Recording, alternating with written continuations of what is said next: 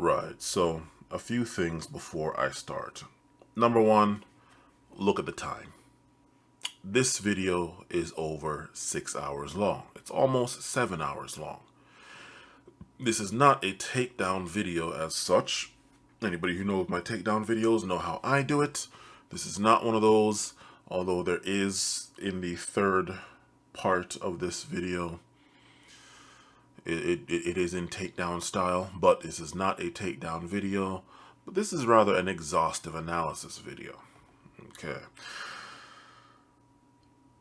Next thing, this video took over a month to do. Not because it had to take a month, but because I have more important things doing on YouTube. Far more important things doing than on YouTube and social media as a whole. Okay, I'm not even on most social media, but YouTube is probably the biggest thing that I'm on, short of Twitter, and I guess to a lesser extent Facebook. More important things to do. Okay, it will be reflected in the video, the various timestamps I give that are in some cases way the hell in the past, or within reason, and some that are just recently passed. Okay, so there is that. And why? Why did it take so long? Again, I have more important things to do, but also I do not make money on YouTube. In case anybody has not been paying attention, in none of my videos that I have ever made have I ever sat here and said, like, comment, subscribe, share, buy my merch, and my Patreon, my Cash App, my OnlyFans, and this, that, and the other. I have never sat here and get the likes up. I have never sat here and held you motherfuckers hostage. I have never sat here and held and browbeat any of you people to do all this stuff for the algorithm, right? Not once. If you're going to do it, you're going to do it anyway. I don't need to sit here and hold an all but literal gun to your head. So there's that. Which now leads into the last thing. If anybody has a problem with a video that's 6 hours long, well, actually, it's not even the last thing. I have a few more things before we start. Anybody have a problem with a video that's 6 hours long one time? I don't do videos this. I've never done a video this long ever. The most I've gotten is like 3 hours or 4 hours. Think the Gracie takedown video, and one other one. I forgot what it was. I've never done a video this long. Okay. But if you have a problem with this, I don't really see how you people, especially the people that probably need to hear this video the most, I don't see how it is that you can sit there and listen to people's live streams for hours, plural, 2 to 4+ hours on end every single day, seemingly. Even if it's not the same person making videos, live streams every single day, you people listen to various people in different spheres of YouTube. White YouTube, black YouTube, various places. You sit there and listen to that thing. So I don't really see how you have a problem with this. If in fact you do. Maybe you don't, which is nice. If you don't. Next thing, how to watch this video. I don't expect anybody to sit through. It took me a month to make this video. I don't expect anybody to sit through end on end watching this entire video. How do you want to watch this video? Here's how you do it. Let it play in the background while you're doing something. Just let it be background noise. And maybe something that I say that's might catch your ears. And it's like, oh, whoa, what did he say? Hold on, let me go back to that. Oh, okay, all right, okay. And let that do it. Now, if you happen to sit through the entire thing, I don't know. If you can prove that you sat through the whole thing one shot, I don't know. Whenever you're in Maryland, I go buy you dinner or something, or I don't know. But God bless you if you can sit through more than 2 Lord of the Rings or 2 Hobbits or some shit, or you're better than me. Next thing. If you make a comment, a relevant comment, without having watched the entire video, I'll know. And if that relevant comment, quote unquote relevant, is not just some way the hell out the way and have nothing to do with the topic, but if it's quote unquote relevant, quote unquote, without having watched the video, I'll know. Especially if it's a dissenting comment. And if it is, you'll more than likely have your comment deleted and you'll be blocked. If you're gonna sit here and try to get on my ass about in this video any at all, the least you can do before you run your mouth is actually watch my shit. Okay. Lastly, fair use. Fair use. I am going to have video clips ad infinitum. Fair use to everybody's clips that I'm using in here. Okay. Fair fucking use. Fair use, motherfuckers. Fair use. Do not play this stupid game with me. I've been on YouTube for far too damn long. It's not like I'm trying to upload an entire Netflix movie or something, or movie from Netflix. Fair use, all right? Fair use. So there's that.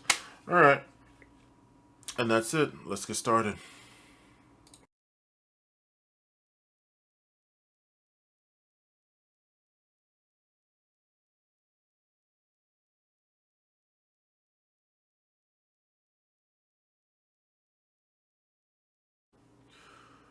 Right.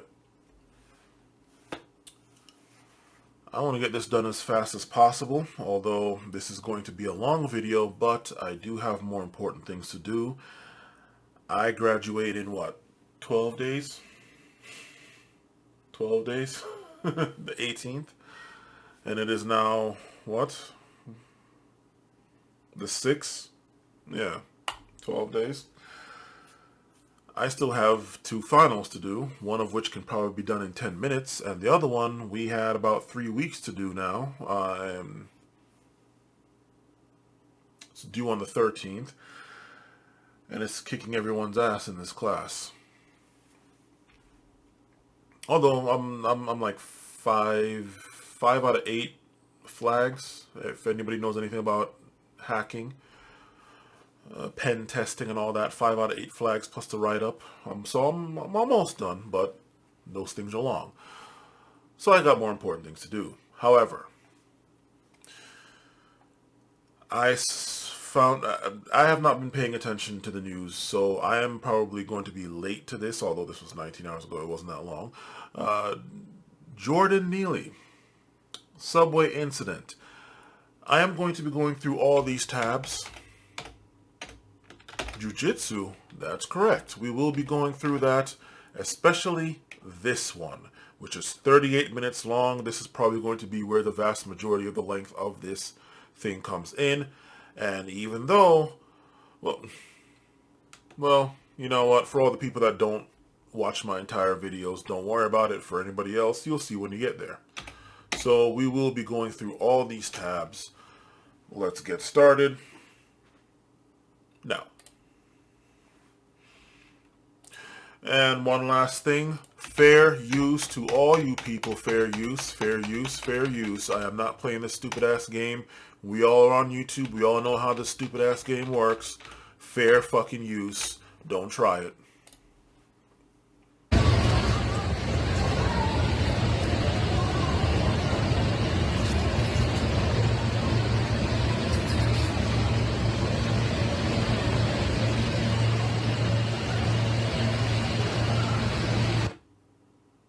They murdered a man. They murdered a man. What you just saw, what you have been seeing on social media, is a killing. It is not combat. It is not self-defense. It is a killing. It is a murder. I want to do this. I want to go directly to the video of a happier time for this individual. His name is Jordan Neely. Jordan Neely is dead because people did not respect his life. Talented. Liked to make people smile.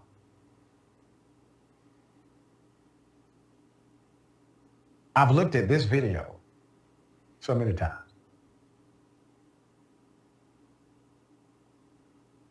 I mean, obviously, an individual who had soul, who had heart. Let's put up the screenshot. The death of 30-year-old Jordan Neely, a well-known New York City subway performer and Michael Jackson impersonator, is sparking outrage everywhere. Neely was placed in a 15-minute chokehold by an ex-Marine on a Manhattan subway train earlier this week. The New York City Mayor, Eric Adams, refuses to call this a murder despite damning video and a homicide ruling from the medical examiner. He says those referring to this as a murder are irresponsible for jumping to conclusions. Mr. Mayor, you are the irresponsible one. Let me tell you why. We have freedoms here. The man who was killed had freedoms too. And by the way, you, sir, are in charge of making sure those freedoms are protected in the city of New York. Now, for you to say people are irresponsible for calling it what it is, remember, sir, this is not the court of law. We're in the court of public opinion. Do you not make conclusions every day? And actually, even in the court of law, I don't see how this would not be considered murder. And you will find out why I say that when we go back to that video and based on what else is said in this video. Or we'll go back to that portion of this video where it shows that video. But we'll keep going. Do you not make judgment calls every day? Have you not held press conferences and talked about an investigation before the conclusion of it? Yes, you have, sir. I've seen you. I've seen you. But all of a sudden, literally a murder captured on camera, you can't figure out what's what. You're a detective. You're a former officer, sir. You can't figure out what this was? There's more.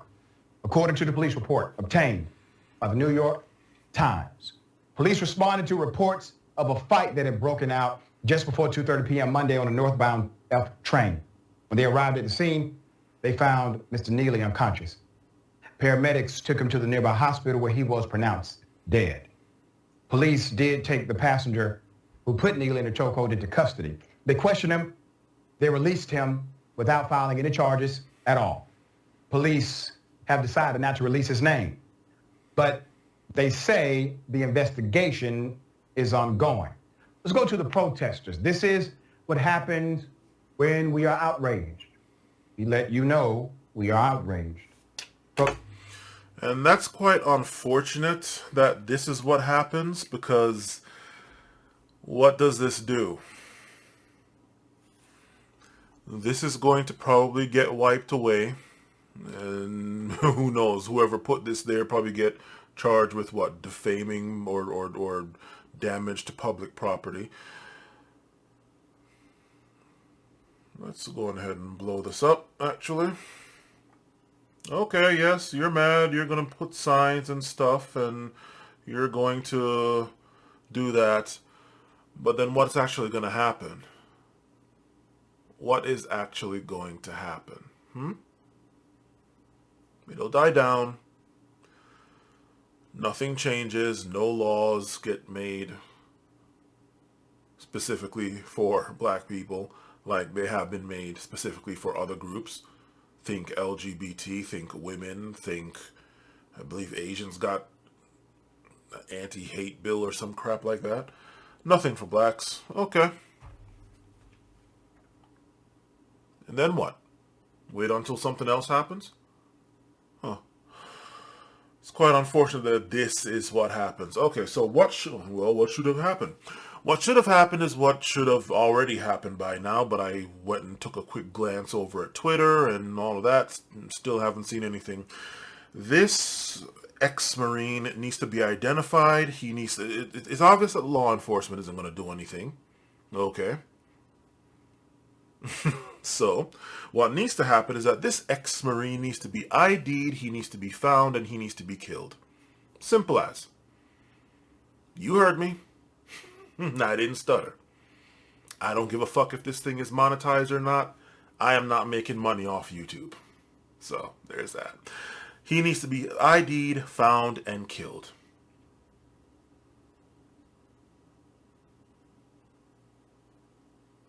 Moving right along. Protesters gathered at the Broadway Lafayette subway station after the death was ruled a homicide. They were heard chanting F. Eric Adams and Black Lives Matter. BLM and the NAACP have been... Eric Adams needs to be removed, but I mean, hell, in all honesty, does it even really make a difference considering whoever's going in there, are they going to do anything for black people? But that's something else. In joining Democrats in calling for the passenger who decided to commit murder to be held accountable for this crime. Why does it take so much? According to a witness, Juan Alberto Vasquez. Listen to this. This is very important. Who also happened to record the incident. He said Neely never posed any serious threat at all. There you go. Keep that in mind for later. Vasquez stated that when Neely started yelling, I don't have food, I don't have to drink, I'm fed up, I don't mind going to jail and getting life in prison, I'm ready to die, before removing a jacket and throwing it on the floor. Vasquez stated that while Neely seemed to be disturbed, he did not want to attack anyone. Neely never did physically assault anyone. But so there goes any kind of, well, we'll get to that in a second. While he was yelling, another passenger approached him, grabbed him by the neck, and forced him to the ground. The medical examiner ruled Neely's death compression of neck. That means chokehold by homicide. That means another person did it to him. They ordered additional testing after completing the initial autopsy for further examination. So they want to examine the tissue in Neely's neck. According to his family, he suffered from autism, schizophrenia. He was permanently scarred also over the death of his mother, Christine Neely, who was found strangled and stuffed in a suitcase in 2007 when he was 14. Law enforcement sources said Neely had numerous arrests on his record, including for drugs, disorderly conduct, and fair beating. Who gives a damn? And that he had been living on the streets with a recorded history of mental illness. At the time of his death, he had a warrant after his arrest in a November 2021 case. He was accused of assaulting a 67-year-old woman in the East Village, according to the sources. Now, let's stop right here. Let's go through this. Numerous, okay, arrests on his record, all right. Arrest means nothing. Convictions, true or false, are what matters. Okay. Now, the fact that he was arrested, what was it, like 44 times is what somebody said? Numerous arrests. Maybe it was in the comment section that somebody said 44 times that he was arrested, but he had numerous arrests. So if he has numerous arrests, but yet no convictions, this is how the crime stats, this is one way in which the crime stats gets altered. Gets, I wouldn't even say altered, but gets, this is where the numbers lie. This is where the numbers lie, because you get arrested for stuff, but you don't ever get convicted. Now, how the hell can they arrest a black man numerous times for a whole bunch of different stuff, but yet, now, of course, do all these things go to court? Fine, no. But then you have this one, case where he's accused.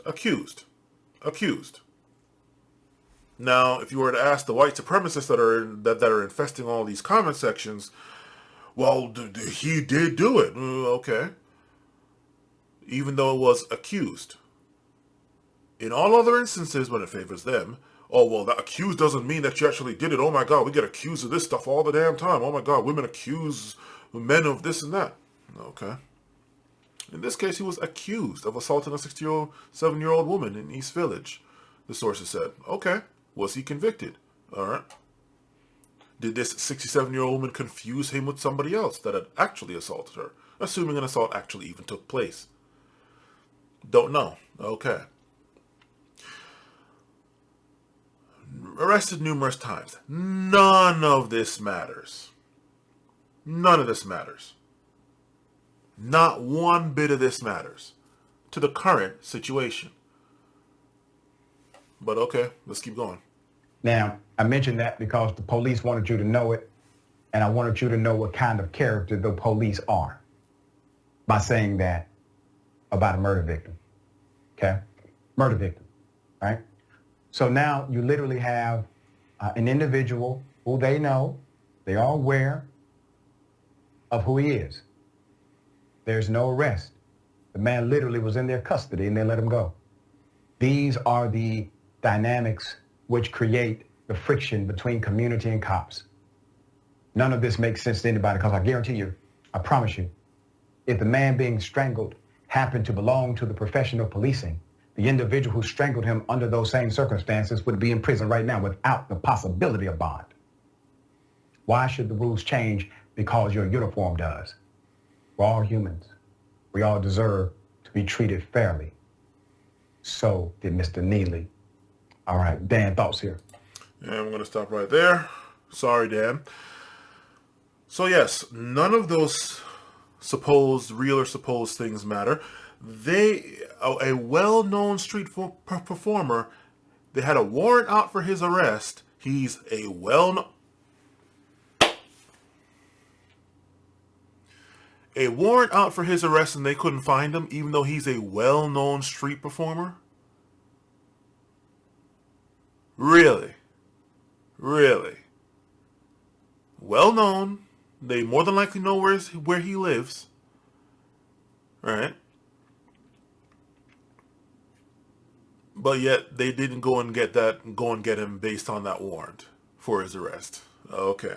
What the hell was somebody with a warrant out for their arrest doing so publicly? Assuming they even know. Assuming they even knew. Something tells me most people that have warrants out for their arrest aren't being so damn visible, so damn public. Not until they probably get out of the country where the warrant is. And even then, they got to be looking over their back, right? Looking over their shoulder. So, there's that. But let's go back to this video here. And this is where the rest of those tabs are going to tie in. So, again, this guy needs to be identified, found, and shot and killed by whatever means. But that's something different. We heard, you all heard what the medical examiner ruled it as. So there you go. Autopsy's out. So there's no question. Oh my God, it was drug overdose from all the super weed and crack and all that and the chronic and whatever. No. Okay. Let's look through this video one more time. Okay, he's still going,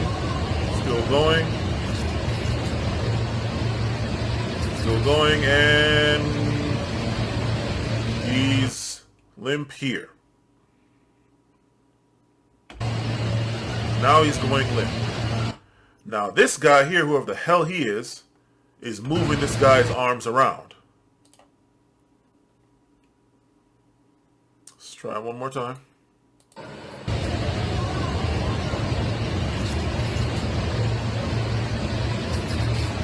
Don't know who the hell he is. Fine.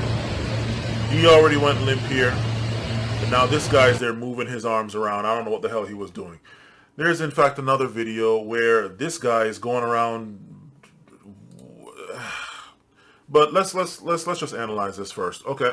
First thing, based on what the eyewitness said, he didn't assault anybody. This guy getting choked to death. He didn't assault anybody. He said stuff. Well, people can say whatever the hell they want. Isn't that right?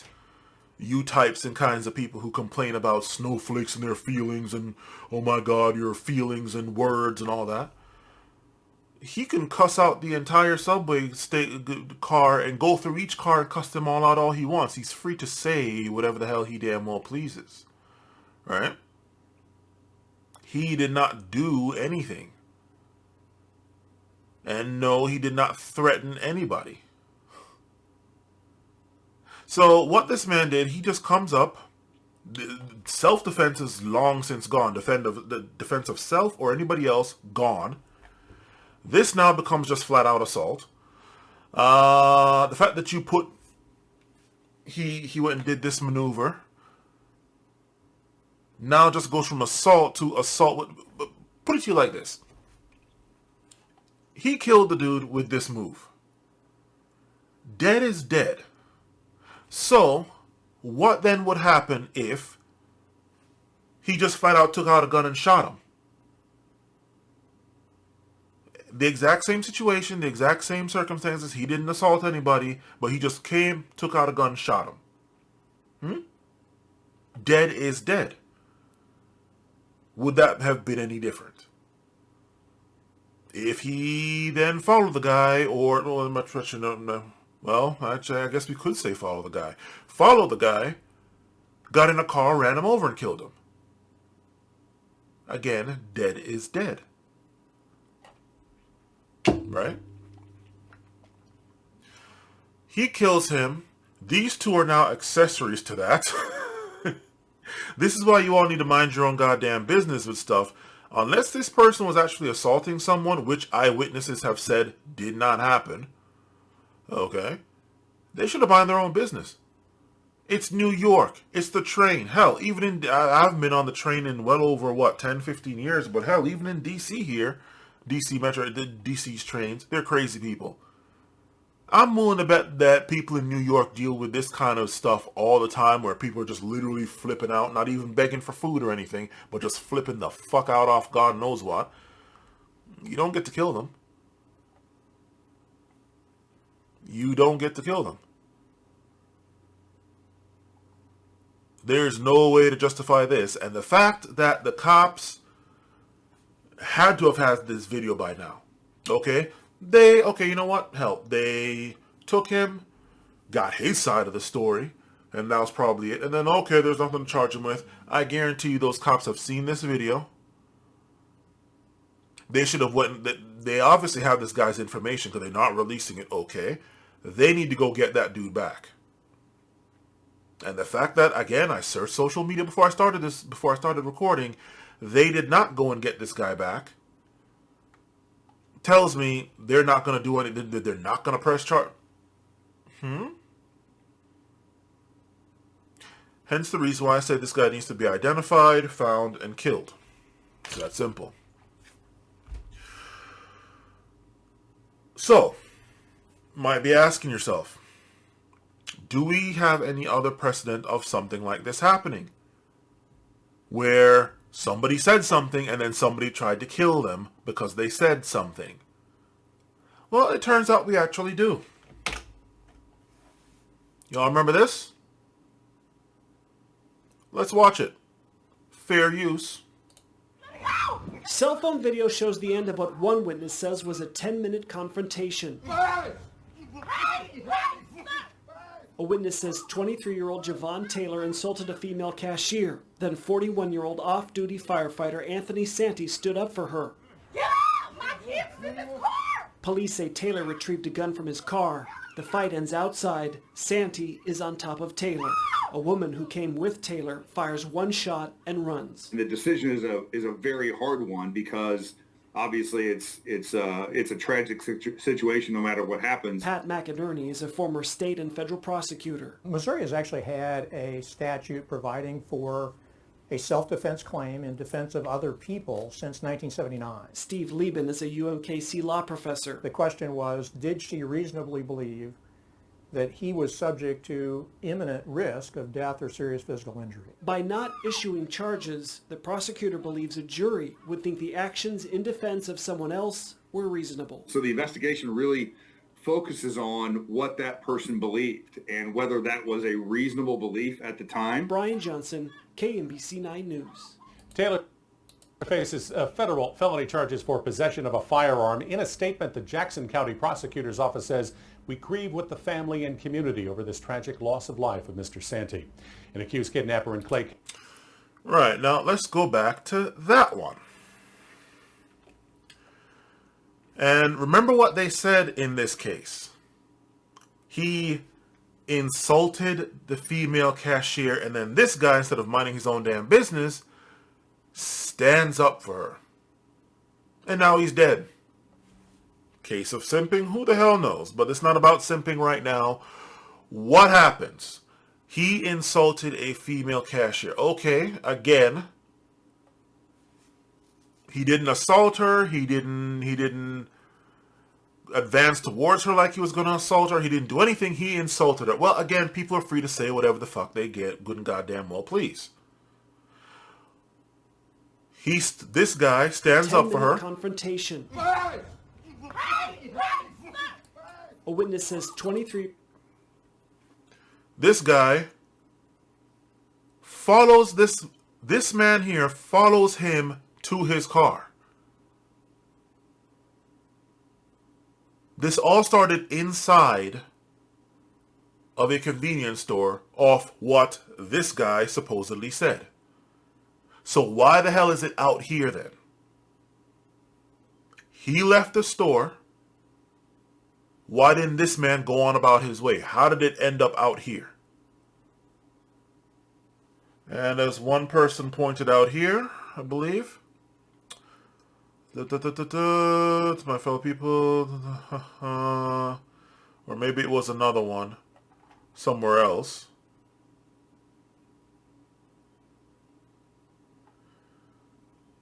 This is why fights mostly avoided, blah, blah, blah. Maybe it was another one. Let's actually go.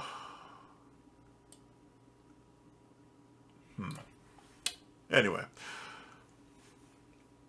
Why did he follow this guy? Why didn't he go on about his business while this guy went outside? They went outside. It's not like this was inside that this happened. They went outside.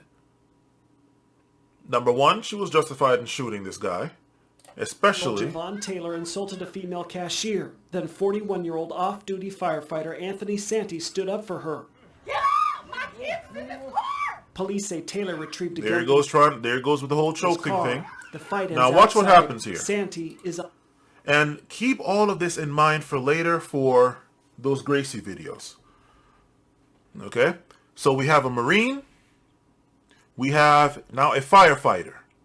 Now, I don't know why the hell a firefighter would need to learn how to choke people, but, you know, obviously people learn stuff outside of their profession, so fine.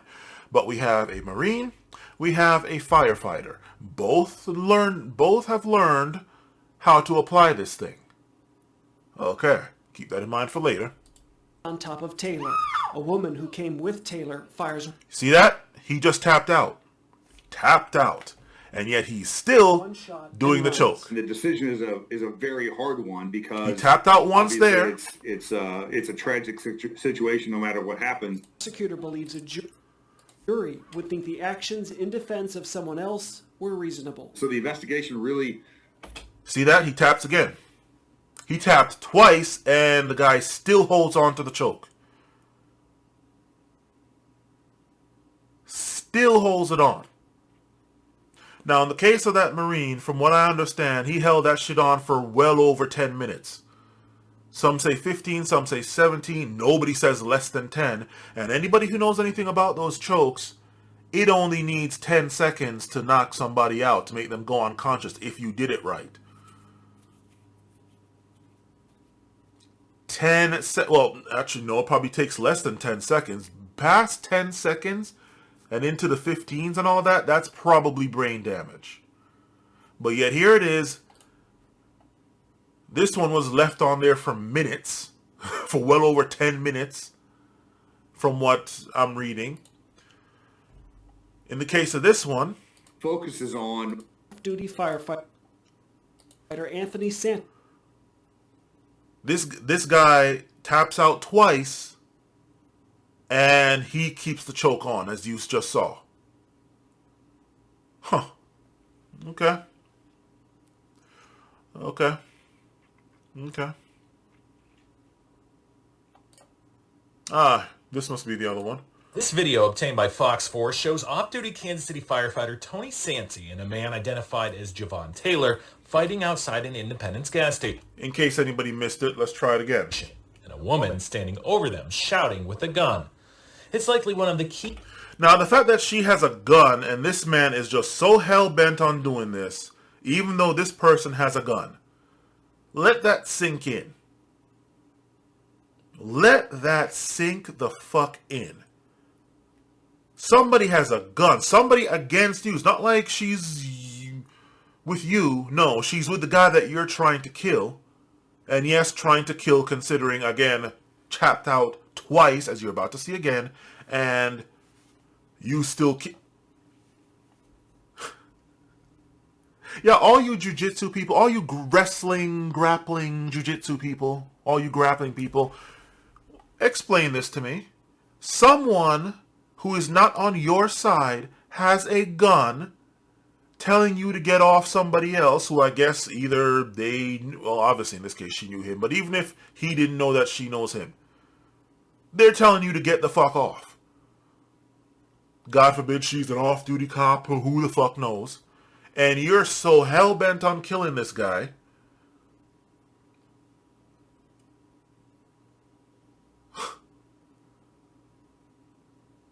Here it is. I thought, oh my God, grappling on the street is just the worst thing to do. You don't know if somebody has a knife or a gun. Here it is. Somebody else. Not even the person that you're attacking. Because you know what? Okay, well, I'm right here. I'm grappling them. They can't get their gun before I can do something to them, so it's fine. No, here's an external person that keeps going away, out of range, getting back into range. Out of range, getting back into range with a gun. And what? Key pieces of evidence Jackson County Prosecutor's Office had to determine whether to file charges in Santee's subsequent shooting death. We showed the video to a practicing attorney of 40 years in self-defense who wrote Missouri's book on it. Technically, it's called the defense of justification. And your justification is you are saving the life of another person. Some say Santee died a hero, jumping to the defense of a female. Jumping to the defense of a clerk facing verbal abuse from Taylor. Not physical abuse, verbal abuse. How many Karen videos are out there of women abusing just everybody? Of male Karens too, fine, but it's mainly women. Abusing people, abusing mainly men, abusing other women, sometimes maybe even abusing kids. Nobody's doing this to them. Verbal abuse, once again, people can say whatever the fuck they want. You have no idea what kind of bad customer service that clerk might have given this guy based on God knows what. And you walk in and see that happening. You don't know what the fuck is going on. But here it is. You're jumping, simp style, to the defense of some random ass bitch whose pussy you're not getting to see, touch, taste, hear, or smell, much less fuck. And now you got because of it. This is why you need to mind your own goddamn business. And I do believe this is the one where, there we go. Where the firefighter fucked up was when he followed the guy outside. Firefighters hears guy cussing at female clerk. Firefighter tells guy to leave store. Firefighter and guy argue. Guy leaves store. And then the firefighter follows the guy outside to his vehicle where wife and kids are. If the firefighter doesn't follow the guy out of the store, the situation never escalates. The firefighter didn't follow the guy out of the store to defend the female clerk. He followed the guy out of the store to defend his own ego. There you go. And for anybody too lazy to go and just look at what I just read, there you go. I didn't make that up. Here you are. Blow it up as much as I can. Whoops, nope. There you go. Huh? Right. Now, you saw that first tap. Jameson says in most cases it would be important to know who started the fight, but it may not be necessary in this one. The girlfriend is only constrained by what she reasonably believed to be the circumstances. And if she didn't see the start of the fight, as far as she knows, all she knows is her boyfriend is getting strangled. That actually wouldn't even matter. The fact is, the fight was over. He came out, he followed the guy from the store where the store clerk interaction where it started, out here. I don't know anywhere where you're not in any immediate danger. You can go away and come back. Go away from a situation where you were supposedly in also imminent danger, come back to the supposed imminent danger situation and blast somebody or fight somebody or beat somebody to death. I don't know where, probably anywhere on planet Earth, much less in the United States, you can use that as a justification. Because had she not done what she did, and this guy goes and gets killed the way the guy on the subway train did, even though this one happened before, okay, how would that firefighter have claimed self-defense or been justified? Huh? He wanted to stand up for that female clerk? Okay, fine. Well, he did. The guy's gone now. All right, go about your business. At a forum on crime tonight, Jackson County Prosecutor Jean Peters Baker addressed concerns she says she hears frequently that she returns too many yellow sheets or notices she's declined to file charges. Okay, well, we'll ignore this part because... But you saw the taps. You saw the taps from this video. Tap twice. All you jiu-jitsu people, including you Gracies, because in case you happen to get wind of this video, which you probably no doubt will, if for nothing else by YouTube's claim, keep this in mind. This guy didn't even get a chance to tap because, as was one white supremacist, no doubt went and said somewhere down here, and I had to check him on it, even though I shouldn't have taken the bait. This guy was there holding his arm, so he had no time to tap. But are you sure? Are you sure that even tapping would have made any difference? Because it sure as hell did not hear.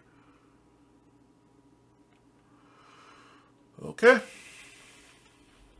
So that's Marine. That's firefighter. Okay. And actually, you know what? Let me just play a little bit extra of this. This is just a side quest, all right? Let's just play a little bit extra of this. County Prosecutor's Office says Timothy Hazlitt is facing rape and murder charges after a woman says she escaped his house where she was beaten for weeks. Hazlitt... This actually isn't it. ...has pleaded not guilty and now wants his bond reduced. His next hearing has been set for the second week in November. The date... This is what I was actually angling at. Because for all you people that want to be about, oh my God, drugs this and drugs that, all right. Dangers of a deadly drug are on display all over Kansas City. New billboards went up today warning about the dangers of fentanyl. A group of mothers No, get them all in a shot. Project all bonded by the loss of their children. Let's go ahead and blow this one up. Out of this entire thing, as much as people immediately want to go to drugs when it comes to black people and white people killing black people and trying to find some justification for it, fentanyl more than anything else. Oh my God, fentanyl, George Floyd, even though that had nothing to do with it. Only one black person out of this entire thing. Out of this entire thing. Only one black person. And I can't even really tell if it's black because God forbid it's one of them black Hispanics that are like, well, I'm not really black, I'm Hispanic. Okay. All right. Okay. So very well it could be 0 black people. Okay. Oh no, there goes, well, not actually, no. No, that dude's not black either. In fact, let's see if we can get a resolution increase. 360p. Oh no. Nope, he's not black. So he's not black either. Oh fuck. Oh, there you go. Not a single black person. Not one. This guy just a dark. He's just white with a dark tan. This guy is also white. Holy shit. Well, there you fucking go. Huh. In memory of those poisoned by fentanyl. Okay. Huh. Yeah.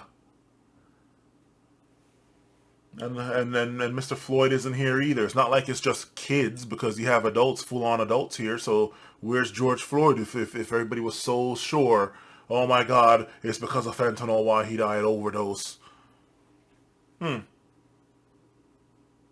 Just say no. What's so hard about that? Isn't that right, Mrs. Reagan or some shit like that? I don't know. Huh. Well, there you go. They're all just thugs strung out on that super meth. They're all hoodlums. Lock them all up. There's no excuse. Right? Right? When around white, it's never all right. Fuck. Yeah, that's what I fucking thought. All of a sudden, there's all of this. All of a sudden, we're not treating them like the frickin' 70s, 80s drug epidemic, drug era. No. All of a sudden, they need help. Okay. Okay. Moving right along. Now, this is quite interesting. This is quite interesting. This is quite interesting.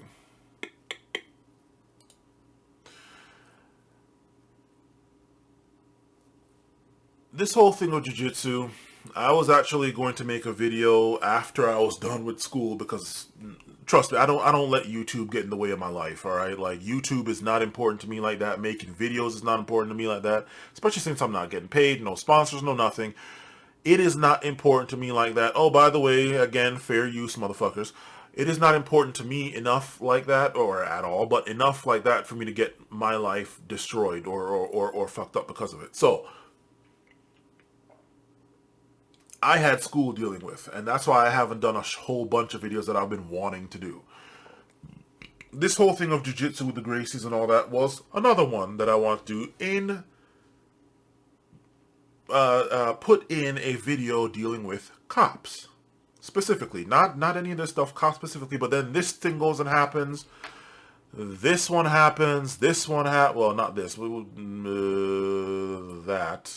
that happens, okay. And then I notice lawsuit. Oh, Henner Gracie's getting a little loss. Renner, Brazilian Henner, even though he's not born here. Doesn't even speak any fucking Portuguese. Yeah, anyway. Henner, okay, Gracie. Lawsuit. He got sued? No, he actually didn't get sued. He was an expert witness.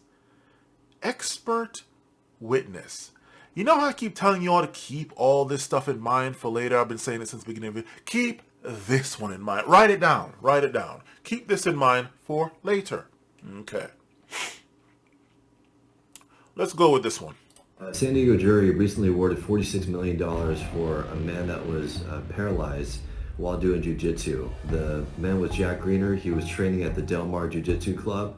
He was a white belt, and a man named Iturralde, a second-degree black belt, was rolling with him, and Jack Greener's neck, cervical spine, was crushed, and he became immediately paralyzed, became a quadriplegic. The plaintiff's attorneys made a very good move, and they hired Renner Gracie as an expert for their side. Having Renner testify for the plaintiff's team was a great move because he could talk about how he's in the industry and how this second-degree black belt put this white belt in a very dangerous position. So who's going to pay for this award? That's a common question. You can sell all the mats inside of that gym. You're never going to get anywhere near that $46 million. Well, the thing is that there's an insurance carrier that was protecting Del Mar Jiu-Jitsu Club. And so that's the entity that's really going to be on the hook. But I'll ask you, do you think that verdict is fair? San Diego jury recently awarded... All right. So that's where that comes in. And now we move into the Gracies, considering we're sitting here dealing with chokes, right? Strangles. Now we have this one, fair use. Resenha, Jesus Christ. Sorry, Brazil, but the whole R's and H's business, that really is annoying. Is he right? Tragedy in jiu-jitsu. And now all of a sudden everybody's turning on this guy. Now, the funny thing is,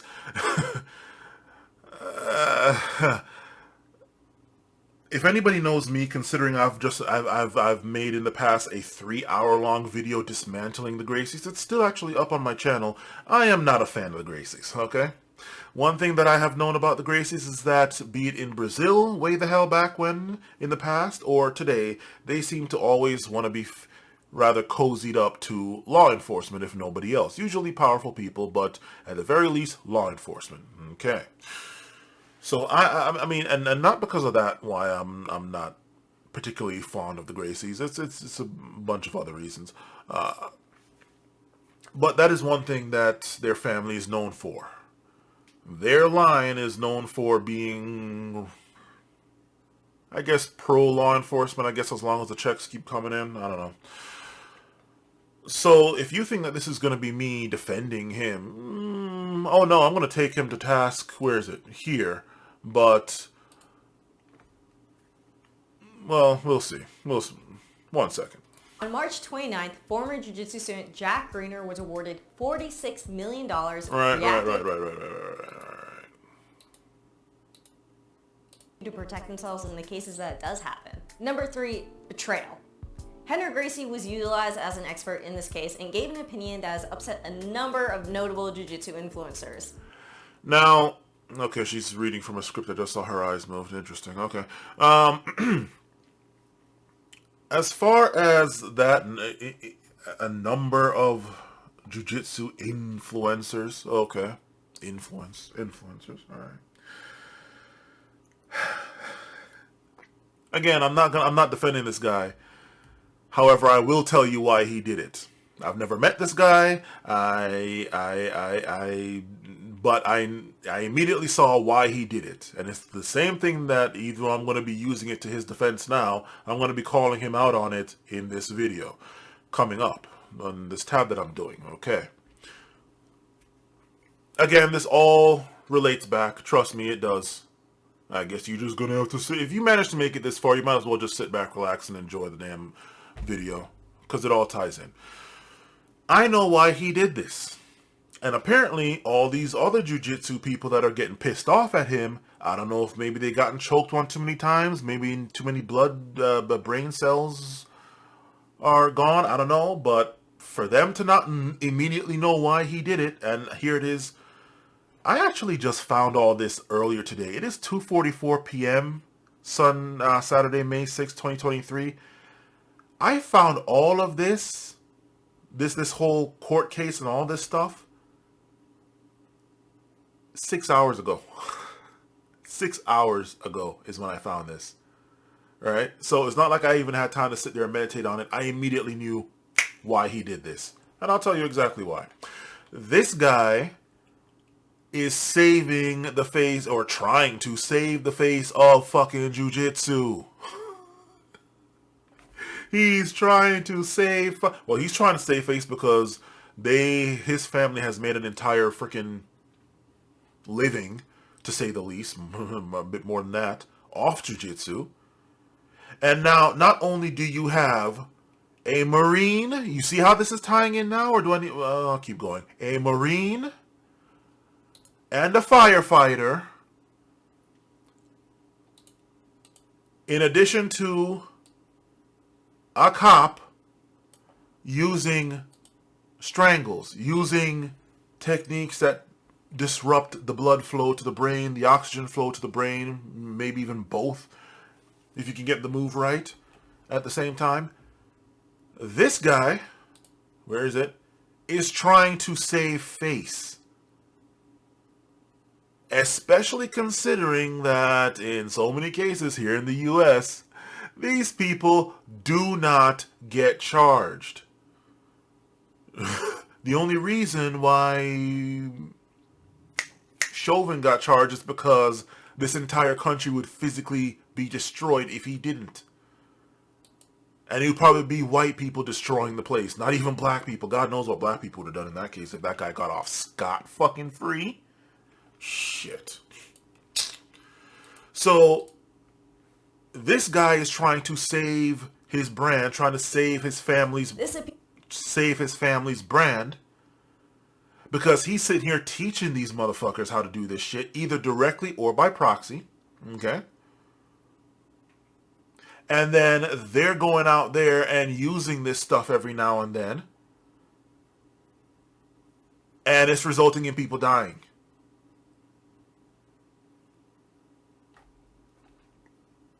And the only way to not have it result in them dying is to kill the person doing it. Why? Because they, despite tapping, the person getting it done to tapping, they're not letting go of that shit. It's not going to look good if all of these people, oh, death by strangulation, death by strangulation, death strangulation.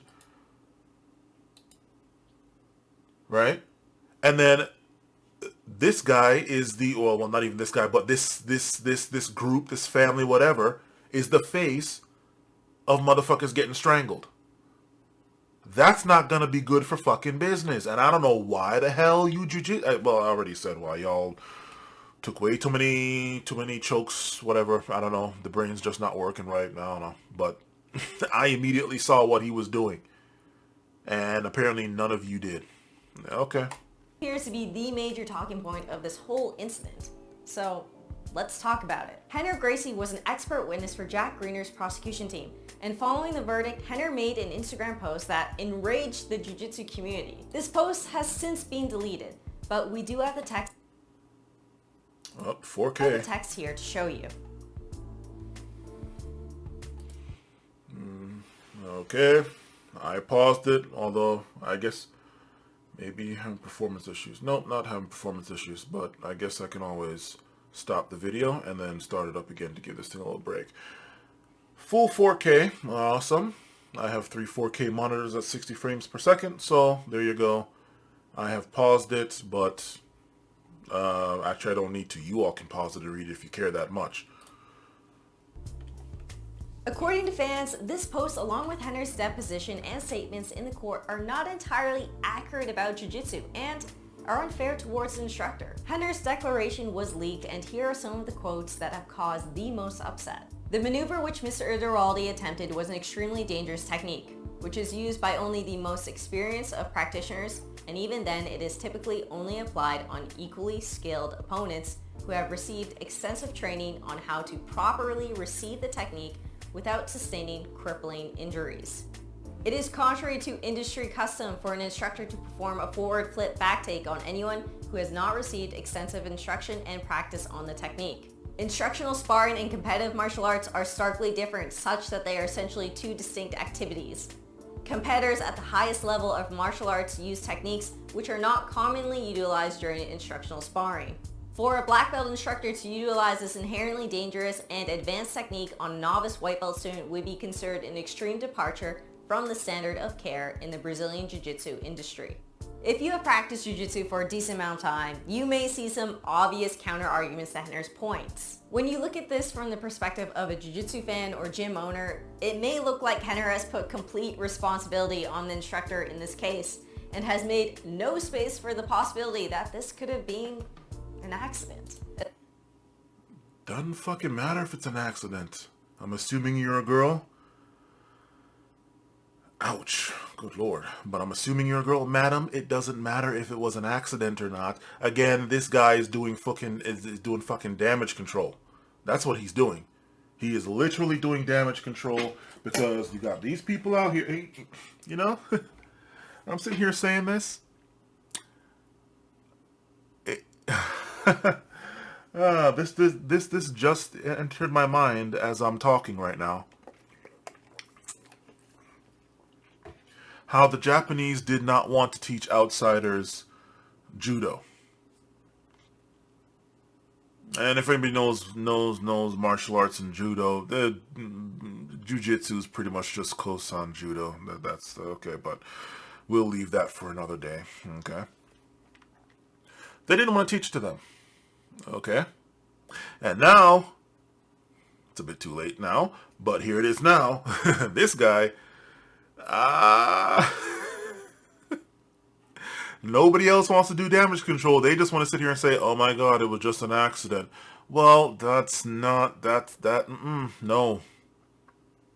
No, you don't get to write it off as just an accident. Okay, you are responsible, just like how, even though this one is actually very stupid, the bar is responsible when somebody has too much to drink and then they go and wrap themselves around a tree or go and kill somebody or some crap like that. Apparently the bar is responsible. So, there you go. And in this case, you have a black belt that should have known against a white belt. Why the hell? What? Right? And apparently didn't tell him what he should have done.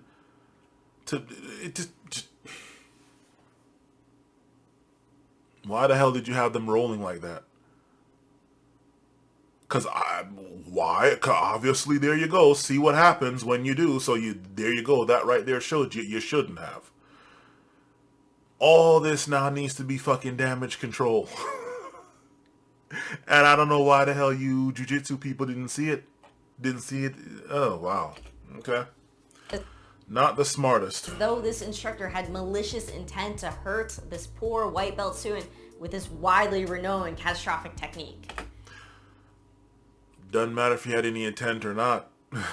It really doesn't matter. And outside of your little jiu-jitsu bubble, again, stay with me on this, because trust me, you're going to want to. This all ties in. Outside of your little jiu-jitsu bubble, when you go outside of your mat or wherever the hell, your Abu Dhabi, ACD, whatever the fuck, 10th planet, whatever, and do this shit, yeah, now you're going to have to answer the rest of the fucking world. And that's what he's trying to do by trying to be, I don't know, PC or be diplomatic or whatever.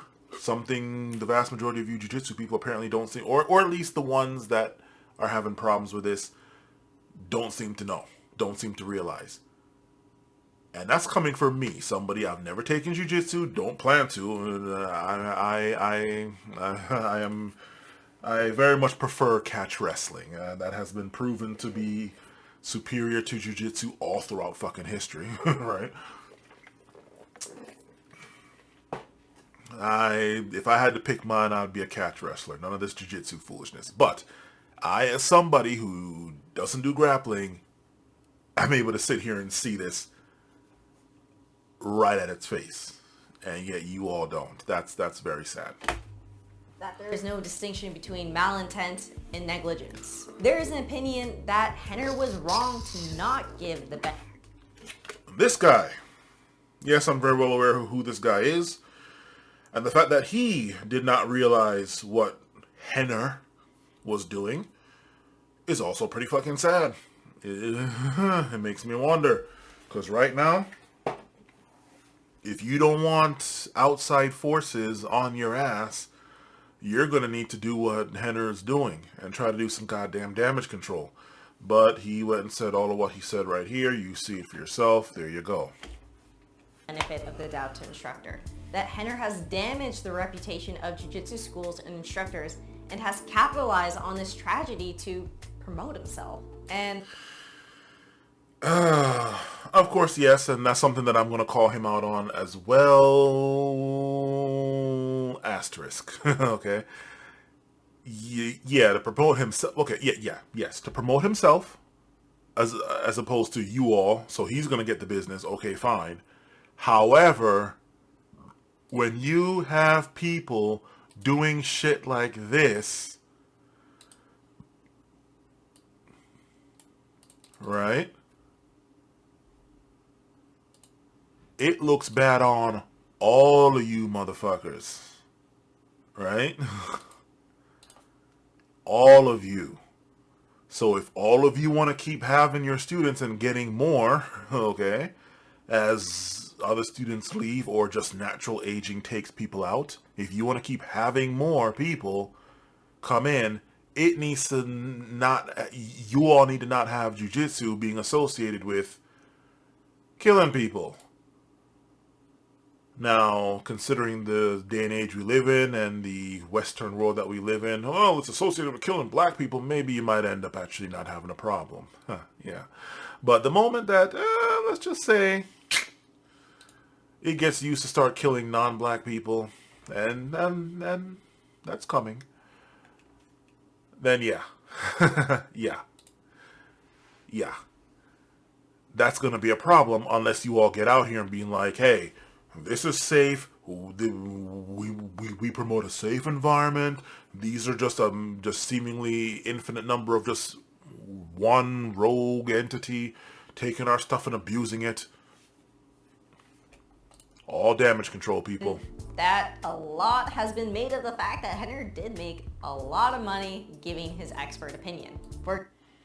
That's right. Okay, he secured the bag. Okay, good for him. I mean, hey, I don't know why the hell y'all are getting mad about that now, considering his family has been doing that with something that was already here for how long?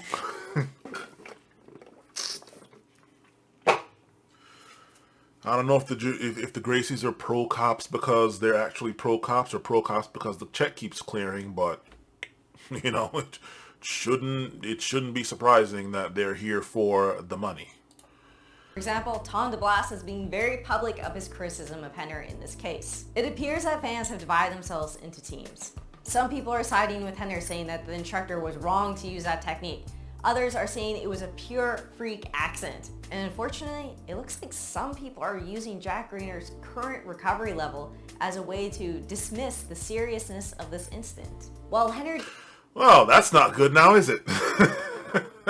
That's not fucking good. Hence the reason why this motherfucker has to go out and do damage control, considering you fools are gonna sit here. Well, hey, look, again, I'm not on the Gracie side. You don't go making a 3-hour-long fucking video dismantling everything of them to be on their side now. So, what the hell is this? When white America becomes a picture of poverty. Interesting. Go back. Go back to okay. That's for something else. That's something else. Actually, hold on. Save to watch later. Thank you. And now you see. Well, you know, let's just keep going. Did delete his original Instagram post. He did make a follow-up 22-minute long video where he more thoroughly explained his opinion and what he believed went wrong. He discusses the unique grip configuration the instructor used and how the All right. There was one in here where somebody else said that they were, was it this? Somebody else said that they too were called as an expert witness and they declined. Well, you're free to do that. I didn't realize you could, but now that I think about it, yeah, okay, that makes sense. However, not the smartest thing. Could you imagine if all of these people that are real or supposed experts go and decline to comment on this? Do you have any idea how bad that would look in the public?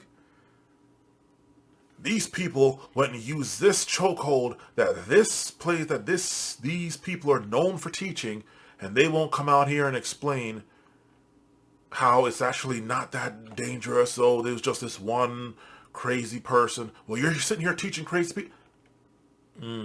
Okay. Anyway, moving right along. Moving right along.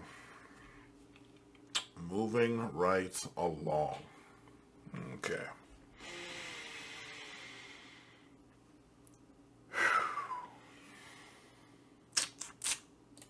Discussed, because there is a component here which is the need for escalation of force in a situation like this, and what elements go into the individual officer's perception of the threat and the need to escalate, and what needs to be understood by the world, and what we feel is not clear to so many people, particularly those outside of law enforcement, is that on average, an officer in America, in virtually all states, and this is true for Michigan, gets 4 hours per year of training in empty hand control tactics.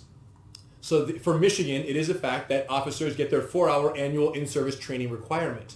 But this is disastrous, because in a 4-hour training block, you now have an officer who taser, pepper spray, baton, handcuff application, and maybe a grappling technique or two. So we're asking officers, largely as a country, to go enforce the law and to take people into custody with a level of force that is reasonable, justifiable, and necessary, without them having the tools to actually do so safely. Wrong. They do have the tools to do so safely, because they have no problem doing it infinitely safely, no matter how many times white people resist them, especially the quote-unquote Karens. Notice how Karens aren't showing up dead? shot in the back or tased or beaten or K9, pepper sprayed, all of that, they're not showing up like that. They're not showing up dead. All of these white Karens out here are not showing up dead. So these cops very much do have the ability to, apart from call a million copies of themselves Agent Smith style, they do have the means. They do have the means. They do have the means. They are choosing who they do it to. They have no problem doing it to black people, but they wouldn't dare go doing it to white people, especially white women. White women do the most amount of fighting, probably even more than white men, but yet they never end up being taken in while being a bloody mess, hanging on for their life. Notice that?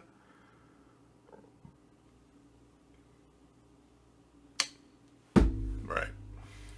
And to us, that 4-hour dilemma is what needs to be brought to light here. Because one thing is for sure. So you can make some money. What did I tell you? Damage fucking control. Okay? They're trying to not have their shit fucked up, and all you other jujitsu people, if you all were smart, it'd be like, motherfucker, if you don't shut the fuck up, this looks bad for us if we don't get out here and handle this shit since, you know, military, ex or not, firefighters, okay, cops. So that's literally what?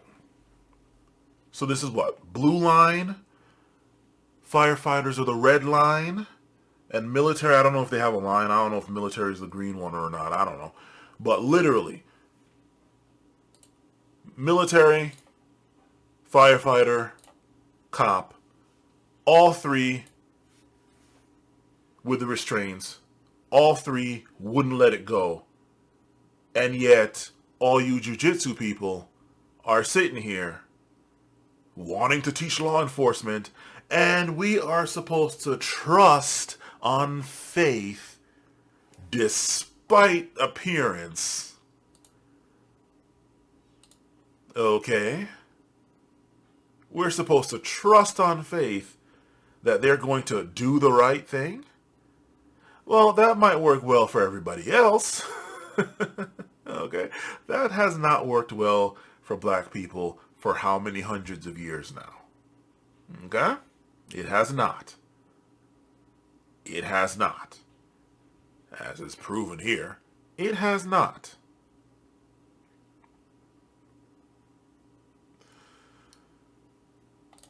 When an officer doesn't have the ability to control someone empty hands in a safe way, they will escalate. What happens is what's called an amygdala hijack, right? Normally when we're operating in our calm... Okay, no, I don't even want to deal with all the explanation here. And that was in regards to this video here. Trying to control him unsuccessfully. Patrick gets back to his feet and turns.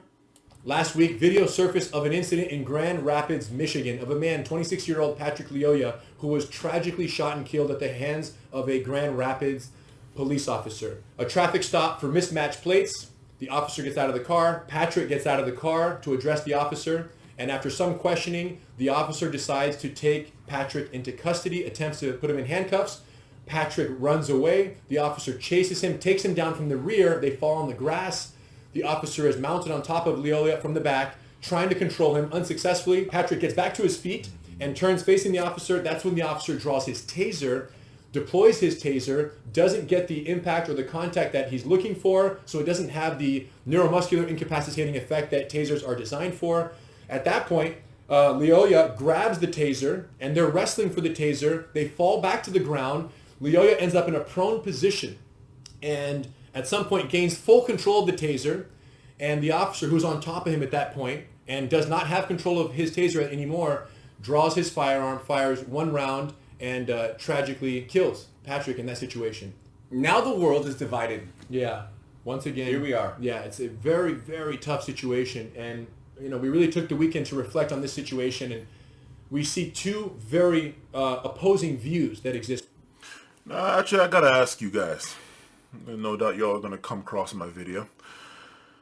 And you all have come across my videos before, and I know it because of certain things that you have said in the past in your videos. Of course, when I used to pay more attention to you, which has been years since now. Do you guys get tired of this? Do you get tired of this? And it's like, okay, now we need to teach them, we need to teach them more techniques until they start using those techniques. And to quote, who was it? Was it your grandfather? Or was it maybe Horion? Or maybe it was Hoyce? God damn, those Brazilians with the goddamn R's.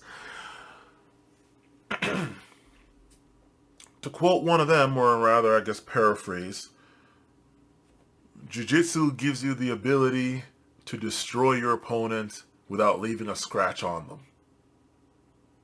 So, I believe it was Hoyce that might have said that, actually.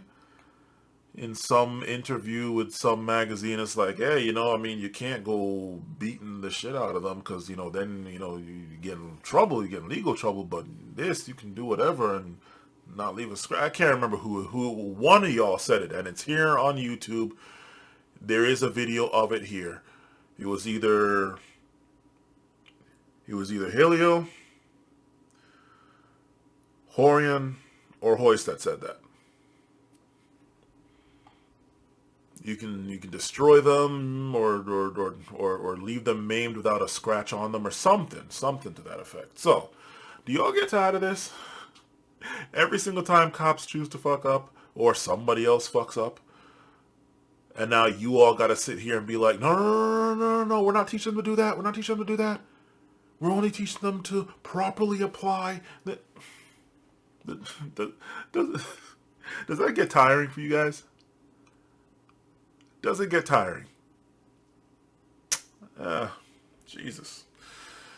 Right now. Starting with the belief that this was an unacceptable escalation of force and an unacceptable use of lethal force against Patrick in this situation. And those who hold that opinion are citing several elements of the interaction, not the least of which was the guy had the wrong plates, mismatched plates. If he wants to evade arrest at that point, potentially sit back, call for backup, wait till other units arrive. And again, these are, different departments have different policies, but to the average person looking at this, it's totally understandable how they would get, wait a minute, Yeah, why did he walked away. He even walked away kind of casually from the officer, and the officer went hands-on. And then when that happened, he started to resist, of course. naturally, and then the officer escalated to go hands-on, go on the ground, and go control the situation. Couldn't keep him down the first time, suspect gets up, and then the officer draws his taser from a dangerously close range at that. It's... No, actually, something that he said right here.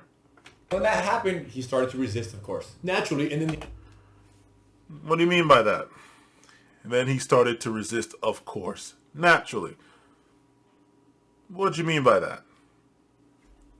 I won't say, just, is that something that anyone would naturally do? Of course, naturally. Or only some? The officer escalated to go hands-on, go on the ground, and go control the situation. Couldn't keep him down the first time, suspect gets up, and then the officer draws his taser from a dangerously close range at that. It's generally recommended not to use the taser from close range for this reason, right? It can have an exacerbating effect. It can be taken from you. So it's generally advised against to use the taser in close proximity, whether it be a drive stun or a standard kind of distant deployment of the taser.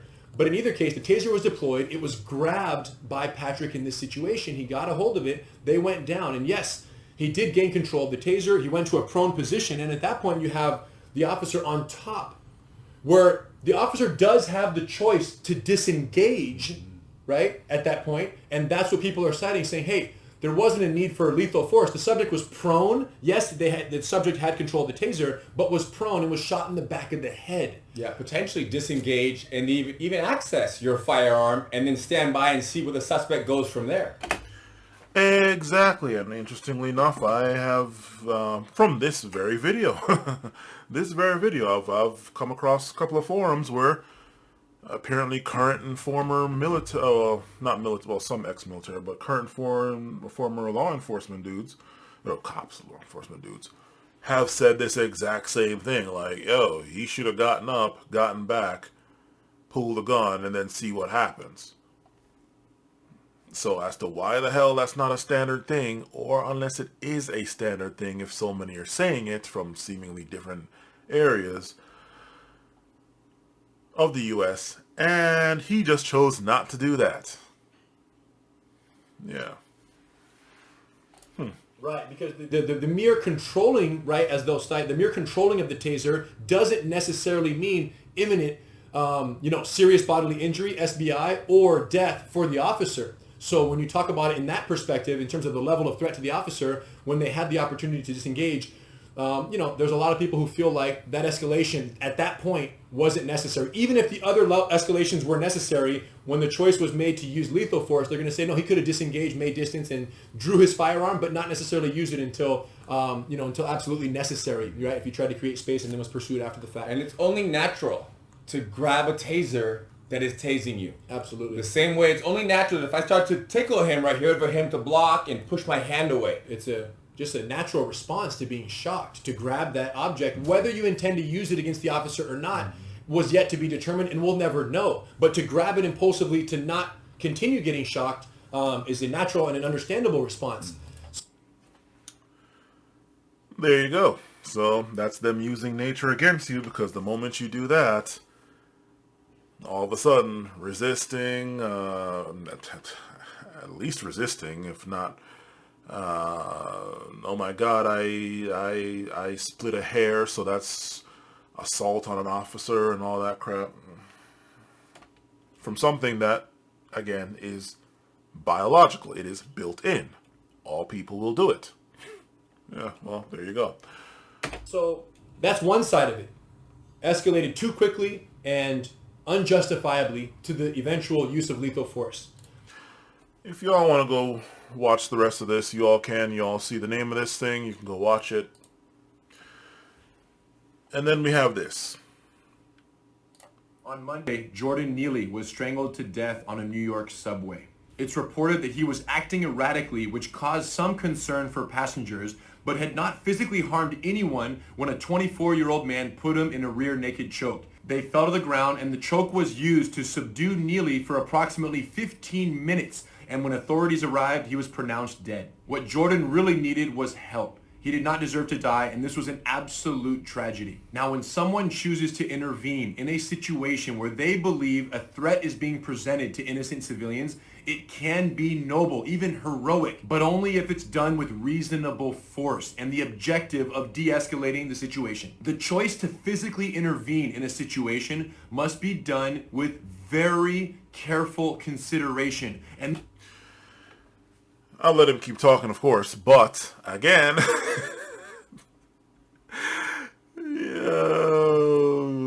you retards, and not just you, sir, madam, trans, I don't get the fucking hell, but just all of you people who didn't get it, all of you people who didn't fucking get it. This man is doing damage control. He is getting probably fucking tired of having to defend his shit. In fact, you know what? Let me see something here. No container. Boom. Rickson Gracie. Does he still have... Hickson? Fuck. Does he still have a school here in the U.S.? Because it wouldn't surprise me if he just got so fucking tired of having a... challenges to Lucha Libre, balance different pride events, other appearances, films, controversy, Chris other fighters, yeah, okay. Not seeing it.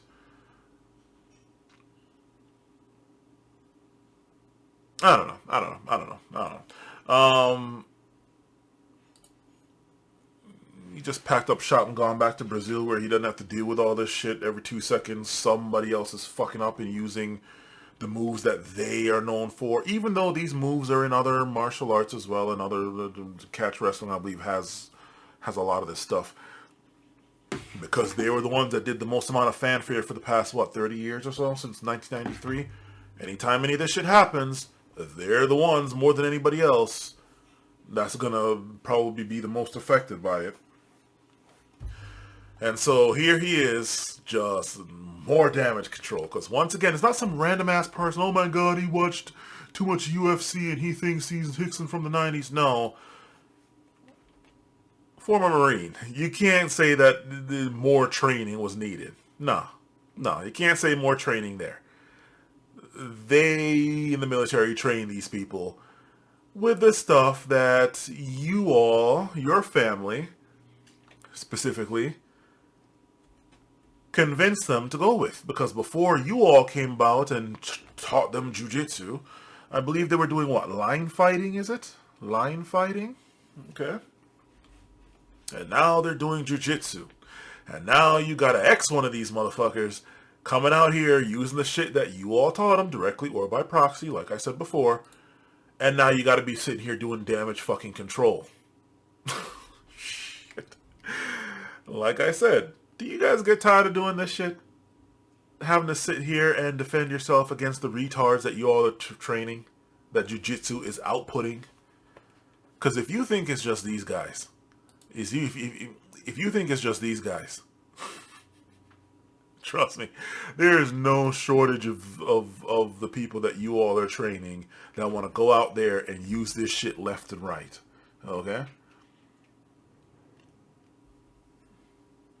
They're just itching for an excuse. Oh, I'm defending the weak. Okay. Oh, Jesus H.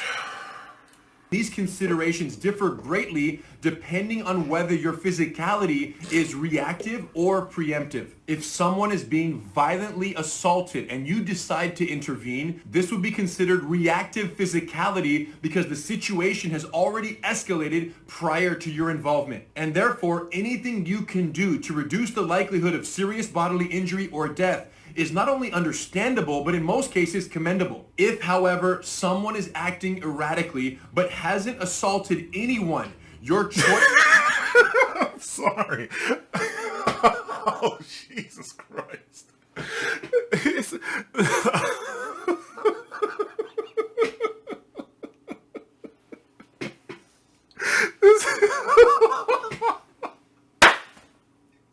God damn.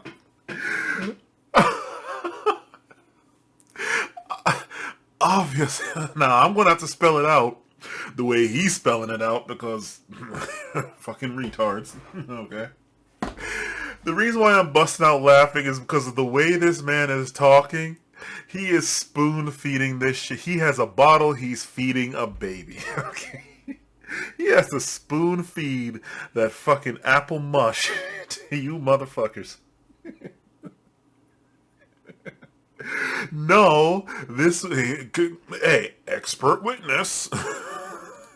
No, this was not fucking justified. This man did not assault anybody.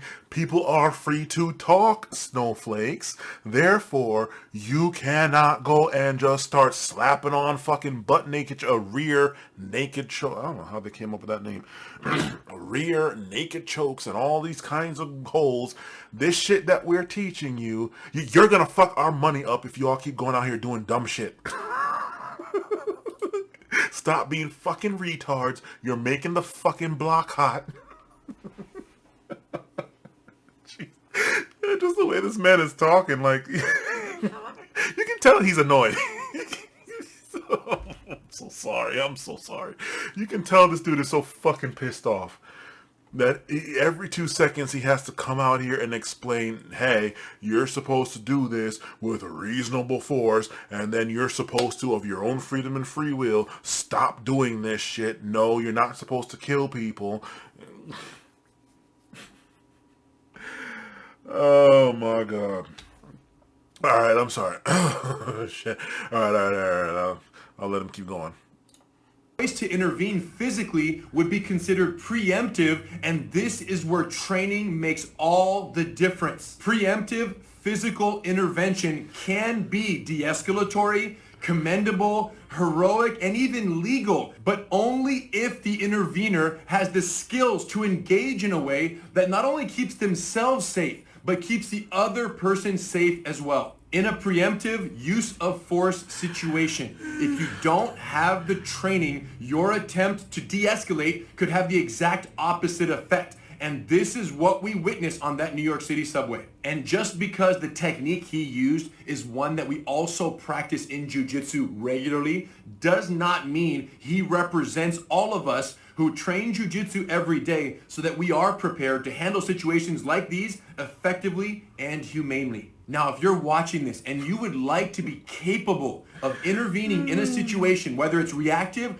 or preemptive, learn jiu-jitsu. There are many martial arts that teach users how to protect themselves, but Brazilian jiu-jitsu is unique in that it teaches the user how to protect themselves, but also how to protect the other person during a physical altercation. There's a reason why it's called the gentle art. And if you ever decide to intervene, you'll be very glad that you had jiu-jitsu in your tool belt.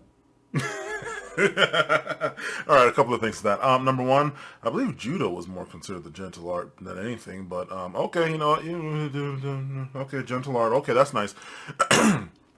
Number one, this guy had the training. Former fucking military, he had the training, all right? Number two, and this is where your grandfather fucked you up. Again, on camera. It's on camera, in fact. Let me go and show you all where it is. I'm not going to play it, but I'll just show you all. Here you go. Boom. I will prove to you. Let's see now. Elio Gracie. Elio Gracie. Shouldn't be too hard to find. It is... Where is it? It's that one where he said that his son Hickson's 400 record is bullshit. Where is it? I'm not gonna play the video, but this one right here. Here we go. Oh, yeah, his record. This is part of a longer movie. It's part of a longer movie, but basically, in this longer video, in this video, apart from him saying that his son's record is bullshit, 400-0, without a single loss, he also said that he only needs 15 classes to make somebody ready for the streets. Only 15. Not years upon years. 15 classes. Again, your grandfather said that. It's on tape. So go find the full video. Watch that. It's the one where the quality looks like this. Okay. He only needed 15. I think it was also repeated in like Rio Heroes or something, or BJ. So some website. Only needs 15 classes to make somebody ready for the street. Take somebody that's completely unknown, doesn't know any martial arts at all, know nothing, doesn't come in with any preconceived notions. He only needs 15 lessons to make them ready for the streets. So, sorry to say, man, but if you think you're about to sit here and be making bank off waves upon waves upon waves of all kinds of enforcement, law or otherwise, well, there's that. This guy was trained, it did not matter. In, I believe, this one that I'm going to go into, and this one I am going to dissect out a bit because there's just so many points. I stopped halfway through this thing because there's just so much, and that's why this video is going to be very long because of this. Like, I'm already at 1 hour and 28 minutes just from all of this. This is probably going to be another hour of just straight dissecting going through this video. But in this video, you yourself said, okay, well, The guy was prone. He was handcuffed. There were 3 cops and all that stuff. Like, there's nothing else I could have taught him. This is... He lost his life not because of a technical shortcoming, but because of a moral one. Right. There's nothing you could have taught this man in this case. He knew all this stuff. They had him, but yet they still killed him. And that is what makes all of this... Not this, sorry. Take that down. All of this... spoon feeding the baby. All of this null and fucking void. Because you're sitting here teaching these people this stuff, and then God knows what the hell they're going to go do with it. Right? And you got to be up here on the fucking podium being like, oh my God, don't take this shit away from me. We're not demons. They turn into... we don't know. Shit.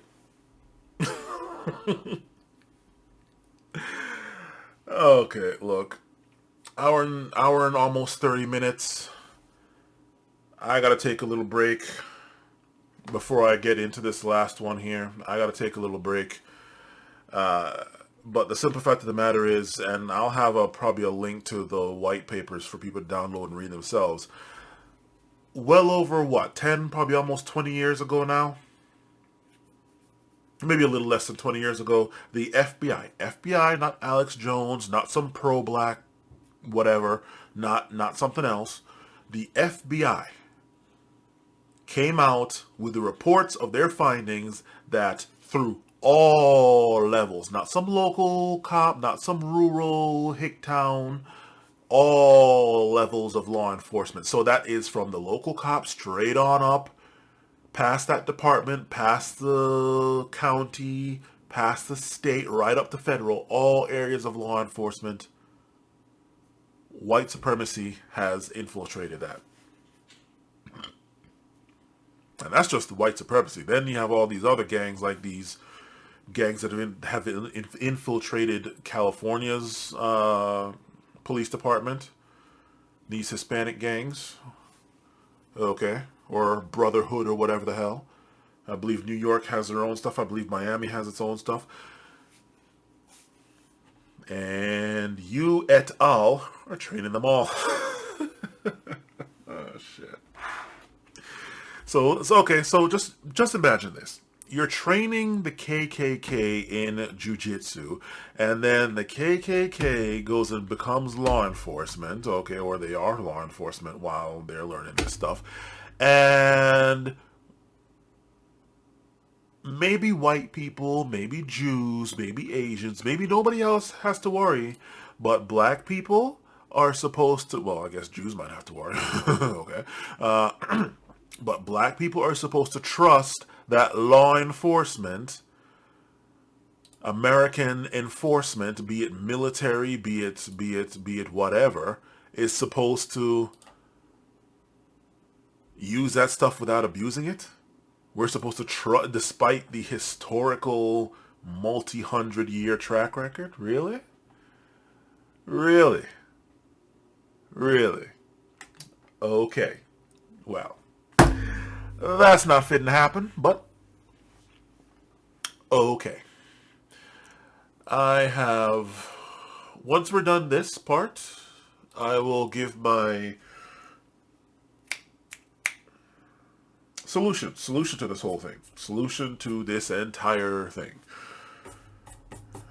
And I believe that is a solution that, if anyone thinks about it, one and all will be happy. God knows it's going to give more freedoms for everybody, but you'll be happy. So, I want to take a break. This man... Oh, wow. Hey, whatever. He fought the good fight, but this man is pissed off that all these people are there going out and using this shit and making shit look bad. You can't say this guy wasn't trained. He's a fucking former military. You can't say he wasn't trained, okay? Nah. Now, let's just say this guy did wrestling. Wrestling. Okay. Well, wrestling is not exactly the face of grappling right now. Apparently, jiu-jitsu, Gracie jiu-jitsu, apparently that is. Okay. Despite the fact that catch wrestling is superior, it has been proven that. When people see, especially rear chokes, jiu-jitsu claims it before anybody else can get in the door. So when they see that, hey, okay, well, jiu-jitsu, and it wasn't a rear choke, but oh my God, he's getting choked out. Chokes, jiu-jitsu, done. And so your ass has to be here defending against all that shit in the societal public. So again, I understand why you decided to be an expert witness and let jiu-jitsu take a hit, because you need to make sure that the public as a whole does not have this thing where you're going out, you're sitting here churning out people killers, or black people killers, I guess. Although, who really cares about black people like that, right? But then this shit goes and happens. And then, look at his recovery. It was just an accident. It was a big deal. You just turned on jiu-jitsu. Okay. Anyway, we'll be back.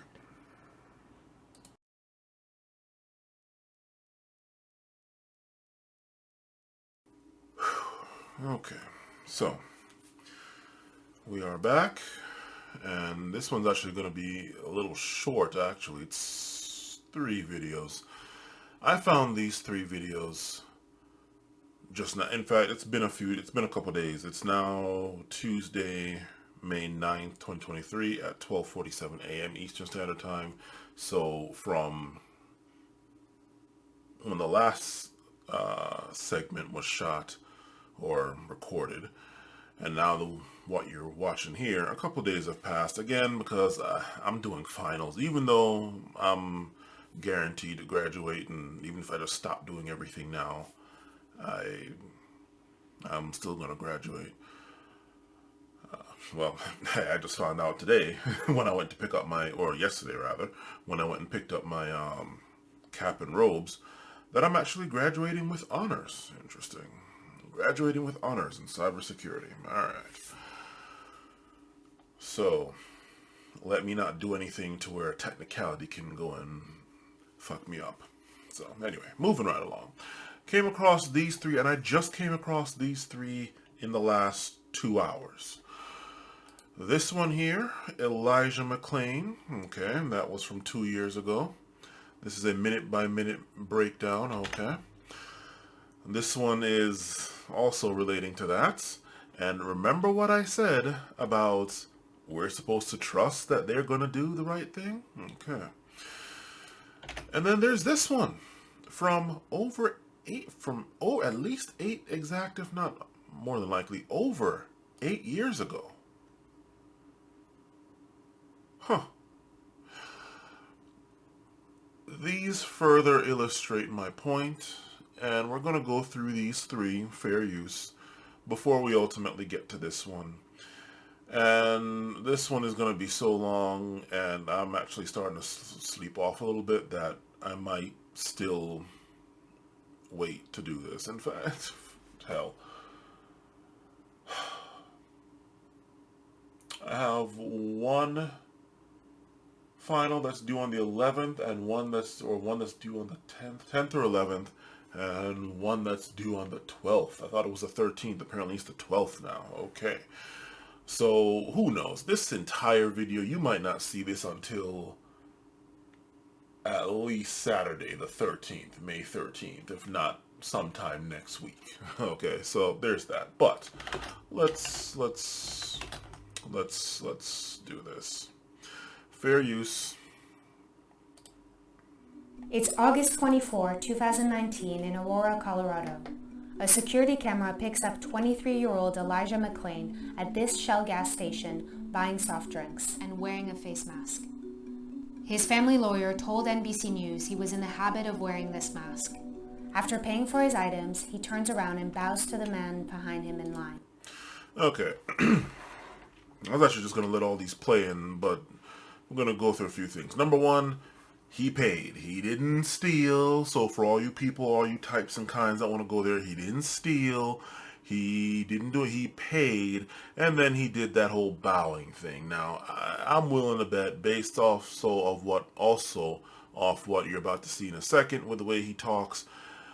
And okay, yeah, he has his mental abnormalities, I suppose, if you want to call it that. I'm willing to bet this guy's big into like Japanese anime and all that. I'm just guessing.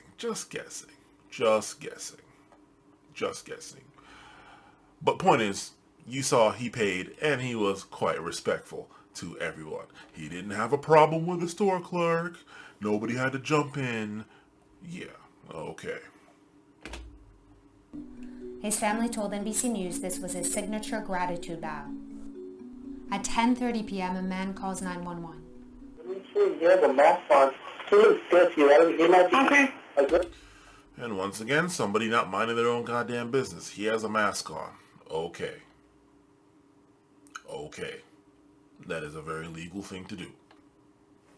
Yeah. They're on mask on. Okay. Were any weapons involved or mentioned? No. Okay. What color is the mask, or what does it look like? Black. Black mask? It's like a... Is it like a ski mask, or what type of mask is it? Yeah, like a ski mask. Elijah McClain is walking home from a nearby Shell gas station. He's holding a plastic bag with his purchases.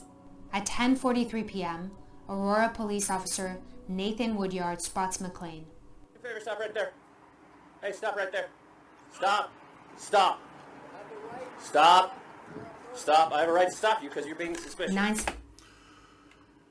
How is he being suspicious just by walking?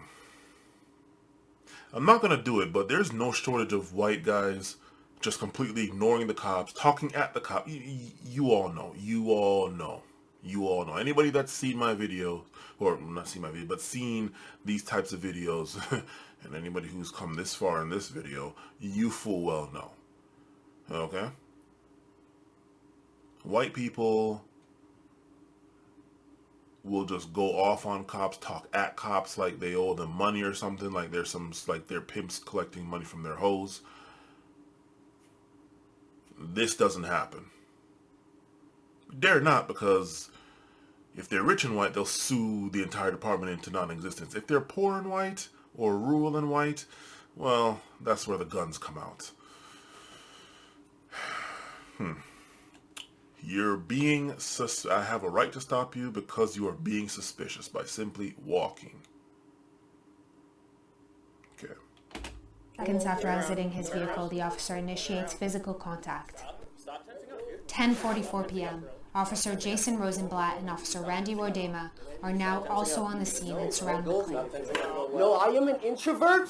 Please respect the boundaries that I am speaking. Stop tensing up. Stop. Relax. Stop. I'm going home. Relax, or I'm going to have to change this situation. Stop. Leave me alone. Sir, can you please? No, leave me alone. No, we're gonna. First off, you guys started to arrest me, and I was stopping my music to listen.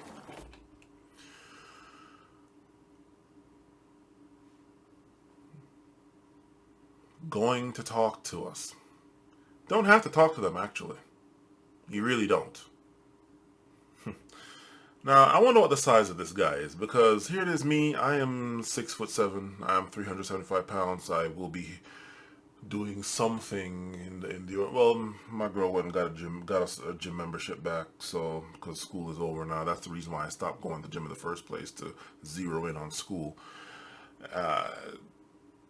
She went and got the gym membership back, so I will be going back to the gym. Finally getting some semblance of gains back, even though I'm a year older. I guarantee they wouldn't try this shit with me. Even though there's two of them here, they wouldn't try that shit with me.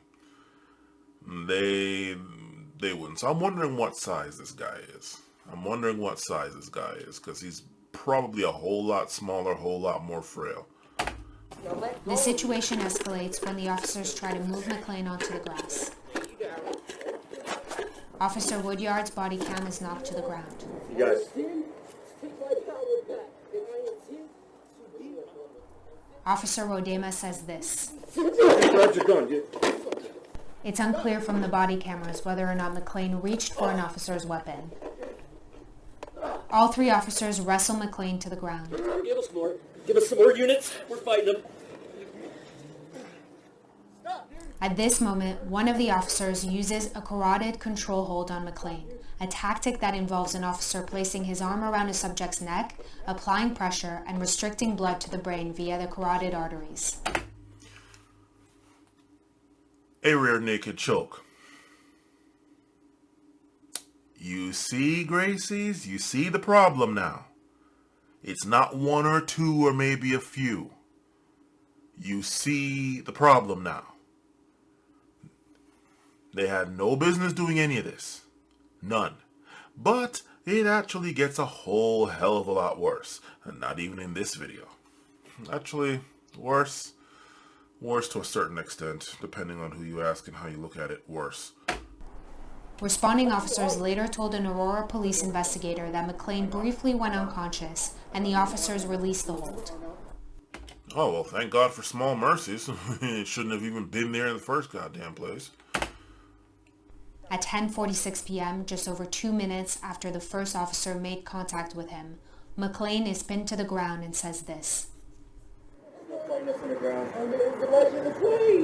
We had to use carotid. I was just going home. I bet you're very no different. He come out? He's out?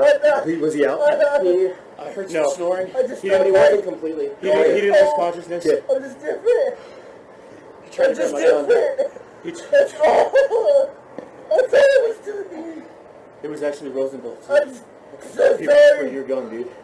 I have no gun. That's where I tried carotid. I don't do that stuff. I don't do any fighting. Other units that are not here. Why? They can slow it down a little bit. I don't do guns.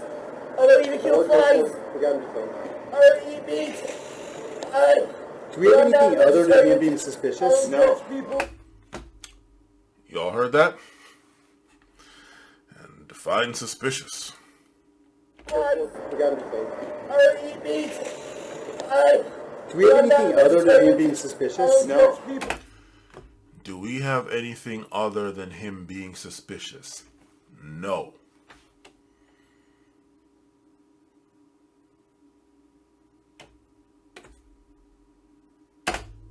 No, I mean, I tried to start walking away. Yeah, cruise 26, we need to slow everybody down. Responding officers later tell an investigator that McLean was actively resisting and fighting the officers' attempts to place him into handcuffs. I tried. We started it because he reached for Rosie's gun. Okay. Yeah, sure he did. And you notice during this entire time, and you're seeing this entire thing, at no point did they say he was under arrest. At no point did they say he was under arrest. He didn't say he was under arrest, but yet you're putting cuffs on him. Okay, well, cuffs can be used to detain, I suppose. Well, obviously it's to detain. Arrest is like ultimate detain, I suppose. But at no point did they say that he was under arrest. And we had him on the wall, all right. At 10:49 p.m., McLean throws up a first time. Stop. Oh, yeah, I'm sorry. Oh, was he trying to do that? So he throws up, and this guy's telling him, okay, let's just keep going. I can't breathe correctly because... Over the next 4 minutes, McLean gets sick a few more times. Officers are also heard multiple times asking him to stop fighting. Rolling this way, dude? Yeah. Are you able to? Legs locking up. There you go. Just like that. You're good. Don't get up, dude. It's not going to be good for you. I'm telling you right now. If you keep messing around, I'm going to burn my dog out. He's going to dog bite you. You understand me?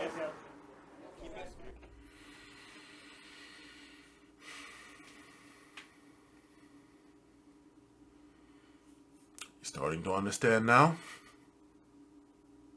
You starting to understand now? And we're supposed to trust these people. As you, oh Gracies, for whatever justification you want outside of money,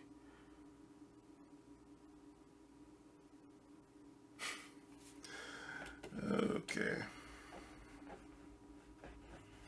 I guarantee you they wouldn't, again, with all the Karens out here that never have this happen to them, no matter what they do, I guarantee you they would not try this with some blonde-haired, blue-eyed white woman.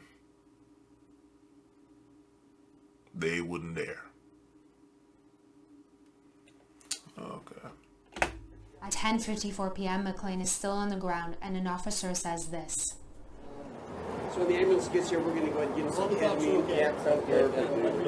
Let's give that a couple of minutes. And then whatever he's on, he has incredible strength. Yeah, crazy strength.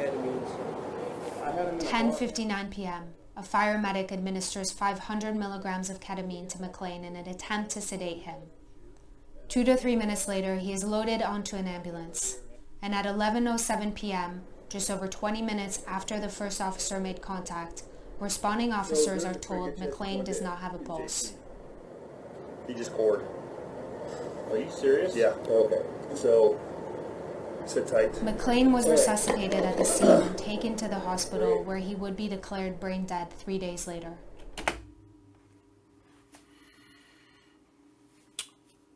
Declared brain dead 3 days later. Okay. Now,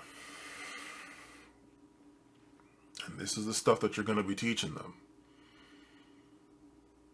Man's had that rear naked choke on for how long in that other video? 15 minutes? And anybody can look this up. It only takes about, if it's put on properly, it takes 5 seconds at most to knock somebody out. After 10 seconds, brain damage starts happening. Or 10 to 15 seconds. And you're going to be teaching them this stuff? And we're supposed to... Just, okay, Gracie's and all you jiu-jitsu people, just any at all. You're going to be teaching these types and kinds? That stuff? And we're supposed to trust them. Forget the fact that they're not learning in a situation where they're strung out on, I don't know, adrenaline or God knows what else. They're in a calm, relaxed environment learning this stuff.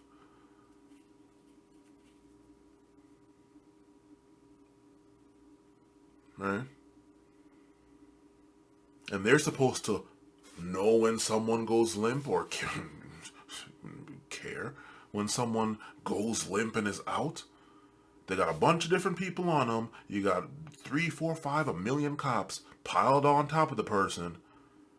The person is already out dead, but it seems like they're still resisting. Not because they're actually resisting, again, out dead, but because all of the bodies of the other cops moving around makes it seem like this person is still moving and still freaking resisting. And this is supposed to be trusted. Huh. Okay. The coroner concluded last November that a combination of physical exertion and a narrow left coronary artery contributed to McLean's death, but could not determine the cause of his death. He added that it could have been either an accidental death caused by a reaction to the ketamine, a natural death, or a death linked to the carotid control hold used by officers. I don't see how it would be a natural death if he was... That coroner knows exactly what it is. You're a freaking coroner. You full well know. You full well know. They just didn't want to say it. One thing is for certain, it was not a natural death. Okay? Was not a natural death.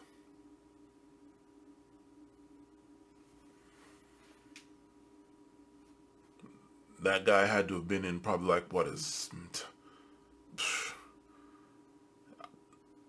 I'll be liberal and say mid-20s. Looks like he probably just finally left his teens, but I'll say mid-20s. Natural death at mid-20s? I don't know his actual age, but natural death at mid-20s? Okay. It was either whatever the hell they gave him, Why the hell are they giving him drugs? Did he ask for those drugs? Okay. Or something that is known to be able to cause brain damage within 10 to 15 seconds, or start to cause brain damage. Okay. The district attorney later announced he would not charge the officers involved, saying that the evidence does not support a conclusion that McLean's death was the direct result of any particular action or individual. Of course. The family told NBC News that they believed an independent investigation should have been conducted Of course. initially. Now the governor has appointed a special prosecutor to reopen the investigation. We've reached out to the police union for comment and have not heard back. Hey, NBC News viewers. Okay. Now then. Are we supposed to trust them? Are you sure about that?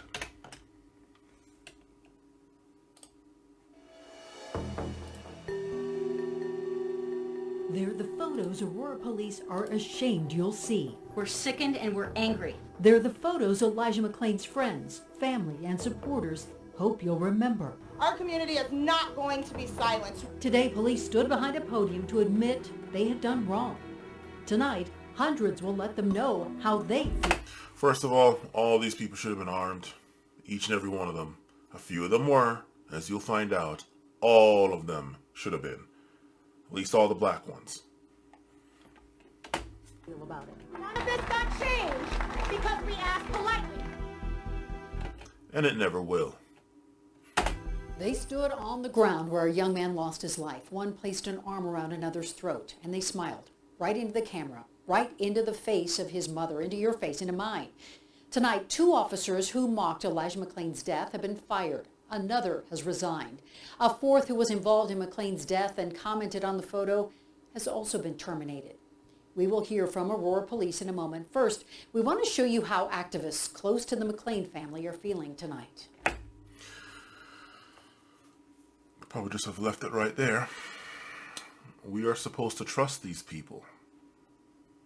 And we, black people are supposed to, they're not doing this to Asians. They're not doing this to East Indians. They're not doing this to Jews. They're not, so this whole we business, black people are supposed to trust these people. That you, Gracies, are teaching this to. And again, as stated a bunch of times now, either directly or by proxy, it's not isolated. It's not an isolated incident. It's not just 1, 2, maybe we'll get to him in a second. 1, 2, maybe a few.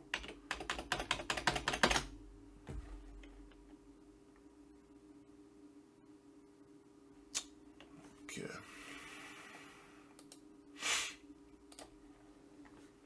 There is not an excuse. There will be no more excuses. Time is up, APD. Time is up. We have had enough. We're going to agitate. We are going to be on the front lines until we get these officers not only fired. Rosenblatt got fired not for killing Elijah, not for murdering Elijah, but for making fun of Elijah. That is the culture that we're fighting. These officers, who today we learned posted amusing photographs because they thought it was just so darn funny to reenact the murder of a peaceful young man, have finally been fired. Now they should be fired, of course, but all of the officers who are involved should be fired, and they should be fired and not able to be hired in any other department where they will continue to kill. Much like that Marine, they should be killed. That's just the simple fact of the matter. You know, every single time I see something like this happens where a black person gets killed, I just think of Waco. I just finished watching that movie.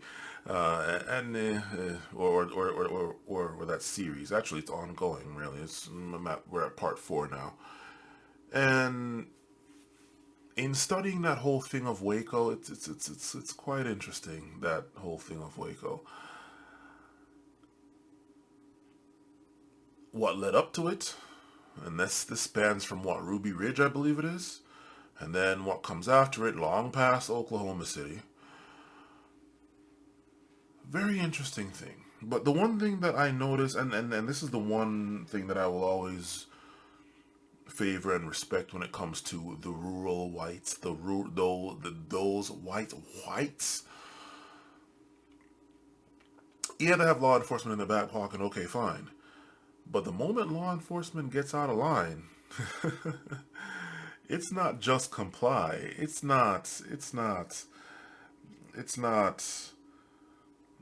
well, if you didn't do anything, then you have nothing to worry about. It's not any of that. Oh, no. It's Constitution, it's Oath Keepers, it's you swore to protect this and that.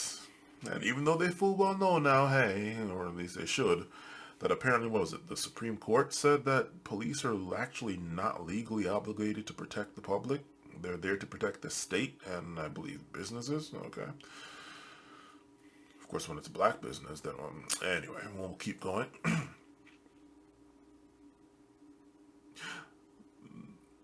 Nah, they don't deal with the system. No. It's either they toe the line or they're gonna wish they had. And I suppose that's the one thing about those rural people. They know everybody in their place. They know everybody in their area. They know and here is the thing. They know where those cops live. They know their families. They know who's who. They know what's what. So yeah, those cops are with them. But anyhow, that cop gets the fuck out of line or tries to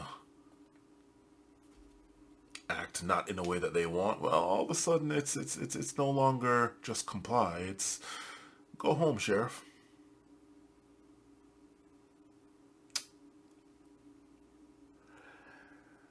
Trust me, all this problem that we have with that black people have with cops would end overnight for a few reasons.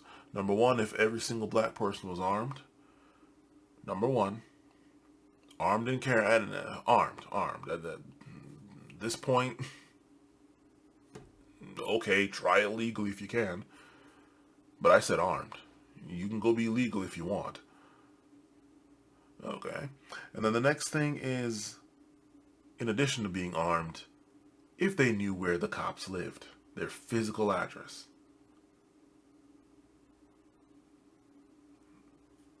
As long as you're mortal and human on this earth, you live somewhere, even if it's under a fucking bridge.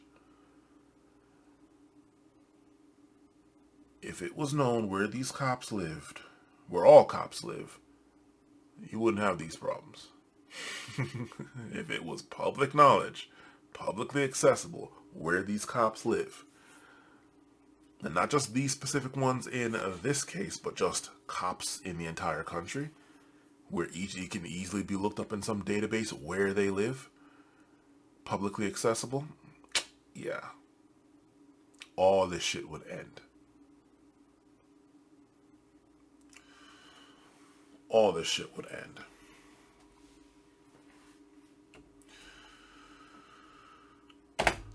And Denver 7's Eddie Guajardo and Megan Lopez are covering the fallout and demonstrations tonight. And we begin with Megan and today's blistering comments from Interim Police Chief Vanessa Wilson. Megan? Yeah, that's right. And Interim Police Chief Vanessa Wilson had some very strong words. She says she knows that there is national and even international attention on these photos. There's a lot of community anger, and she did not hold back today. But the first thing that she did today was apologize to the family of Elijah McClain. So that's what it takes, huh? Because there's always been national, but no, there's international? Okay. So when America starts looking bad in front of the other people that they're sitting here in front of China, Russia, I don't know, the Middle East, Pakistan, wherever, North Korea, all the places that it demonizes for having human rights atrocities. Chemical weapons, weapons of mass destruction, using on their own people. Okay. Meanwhile, black people are the only people in America that have been bombed by America twice. Look that up if you don't believe me. Twice America has bombed its own people, and twice it's been black people.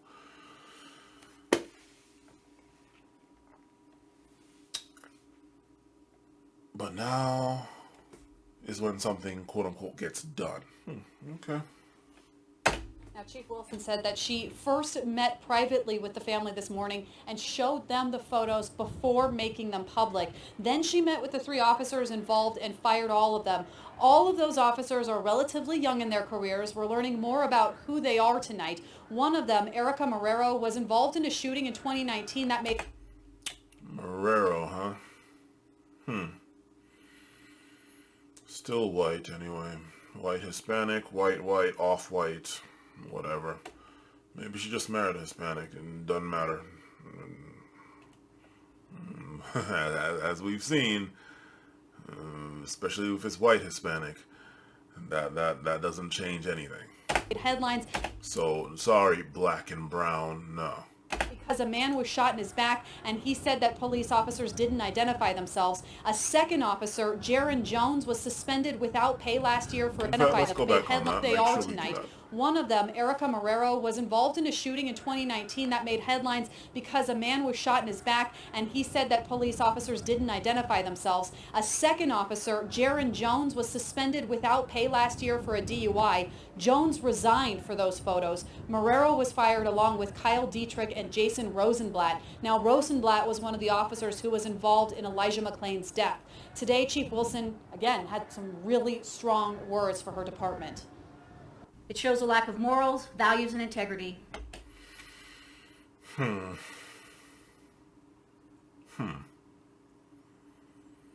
for all of you who are wondering why I'm saying, or know why I'm saying, okay, for all of you who don't worry about it. But, moving right along. And a judgment that I can no longer trust to allow them to wear this badge. These 4 don't get it. And if any officer in this police department disagrees and thinks that this was acceptable, I will gladly accept your resignation today. So those officers now have 10 days to file an appeal with the civil service. Something else that Chief Wilson mentioned in that press conference is that she wants to make it mandatory for officers to report inappropriate behavior like that. Those photos were only brought to her attention 8 days ago, despite the fact that they were taken in 2019 by someone who said that they were disgusted by them. Now, not too far away from me, there is a protest going on for Elijah McClain's death. The family and lawyers say that they want more to be done, and that's where we find Denver 7's Addie Guajardo. Addie. Well, Megan, this march is set to start at any moment. Take a look behind me. Hundreds of demonstrators have gathered to demand justice. They are holding signs. They are coming out here with flowers. There's even 2 armed people. Thank you. Fucking thank you. There's a video that I planned that I will be making because it's actually phase 1 of 2. The first one is the protests in D.C. that I was a part of some years back. And the second part deals with whatever the fuck they're calling themselves now. B1, FBA, ADOS, DOSA, whatever the hell. That's a 2-part. But the one thing that I will say, and it's gonna be brought up again there, in those videos, or at least that the first phase, being armed. Being armed. Now, of course, she didn't say that it was the black people that were armed. When the hell have you seen a white demonstrator supposedly for black people being armed, right? So, historical or logic of dynamics, if that makes sense, it's 2 black people that were armed. Okay. Black people, get armed. Get armed. Get fucking armed. At this point, I don't care if it's quote-unquote illegal, because as far as the Constitution, the supreme law of the land, says you are allowed to keep and bear arms. Okay, so that alone, right? So, but ultimately at this point, just get armed. Get armed. I'm not saying you gotta be walking down the streets with freaking AKs and ARs and M16s and whatnot. Get armed. Not saying you can't, but just get armed. All this protest signs and all that and this and that and marching, getting all that exercise. Excellent, excellent. Good for your health. Stay in shape. Awesome. Get armed. Oh, get fucking armed. You know, learn, get in shape. I guess protesting will help with that. You know, get your steps in. The walking and all that stuff. Get fucking armed. Learn yourself your little martial arts. Learn your martial arts. I know enough of 5. I mean, if there was catch wrestling anywhere nearby, I would go do that. But I'm not in farm boy country. I'm in Maryland, not, I don't know, Iowa, Oklahoma, farm boy country. So, you know, there's no real good catch wrestling on the coast, as far as I know. Get armed. Get armed. Get armed. All right. Say they want to demonstrate that black people have the right to bear arms. Okay, well, there you go. Yes. See, it was the black people that are armed. Get armed, black people. Get armed. Awesome. Many out here tell me they are frustrated. More justice has been served for the photos that were released of those officers than the death of Elijah. Now, the picture of the officers mocking the chokehold used on Elijah were taken last October, and one person I spoke with tells me she believes those surfaced because they have taken to these streets. Take a listen to what she had to say. Now people see the pictures and we're ready to march. They need to be charged. They need to be fired. They need to be found and dealt with directly by the people. Direct democracy. All this charged business, and then they end up getting slaps on the wrists by whatever. No. We're all mortal. We're all human. We can all be killed the exact same way. They need to be found. You know, they need to be found. Much like that Marine, they need to be found and handled. It's that simple. By black people. That's save the taxpayer money, right? Saving taxpayer money. So, you know, there's the upside of that. Saving the taxpayer money. Not helping to clog up the legal system anymore, right? Something tells me the free market will be able to handle this a lot better than government can, but that's just me. Now this march is expected to end at the Aurora Police Department headquarters, and we will be following them, so make sure to stay tuned with Denver 7. Reporting live in Aurora, Addie Guajardo, Denver 7. And as Addie said, we will be keeping a close watch on these protests, the march throughout this evening. Addie, Megan, thank you. Right.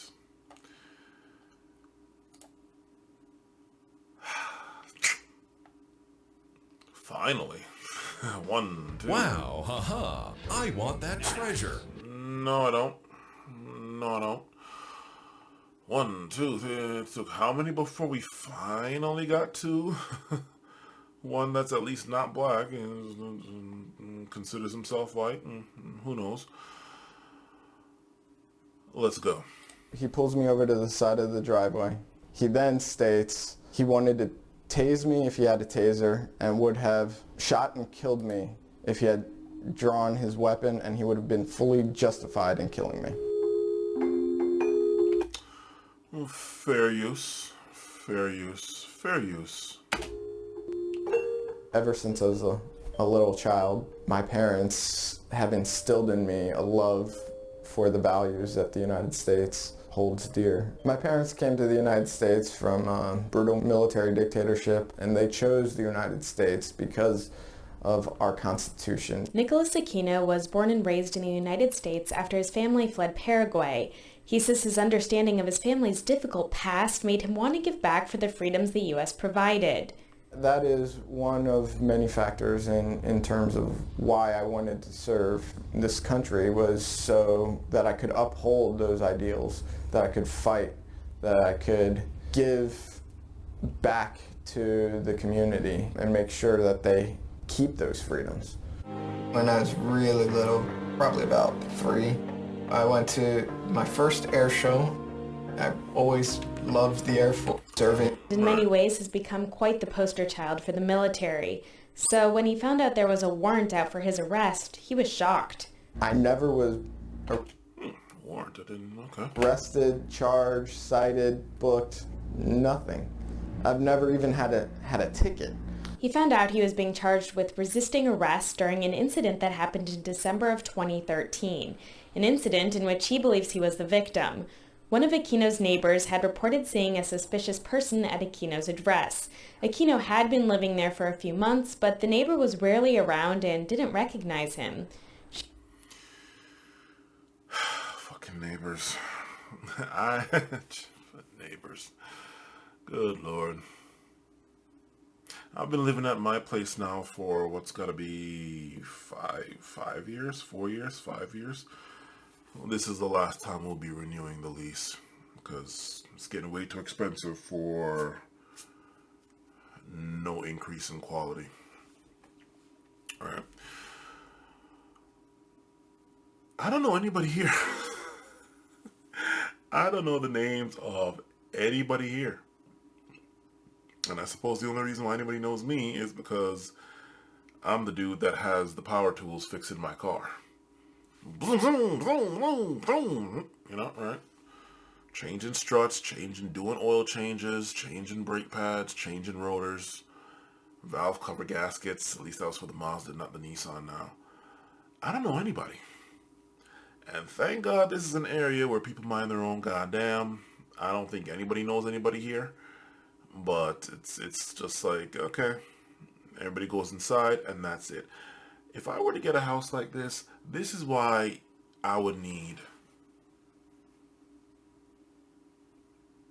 to have my own house and a shit ton of land for as far as the eye can see. Because when those neighbors decide that they don't know who's who and, oh, it was broad daylight and he's just so black so I couldn't see him, like just this bit of darkness in the broad daylight. Nah. I need to have 1 trillion acres. I'm in the middle of it. 1 trillion acres on all sides. Just a 10-mile long driveway. Don't like people. And this just adds another reason to that. Sheriff's Deputy Ivan Rodriguez followed up on the call and checked out the residence, but Aquino said the officer didn't provide any identification when he went out to greet him. Now this is quite interesting. Hispanic on Hispanic. It's off-white on off-white.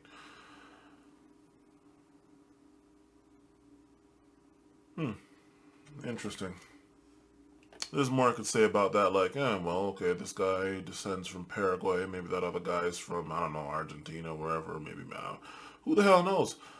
But quite interesting that from one Hispanic to another, and they're not, anyway, that's them, that's their business.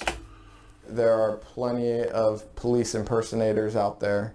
A badge online costs $60 to get. Exactly. So my question to him was, excuse me, who are you and why are you here? He said he was investigating suspicious activity in the area. I asked him, am I being detained? He said yes. So I was like, okay, my name is Nicholas Aquino. I live right here. How long am I being detained for? What are the charges? And do you have a warrant? Everything that Nicholas was doing to me is sort of like textbook, like, okay, I'm going to be respectful, I'm going to answer questions, but I'm also going to insist that you answer questions for me because I am within my rights on my property to ask these questions. Aquino's lawyer, Stephen Liner, says that nothing Nicholas did suggested aggression, and the arrest report agrees. The officer, though he couldn't be reached for comment, wrote in the report that the male looked to have a normal to slightly nervous demeanor, but did not immediately seem confrontational or aggressive, but that he later asked in a confrontational tone if he was being detained. The officer appears to have been offended at the idea that a citizen would question his authority. At the officer's request, Aquino showed his military ID and other forms of identification, but the officer was still unconvinced and moved to physically detain him. He just grabbed my wrist without any warning, without provocation, put me in a front headlock choke. The technical term is a front guillotine.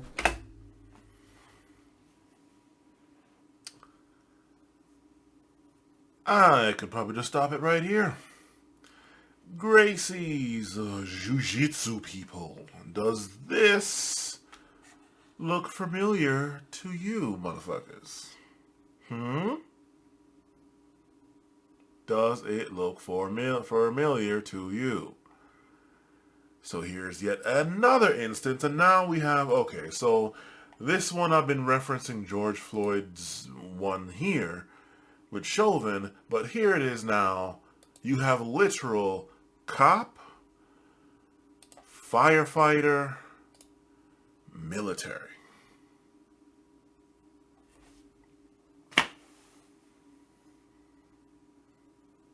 Y'all might not like it, but I'm going to throw Coast Guard in with military. Sorry, guys. What else do you need? How many examples do you need? You're going to be up here for a long time, my boy. I think you have kids. You better get them up here now if you want to. I see it settling in. I see all that settling in right there. If you don't want that shit spreading up here faster than normal, you might want to get your kids up here and have them take the brunt of this, pass the torch on early. If you want to have some semblance of pseudo-youth left. Because if not,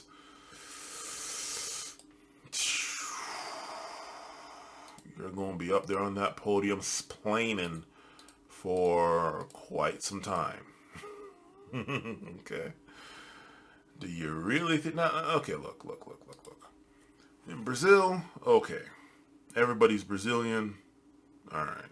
In any other country, most other countries, everybody is that country. Okay. In America, do you really think it was a good idea to teach these people? Let them stick to their line fighting. Let these people stick to it doesn't work. It doesn't work. Well, what about the 10 people that you're looking at, the one instance where it doesn't, where these one rogue individuals, just a whole shit ton of rogue individuals mess up, but look at all the 10 or 100 people that don't do that. Where are they? Where are they? Where are they? Where are they? Where are these ones that don't?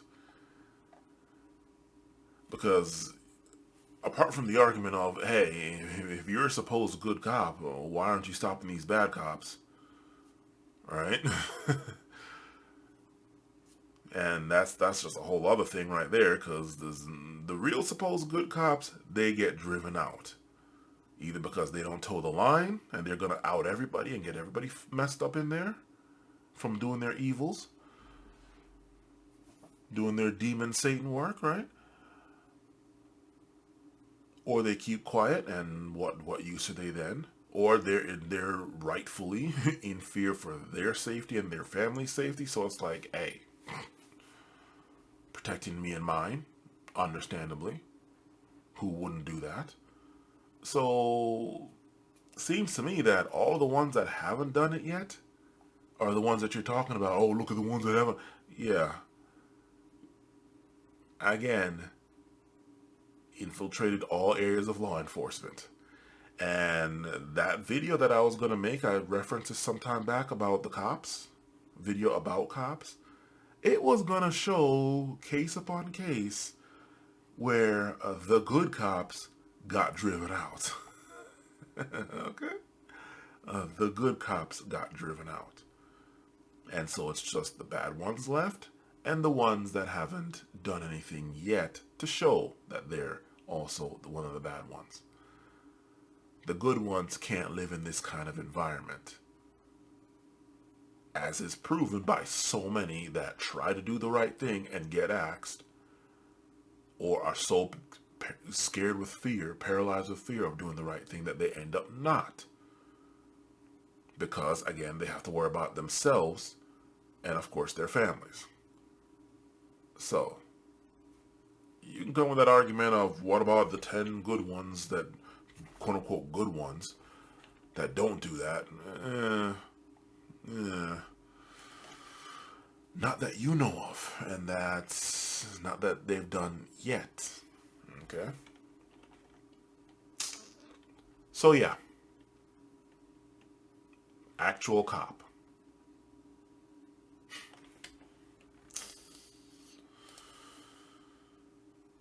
Slam my head into the ground. So currently I still have fluid buildup in the back of my right ear.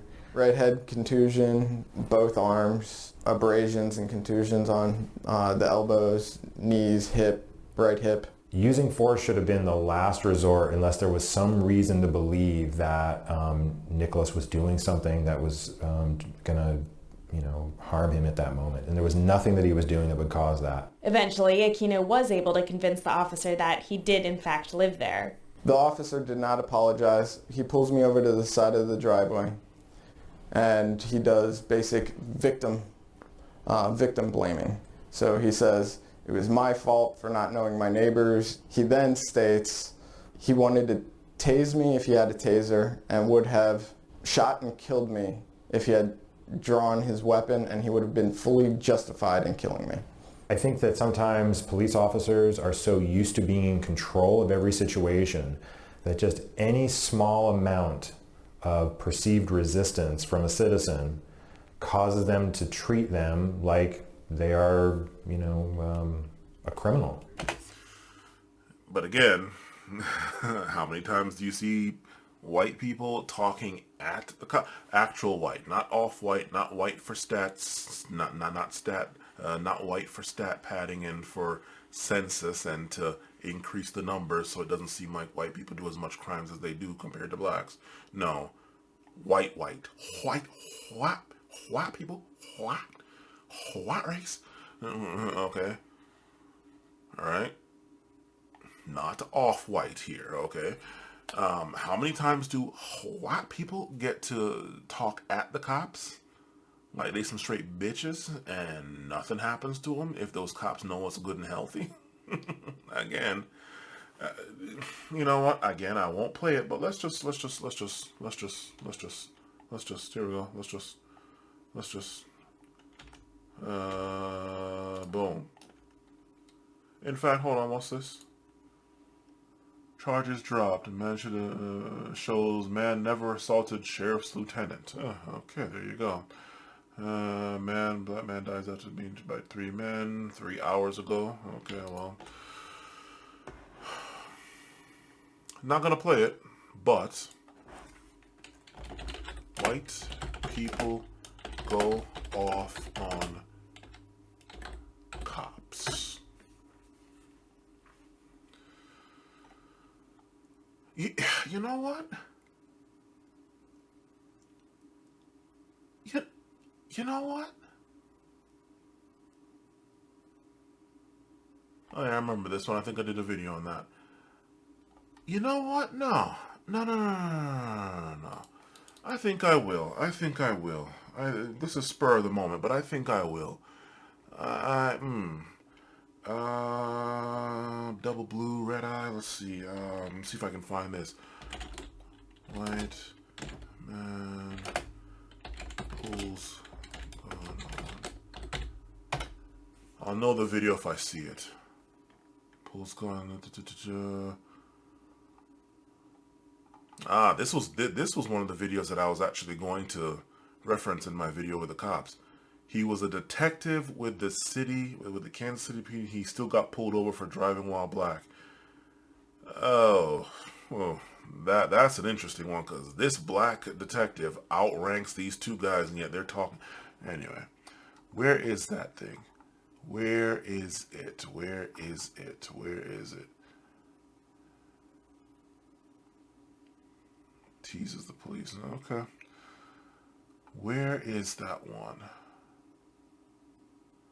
Where is that one?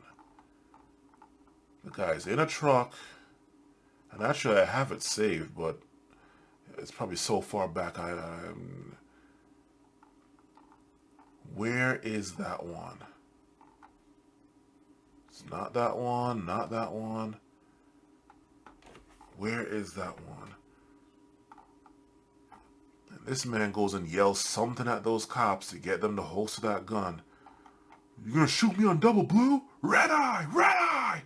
Whatever the fuck that means. Where is it? Where is it? Where is it? Where is it? Okay, well, this is gonna take too long. Maybe we'll have to wait on that. Where is it? Actually, you know what? I know exactly where to find it. Boom. I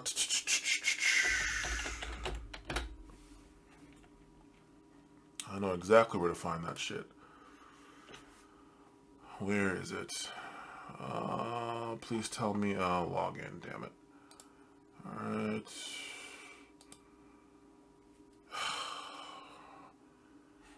Yeah, y'all don't need to see my phone number. Don't need you motherfuckers calling me.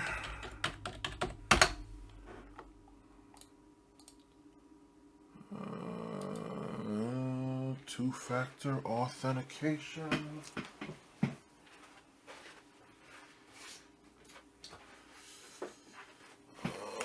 Alright,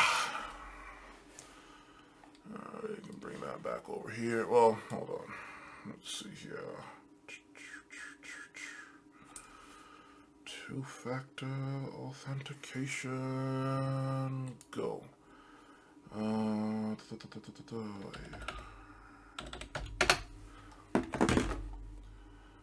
Let's see, where is that? Stay with me, skip that for now. Stay with me, people. Messages. And view of the 5th column. Here we go. Alright. The reason why I message him about this is because this guy, if you know him here on YouTube, he seems like he would know more than anybody else. He seemed like he would know more than anybody else about stuff like this. But here it is right here. Is this it? Yeah, this is it. Very short, and I'm not going to say anything. I'm just going to play it. This is one of a couple videos. Here you go. He said he's not going to shop the car, so... Okay. I'm sorry. Just keep an eye on it. Just get the right fit. Just start up and set. Put your hand on the steering wheel. No. What are you reaching for? Oh, whoa. Hey, get out of the car, man. You got a gun right there. Whoa. Get out of the car. There's rights to this. Get out. There are rights to this. Do you have a consent? There are rights to this. Get out. Hold up right there. It's open. My hands are up. My hands are up. No, you got. This is on body cam. You have a body cam, sir? Put your hands over your eyes. Do you have a body cam? Put your hand over your eyes. Do you have a body cam, sir? Put your hands over your eyes. Yeah, you're gonna I will send this dog on you. I will shoot you if you do. Don't fucking drop that gun. You have rights. Put your hand. You have rights too. You have rights too. Don't you dare. You have rights. You cannot shoot me here. This is unconstitutional. You know that. Right, you have a weapon, okay? Yes, I do. And it's fine. Don't. What I need you to do.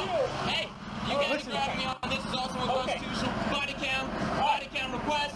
Can you quit yelling so I can talk to you? You have a gun need more units right now. I need you to relax for me, okay? I will shoot you if this house. It doesn't threaten, so open that. You have no body cam. You know this? He has a My hands are open. My hands are open. Okay. My hands are open. You need to get out of the car No, so we can remove you from that weapon. You cannot. No, it is constitutionally owned. I see that. You have a concealed carry permit. It is not concealed. Yes, you can see the weapon. It's right there. Don't body do cam. it. Body. Okay. What are you afraid of? Don't do it. I'm not doing anything. Do me a favor. Just please step out of the car. That's all we're asking you to do. Oh, you're asking me not to take country. Yes. Conceal your weapons, please. No. This is how we treat each other civilly. This is how we act civilly. You know Sir. this. Right eye! Right eye! You got cover? No. Just Yes, we do. don't. Just please. You have body cam. Please. You have body cam. Do not forcibly remove Don't do it. You Don't. know that. You know that. That's not, Please. I need you to get out of the car. House. Hey, I see double blue, sir. Are you going to shoot me on double blue? Just relax. No, just relax. Please get out of the car. There's rights to this. You know there are rights to this. Listen, we can figure this out. We can talk about this, Oh, okay? this is how you right feel now, about this. we can't talk about it with you not listening to us. Just not listen. You are forcibly grabbed. All I'm asking you to do. You're violating my rights right now. Let go of me. You just put your hand on a gun, sir. Whoa, whoa, whoa! No, you pulled a gun on me unconstitutionally. Please. And I did my in response. Oh, we don't want to do this, man. Just get out of the car. I'm just asking. We'll get this figured out. Just come out and just get out of the car. You release me now. We can't do that. Release it. I have Second Amendment rights, gentlemen. Okay, just get out of the car. Come on, come back here. We'll Excuse talk me? about it. Excuse me. This right here is a reason We'll to get defend myself, cast a doctrine. You know that. We'll get this figured out. Don't do it. Please, just come on. Get out of the car, sir. Just get out of the car. Just step out. The gun's down. No, just step out. Just step out of the car. Just don't do it. Get out of the car. You're on double blue. You know what's gonna happen, right? Just stop. You need to get out of the car. That's a lawful order. You're gonna go to What, jail. a gun? Oh, take me to jail then. Go ahead. Just come on. You're obstructing. I can't. No, you're obstructing. You're pointing a gun at me, sir. Right now, my life's in threat. Okay. Well, we have. I don't see body cam on this, sir. I'm just gonna drive away. I'm not gonna bother anybody. No, you're Hands not. on the seat. Don't do this. Don't do it. Don't.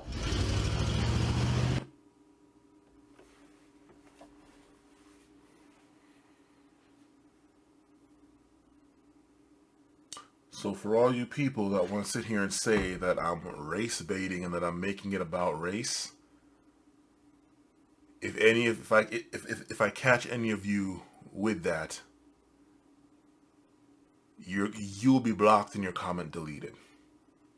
Normally I don't go censoring stuff, but when it comes to this, I'm not playing any fucking games. I'm not playing with you people. I'm not playing dumb.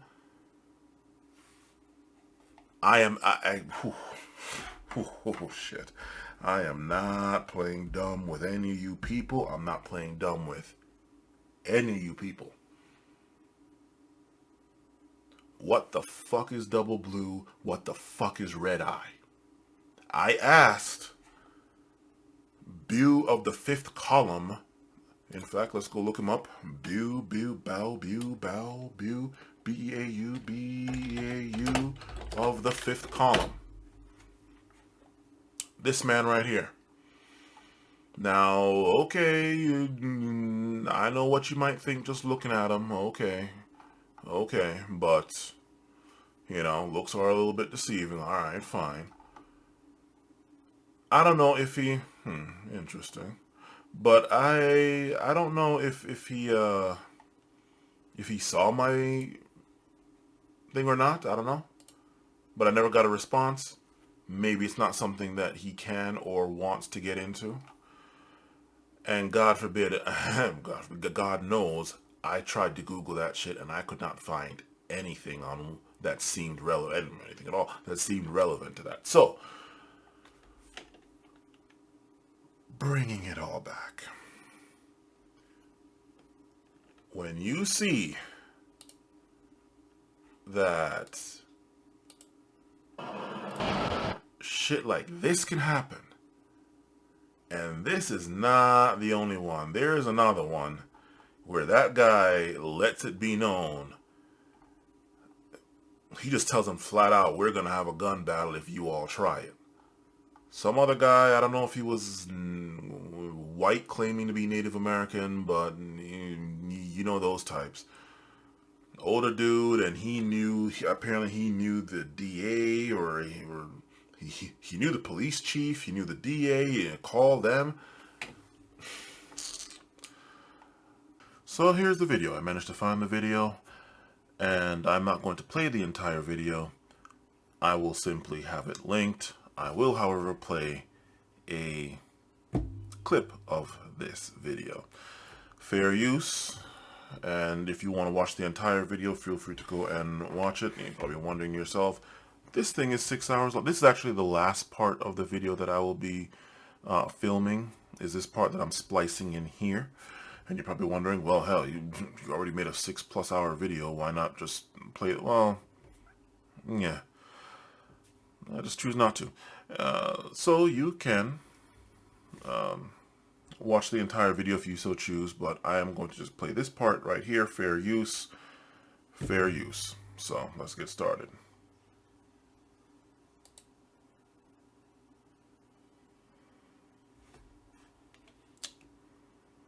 This thing was already loaded for the amount that I wanted, so I'm not really sure why it's taking so long. Let's try this. 48 FPS. Interesting. Otherwise, I'm going to ask you to get out of the car, so right now I'm asking you, will you please get out of the car and speak with us? No, I will not. Okay, I'm going to tell you to get out of the car. You need to get out of the car right now. Now. You're being recorded. That's fine. Okay.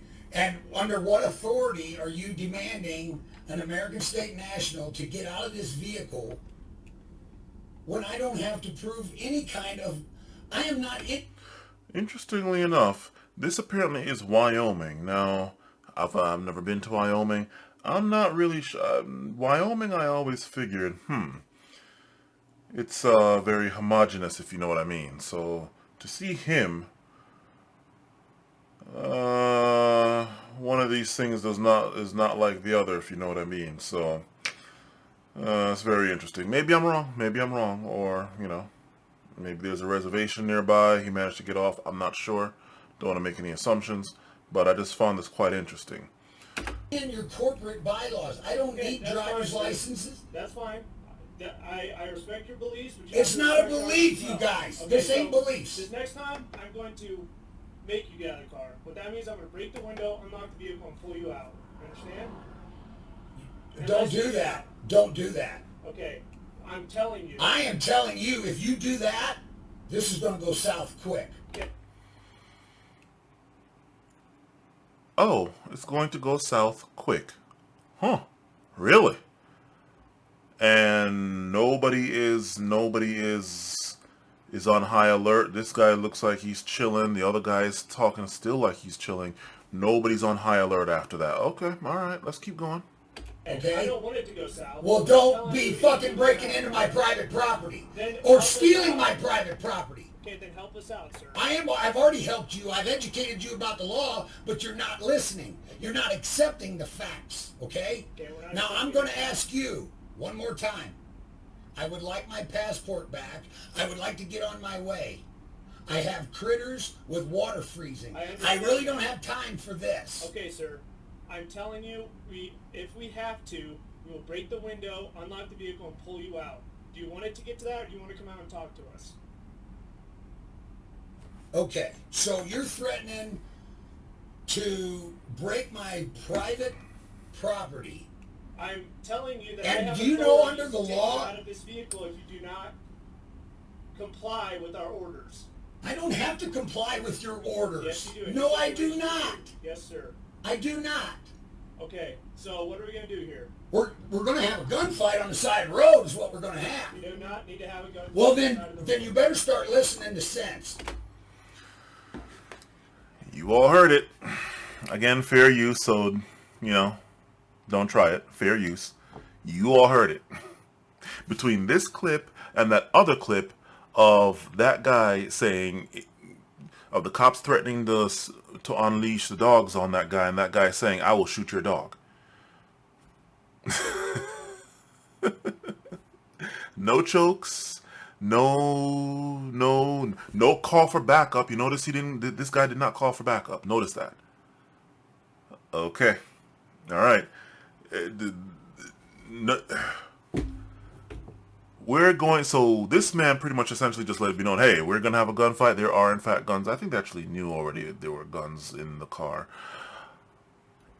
And I guess they're not in the trunk or anything like that. He can get to them easily.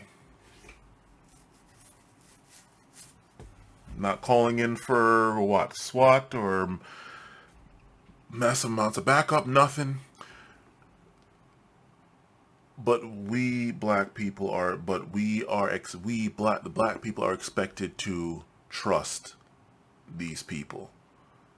And if you notice, all of these clips that I have, all of these various clips, they're from all over the place. They're not just from California. They're not just from Maine. They're not just from Washington State or Florida. They're from literally all over the U.S.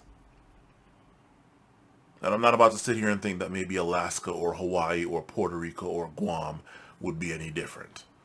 Okay, they might be. I'm not holding my breath. Sorry. So it is not just isolated incidents. Let's play a little bit more of this. You need to start listening. No, sir. I do not need to listen to an agent of a foreign corporation. Okay. Okay? I asked you guys to go back there and call somebody in town that actually knows the law. Who's this person in town that knows the law? Apparently somebody. I would try with John Harlan as the sheriff and ask him. John Harlan. Okay. And ask him. Okay, well, we have a representative of the sheriff's office right here. And he was talking to you. I know, but that don't mean he knows the actual law. Look, I'm not trying to get anybody riled up, but I apologize for doing that. What? Oh, he apologizes. This man just finished saying, hey, yo, if need be, one of us is going to go, either me or you. And the cop is apologizing. No red eye or double blue needed. Okay. I'll play a little bit more of this. Again, I said I'm not going to play this guy's entire video. You all can go watch the whole thing if you want. It's literally the only video he has up as of Monday, June 19th, Juneteenth, 2023, 10:34 a.m. Eastern Standard Time. It's the only video he has up. And, predictably, in the comment section of his video, I didn't see anybody saying anything about just comply. Oh my God, don't be like, just comply. All you gotta do is just comply. You're acting like a black person. No. Of course, black people obviously don't do this. They don't get a chance to do this, right? More or less.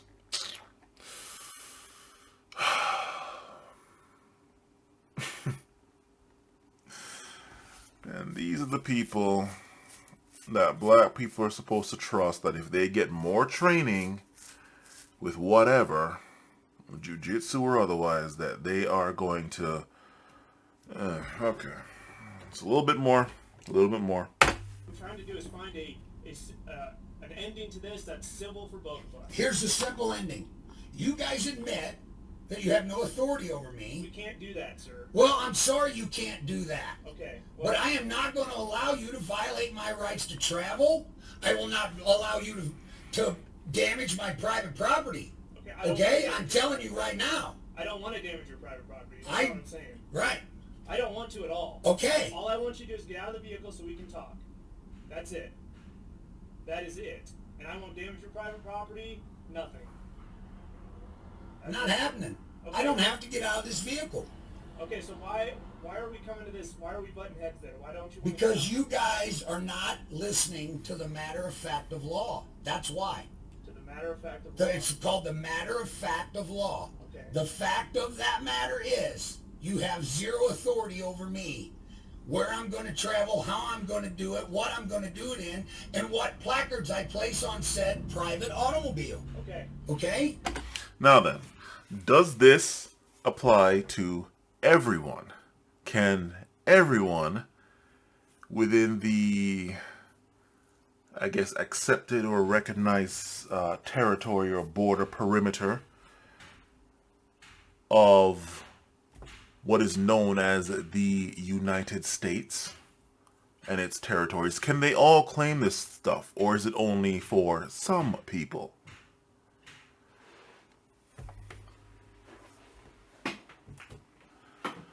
Not sure who the hell's out there making all that damn noise, but okay. Just shut the door, and this place is not soundproof, so yeah, whatever. Can everybody make these claims? Can literally everyone, everywhere make these claims? Let's not even go down the thing of, well, we all know y'all blacks can't do that shit, but maybe us Asians can, maybe us East Indians can too, maybe the Middle Easterns, but we won't even get into them. Can even all white people make these claims? Or is it only some? This guy has the feathers here. I don't know if he's one of those quote-unquote Native Americans, if you know what I mean. Native Americans, if you know what I mean. $5 Indians, if you know what I mean. I don't know. This guy is looking, from what I saw here, this guy, let me see, we're at 13:30. Let me just skip over to this. This guy looks, actually I don't even remember, I don't remember his exact face. Come on. So let's see. Maybe if you have a full view of his face, but I don't know. Point is, whether he's actual native or if he's doing a dolazal, if you know what I mean. We're at what, 13:30, 13:20. We'll go to 13:20. Yeah, whatever. Can all white people try this, much less all other people try this? If not, why not? You have zero authority over me. Where I'm going to travel, how I'm going to do it, what I'm going to do it in, and what placards I place on said private automobile. Now then, if this guy's on like native, yeah. I mean, even I know that. I mean, obviously I'm no expert, I'm no grandmaster on Native Americans and tribal land and their laws and stuff, but even I know, yo, short of, I guess, setting off a nuke, and even that I'm not sure about, but short of setting off a nuke or something, you really don't have, the states really have no jurisdiction over native land, native reserved land. I think it's not until you get to the feds, and even then,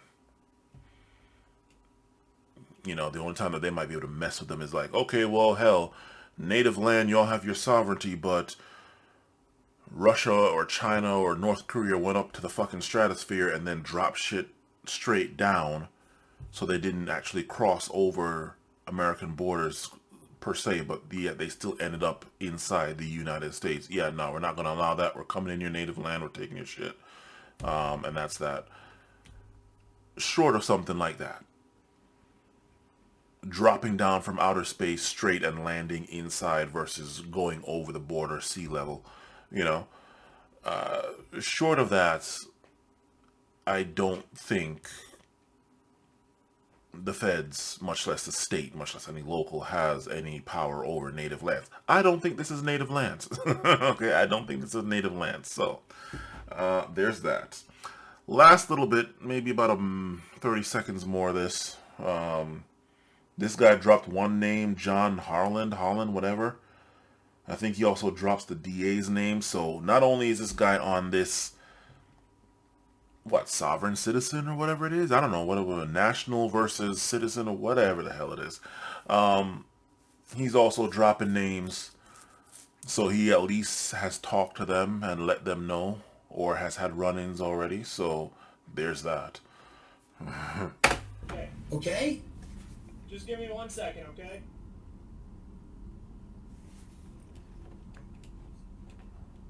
This ain't gonna... Why are you threatening to get in a gunfight, right? Because I'm not gonna allow him to... Well, okay, so, you know, shit. Why are you threatening to get... What the fuck me? Why are you... Yeah, and this is what I expect to... I don't care how racist or whatever the hell I sound. Oh my god. Get out more, dude. This is what I expect in Wyoming. I expect this look, not the other dude that was there, right?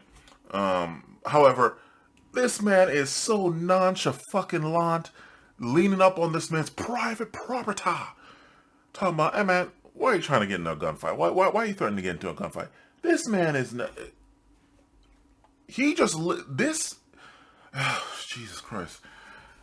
He just threatened you with death. And not feeling scared, not calling for backup, nothing. Fucking nothing. But yet, a fucking kid, probably in his teens or at the most early 20s, mentally challenged, you're calling for backup, you're choking him out. Black kid. And this is what we're supposed to trust. People classified as black by non-blacks. Right? So saith non-blacks. This is what we're supposed to trust. Fucking violate my shit, dude. I'm not allowing them to violate my right to travel freely and damage my private property because I won't listen to a so-called authority that has none over me? Really? And I've explained myself over and over? So if we got somebody on the phone, you'd talk to somebody? There ain't nothing to talk about. You know what? I'll stop here. And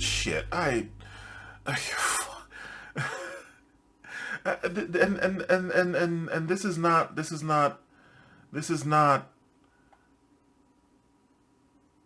Frank Barris. This is not against him at all.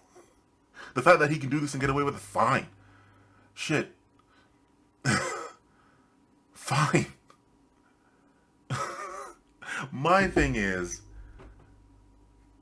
I don't even know if all white people can get away with this, much less everybody else, much less, God forbid, us blacks.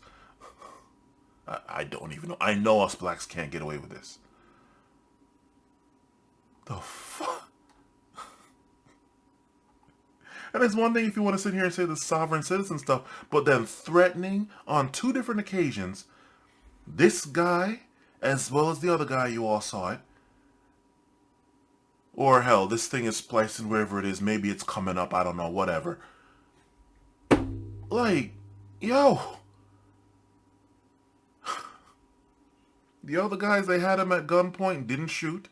These guys, he threatened that. They seemed more relaxed after he threatened them with a gunfight than before. Even though they were almost high, they were so relaxed before. They seemed even more relaxed after he let them know, hey, I will kill you all. Not even their fucking dog, you. Oh, shit. Alright. That's the end of it for this. I'm just splicing this in between the video, so here's the rest of the video. I can't even, H Christ. Man, I loved every minute of this video. Okay. Here's me asking just that question, and I do believe I've seen this video before. I remember this video from a while back, so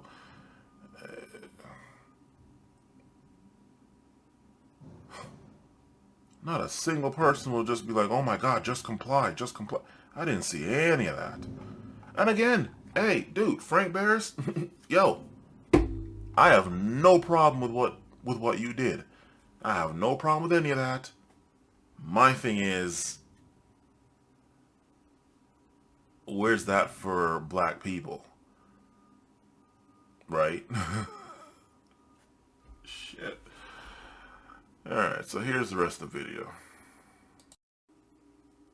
I'm not playing with you people. Okay? I'm really fucking not.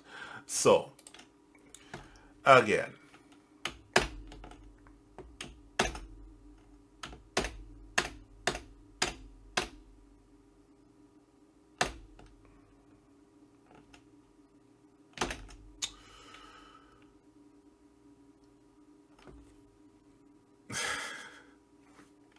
when white people can get away with shit like that, but yet,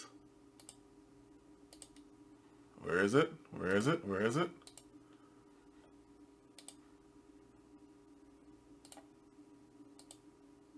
What chance did he have of doing any of what that white guy did? What chance?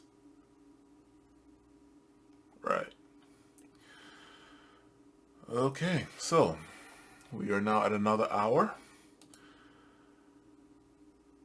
That will be that. I will not click on anything else to this, because this is now going to be a 3-hour-long video. Who can last this long? I will finally get in on these guys. But I will do that later. Again, I have more important things going on in my life than YouTube, so you all are just going to have to sit back and wait. It'll all be here by the time you see it, obviously, but anyway. For now, later.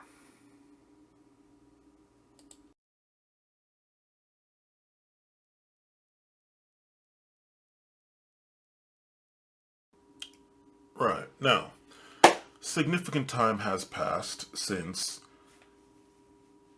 the second hour of this video. In fact, so much significant time has passed that it is actually 6/6.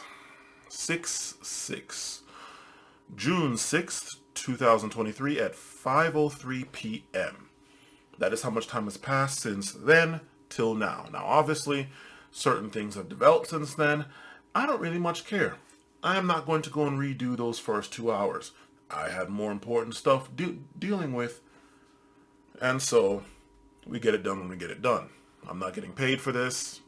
This is probably going to get like 5 views, so there's really no point. However, in that time also, I have come across these videos here from their Facebook, Gracie University.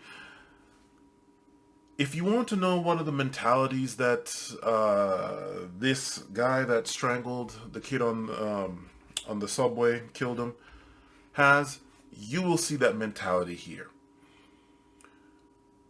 The willingness to engage almost always means you won't have to engage. I don't know how that logic translates, but okay. Go with your logic. All right. And you can also see the comments here pretty much clowning this guy. Cool brag about one time where literally nothing happened. This seems off-band. It's actually not off-band, but whatever.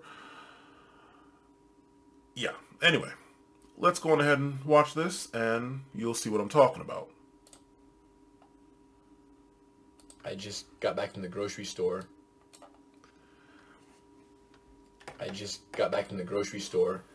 I was buying something. And by the way, and as I was checking out, I just got back. This is from 2018, but that's not the point. The point is the mentality. And when you see what he says here, you now know the kind of mentality that was instilled in that other person. In the grocery store, I was buying some bananas super late tonight to get for Haven. And as I was checking out, a man walks into the store, suspicious looking character, and the store clerk was like a little bit freaked out. I wonder how he looks suspicious. Define suspicious. And he was like kind of looking at him while he was trying to check out my goods there. And he said, yeah, that guy comes in and he grabs stuff and he just runs out of the store. And I said, you want me to get him? And he was like, looked at me a little bit. First red flag. Do you want me to get him? Who in the hell are you that you're going to go and quote unquote get him?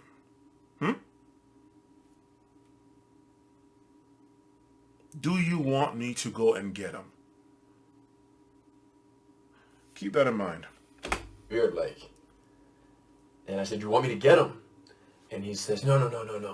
And the lady behind me in line, the other customer, she says, yeah, if you don't want to get him, because if you hurt him, this and that and the other, you get in big trouble, and you don't want to get him. Yeah, there's also there's that, and remember what I said, keep in mind for later. I thought I was going to actually say this much later in the video, although it's only a minute 35 seconds, but I'll say it now. Yeah, you don't want to do that, number one. Okay, and there's a number of reasons why you should know that. And number two, the store doesn't want to be held liable for that. An employee of the store, an entity or extension of the store, the place of business, goes and tells you, yeah, go get him. And then something happens. Now they are, there's got to be some law somewhere where they are now somehow tied into it, or hemmed up, strung up, now associated, now a part of whatever the hell goes down, either between you and him, you start suing, he starts suing, you and or him. They don't want to deal with that. So yeah, this is mainly, if not the only reason why businesses tell employees, hey, if somebody's stealing something, let them take it. Observe and record and all that business, and call the cops, and businesses have insurance for a number of reasons, one of which is this. Now, you as I'd like to think, business owner, the fact that you don't know that, plus you are a martial artist, you more than anybody should know that the moment you become a martial artist, I don't know if you have to be a black belt or something, or just a martial artist any at all, even a white belt. The moment you become a martial artist, your hands are now considered by the entity, the state, government, national, state, local, whatever. By the state, you are considered a quote-unquote lethal weapon, right? And yet your dumbass is sitting here talking about, do you want me to go and get him? Do you want me to go and get him? With the eyes bugged out and everything. So eager to want to go and put your skills to use, huh? Much like that dude on the train. And I said, I'm not going to hurt him. And he's not going to hurt me. And he's not going to hurt you guys. Do you want me to get him? How in the fuck do you know that? How do you know that? How exactly do you know that? See, looking at you, just looking at you, you do not look like you are of any consequence as far as fighting.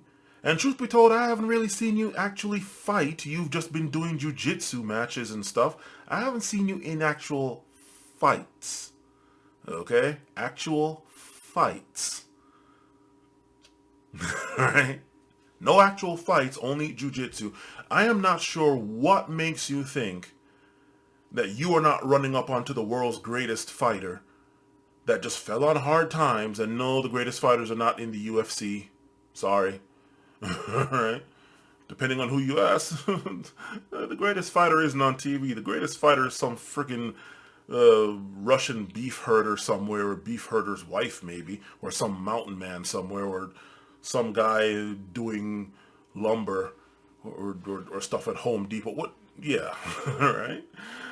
There are plenty of people that are better fighters that just did not have the break to do it, like the people that you see on TV. Anyway, point is, you have no idea.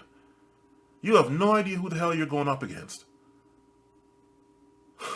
Okay? He might be doing that because he knows good and goddamn well nobody can touch him unless they have some weapons. You don't have any weapons. And by weapons, I mean a gun and or a knife or something like that. You have no idea if he has a gun or a knife. And I don't think you're going to be getting in any mount or missionary or whatever the hell with somebody that has a gun. You have no idea if he can hurt you or not. And it's this air of invincibility, and then this is one of the main problems I have with jiu-jitsu, is it giving people. This guy is 6 foot something and 200 something pounds. Still smaller than me by a long shot, right? But he is on the bigger side.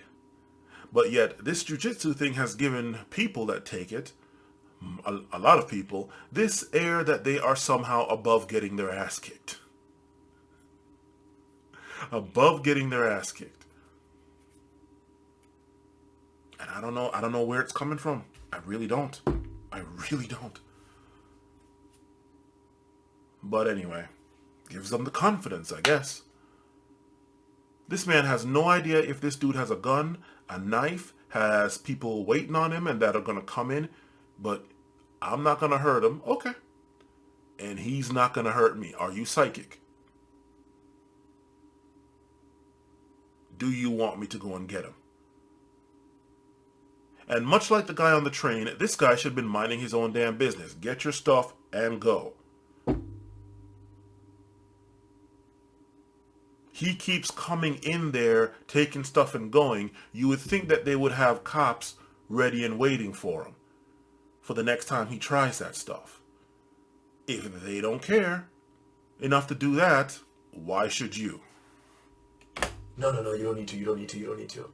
So he ended up not taking anything, and they kind of yelled at him and said, hey, you have to leave, and he left. And if you had laid a hand on him, congratulations, that's assault. There goes your quote-unquote university.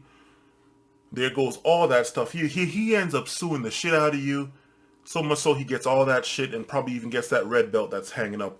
Helio, Gracie, whatever. Red belt, if I'm not mistaken, is hanging up over there in Torrance, California in that Gracie University. Probably take all that shit.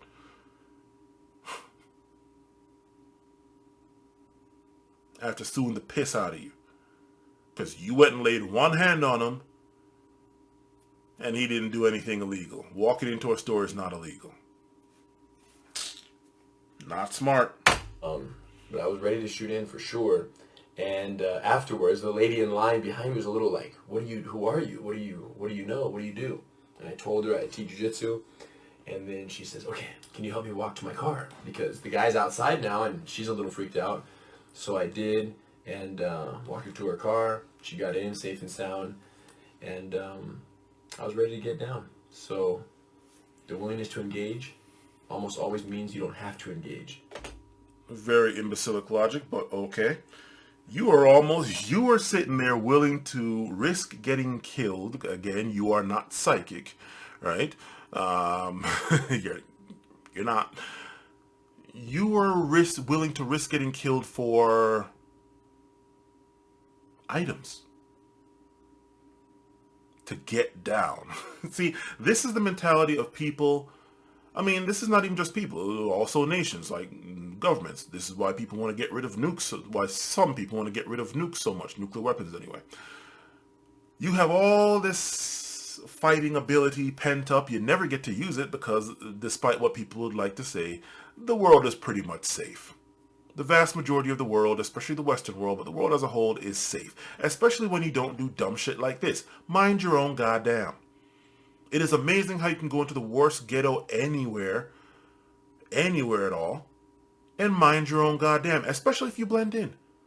Now, if you look like some sort of American tourist and you go into like the fucking favelas in Brazil or somewhere, or like the worst ghettos in the world, yeah, okay.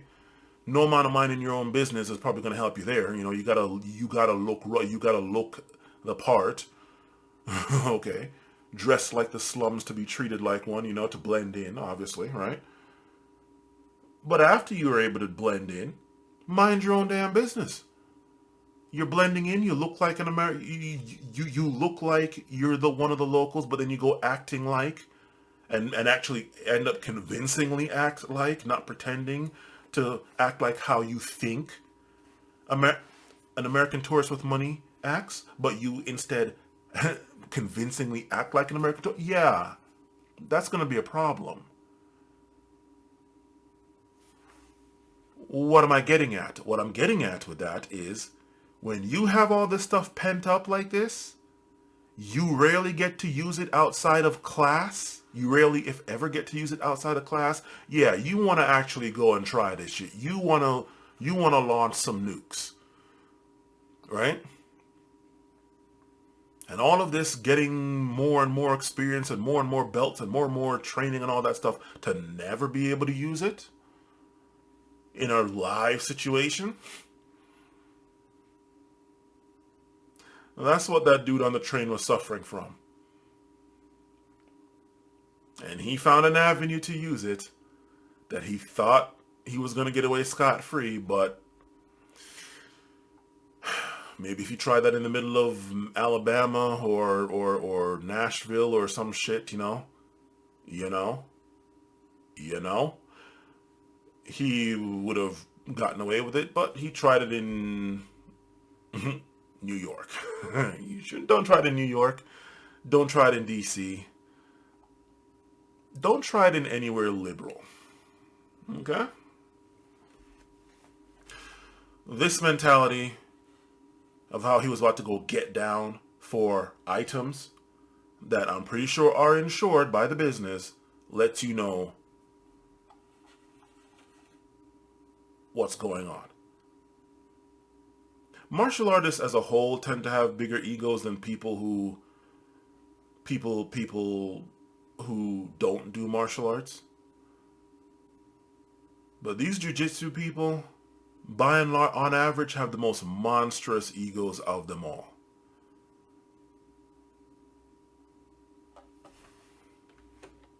But if you're not prepared to engage, there's no willingness to engage.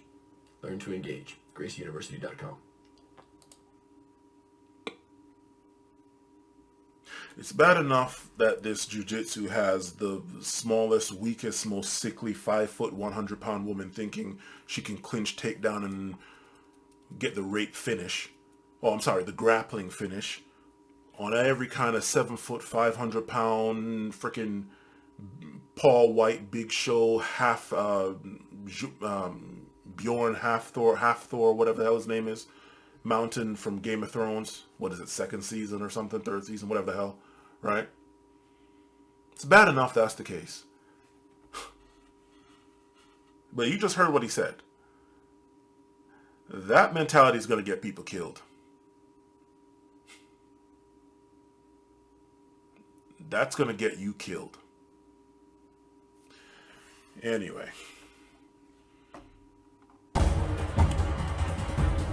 No, I would not. No, I would not like to do that. Narcotics. Follow me by walking in the street. All of you shut Follow up. me. Oh, Jesus Christ. All of you shut up. Right. Moving right along. Welcome back to Unfiltered. The shocking video of a brawl between a teenager and NYPD officer got me thinking. How are officers supposed to defend themselves when there's a gun in every fight they're in? Their gun. Luckily, Brazilian jiu-jitsu instructor. What they do is use some common damn sense. Leave people the hell alone. So, in fact, you know what? We'll be getting to that here. Hold on for it. Now, this is not, I'm not going to play this video out, but you'll know what it's about when we get to it. This video is going to be a part of another video on the police themselves. We'll get to that in a second. Yeah, mind your own business. Don't trample on people's rights. Leave people the hell alone. And that's pretty much most of it right there. But we'll keep going. Henner Gracie returns to Unfiltered to help us talk this out. Henner, police officers have a gun in every fight. Their gun. They also have use of force restrictions. Is there a way tough... Oh, really? They do? Okay. If you say so. Situations like this can be handled correctly and safely? Well, you know as well as I know, Dan, that in America, most officers get less than 4 hours of training per year when it comes to empty-hand defensive tactics controls. So really, they're operating on no or low, very low fuel when it comes to their skills to handle these type of threatening situations. They simply need more training, but they're not being given that, and that's why we see the disasters like we saw on the subway. So need more training, need more training, need more training. They need more training. No, they don't. No, they don't. No, they do not need more training. They have enough ability to call enough of them over to handle it. They have enough tools at their disposal between the mace and the peppers. Everything outside of the gun. Plus, they hardly ever have just one of them. Usually there's at least 2 with more on the way. They do not need more training. They really don't. They have all the tools that they need right then and there.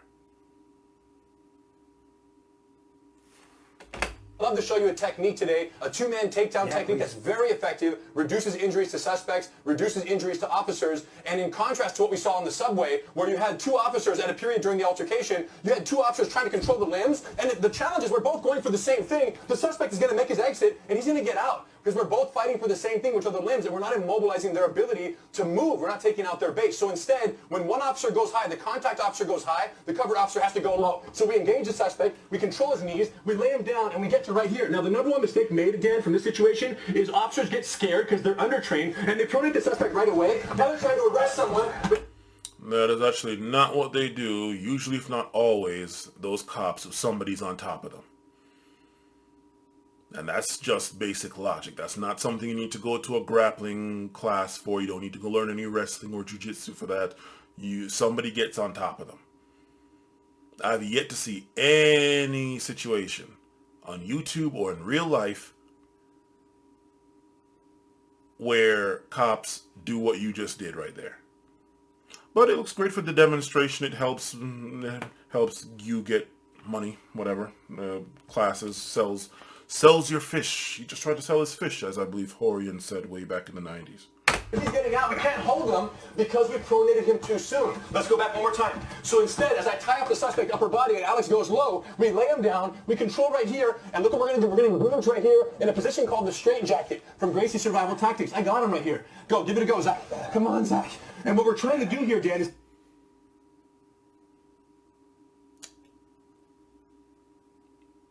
Okay. You could have easily just had one person on top of the guy.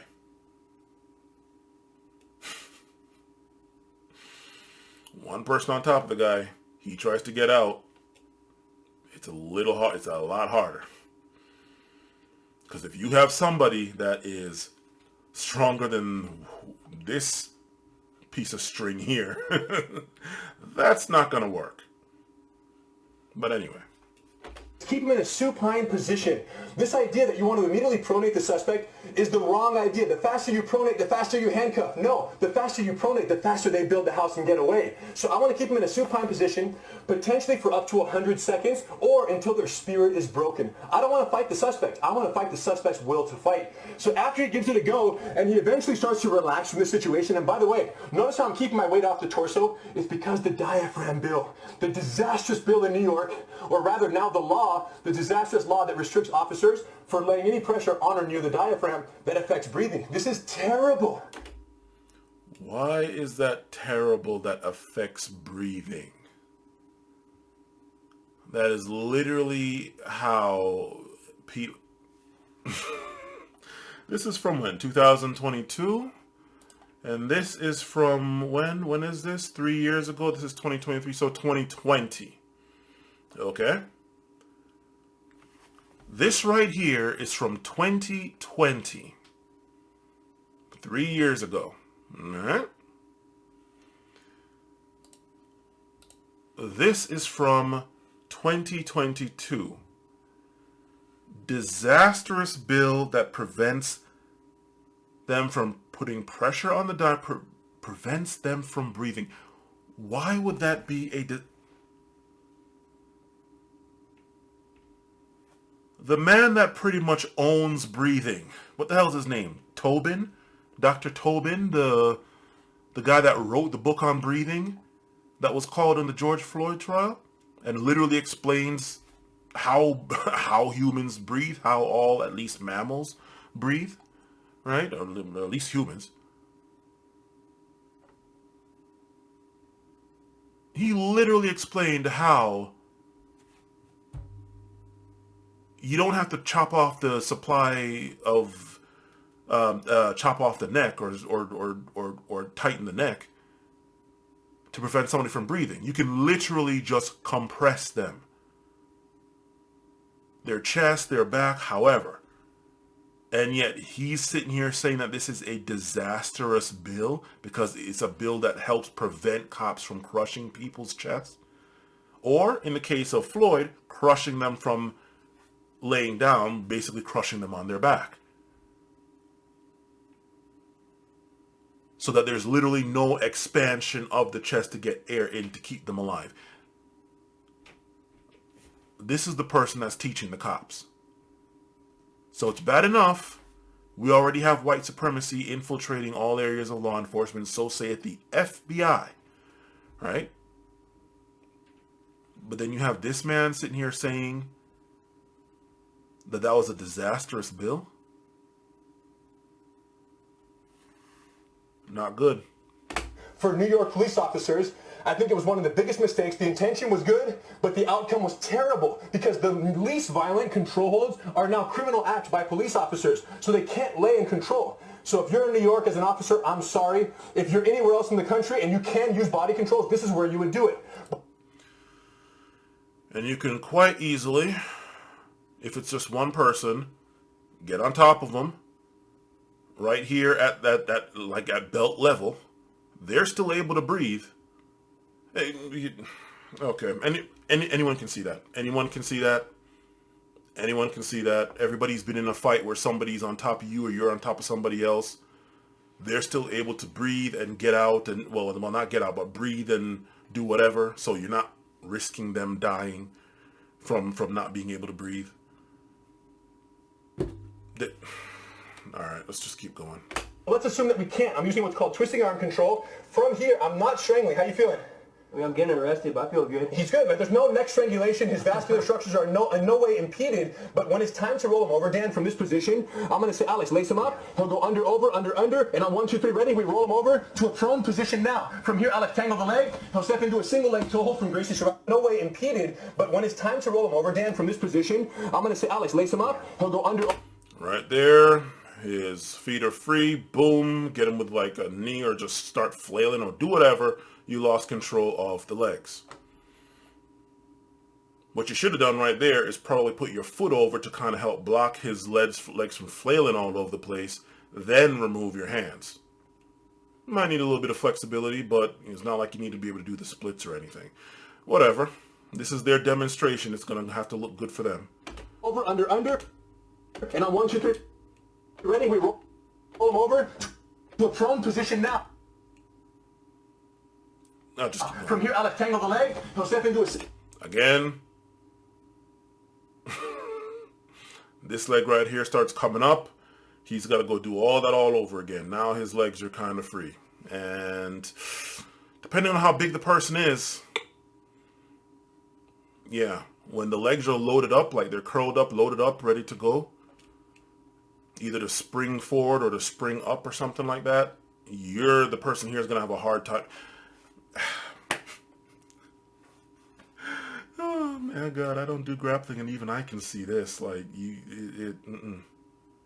But okay, all right. Maybe they're under the impression, well, the average, whatever the hell that's supposed to mean in this case, the average person, the layman on the street, isn't going to know all that. All right, fine. Hopefully you're dealing with a layman all the time, and you're not dealing with somebody who knows what the fuck they're doing and just run on hard times, so they're having to do crime to survive, right? But they know how to fight. Whatever. Let's just keep going. Single leg toe hold from Gracie Survival Tactics. At this point, he'll be here, clear, all set. And at this point, Zach has the decision. If he tries to build the house, we're going to peel those hands right away, and we're taking him into custody with no further incident. From here, if he doesn't bring his hands out and keeps them tucked, this is so common, right? How many times, Dan, you've seen the viral videos of the suspect prone with the hands hidden, and you have 6 officers ripping on limbs, striking from here, and just hitting in every possible way because they're not trained. So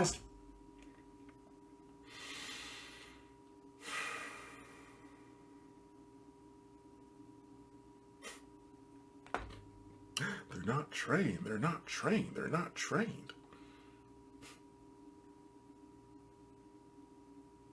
Not trained.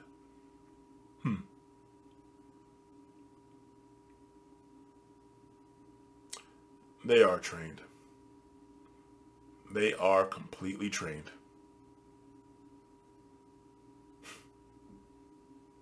They're doing that because they choose to do it. Not because they're not trained or they don't know.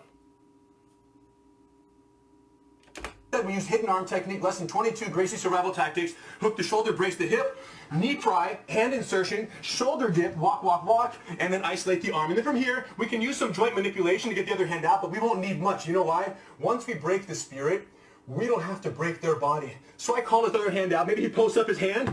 Alex can go in there and pry the hand right back, and we can take him into custody without further incident. Of course, depending on the state, determines how much pressure we can apply on the thoracic cavity here. So this is it, Dan. Here's the wild part. Officers, it's a disaster in America, and most Americans don't know how undertrained officers are. And they'll say, oh, you know, we can't get the training because we don't have the budget for it. Now, here's the irony. The agencies that have done Gracie survival tactics and then have implemented the weekly 1 hour per officer per week training regimen, what they've seen... 1 hour per officer per... 1 hour per week. 1 hour per week. Okay.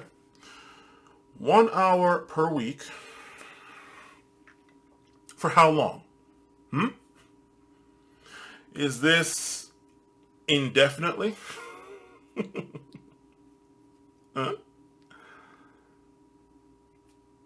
And who's paying for this? The police department. Where does the police department get the money from? And anybody who knows anything about economics and taxes and all of that knows where I'm going with that.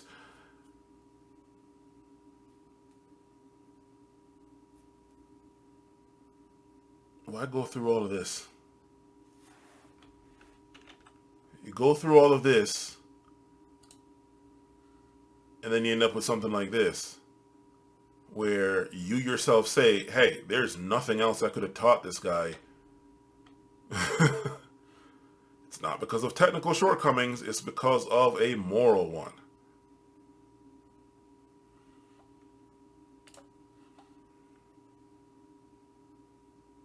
Right.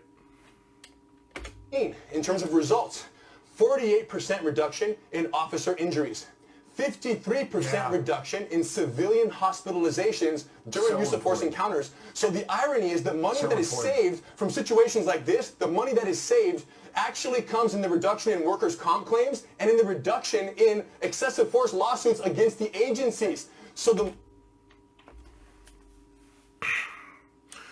I wonder where those stats are coming from. There's the same place that wouldn't put out that stat of how all fights, or 90-something% of fights, go to the ground. A stat that has actually been shown to be bullshit, and that they twisted. They being the Gracie family, twisted those stats to, again, sell their fish back in the 90s, right? It's real easy to say most fights go to the ground when you include police arrests and you include where they tell people to go to the ground, and most, if not all of them, actually do. Yeah. I wonder where these stats are coming from. Who did the studies? How are the studies funded? Who bankrolled that study?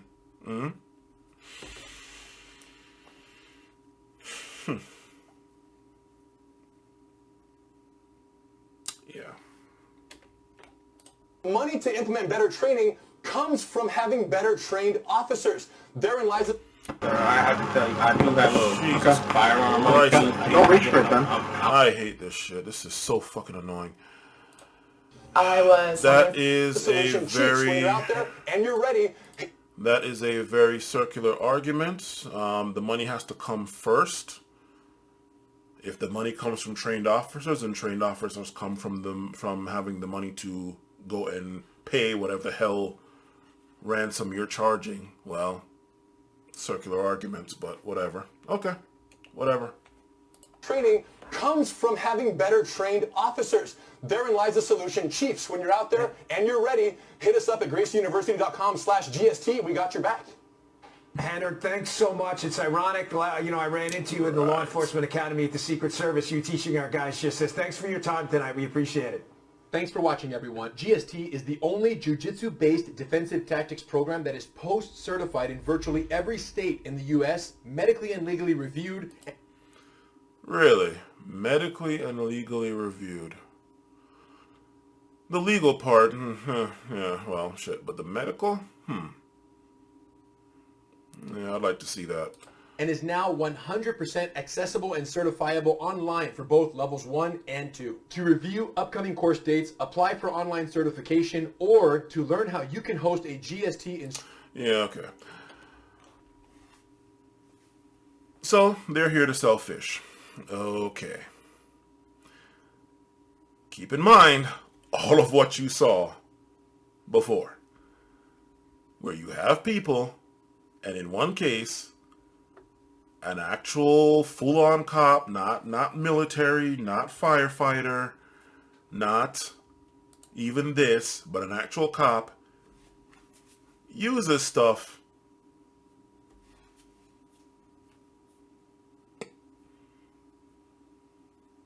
and you heard the guy himself. He says he still has problems with his eye. I believe he has some problem with the back of his neck because the cop went and put him in what is known as a guillotine.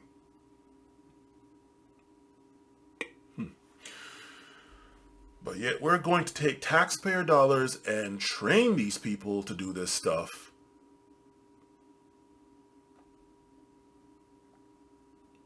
And anybody who's being truthful with this thing can tell you it is real easy to break limbs, to shred ligaments, to shred tendons, and all that stuff with this. Okay? Real fucking easy. This is the great threat that they all keep doing. Hey, the very advertisement that the Gracies put out back in the 90s, before UFC 1, that advertisement in the paper. Hey, do you want to get... In fact, I wonder if I can find that. No, this thing's already going to be way long. I'm not even going to go hunt that down. Their own advertisement. Do you want to have what? Your bones broken, your limbs shredded, or whatever? Come to here and come to this garage. Much like everything else, they were doing it out of their garage. That was their advertisement in the paper back in the early 90s. What does every single person in the comment section that wants to... Whether they really take jiu-jitsu or not, or they're just some fanboy of it. Fanboy, fangirl, whatever. He, she, they, them, whatever. Do? No, my God, I'll put you to sleep in a minute. Oh, man, I'll break this bone. I'm going to shred those... But yet, we're going to be teaching law enforcement this, so they can then do it, have even more immunity, or as much immunity as they did before. But now, oh, well, we apply the techniques correctly. They just had weak tendons or weak bones. We don't know how it broke. We don't know how the ligaments and tendons shredded up. Okay. Okay. Now, for the one that we all came for. Let's get rid of this to make sure that doesn't, in fact, hold on 1 second. There was something here. Reopen previous tab. There was something here. Cops harassing stock man. ID refusal. Oh, hold on to that. We'll hold on to that one. Anyway. Let's get that out the way. And here we go. Let's reload that, make sure that is good. Put this here. And so if I have anything that if there's anything I can do to help my... Let's do this. George Floyd incident, the death that occurred on Monday in Minneapolis, and... Sir, why are you calling the cops on me? There we go. There's 2 ATMs. I'm just using the other one, that's all. I'm trying to explain to you if you let me. I freaking hate when this thing happens. Alright, let's take this out here. Sorry about this. I don't know why that happens. You press play on one thing and then something in the coding is making it play other shit.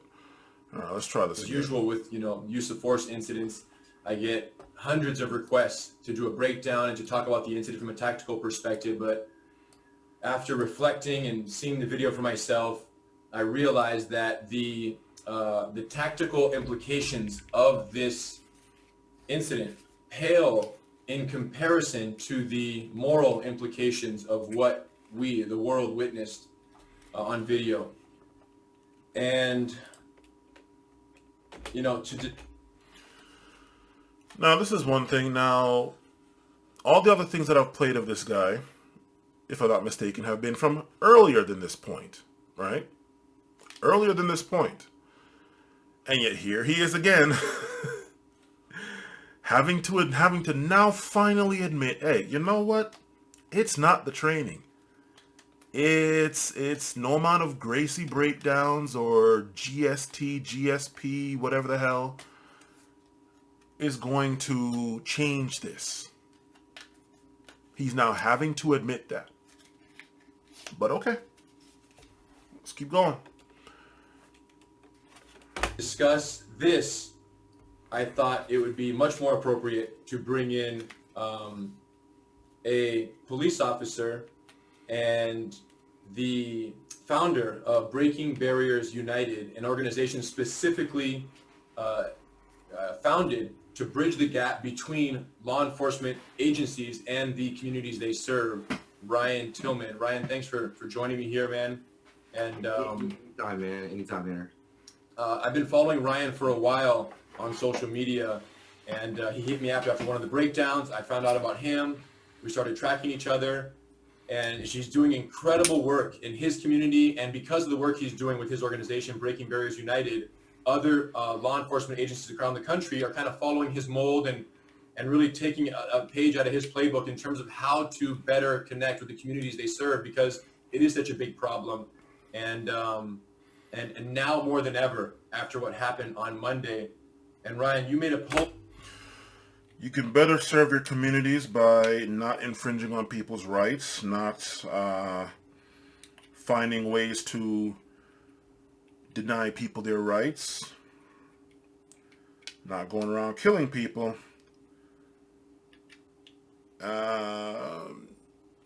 Common sense stuff. It's not something that needs some giant business or some foundation or anything like that. It's really common sense stuff. The same stuff that you would not want people doing to you, do not do it to other people.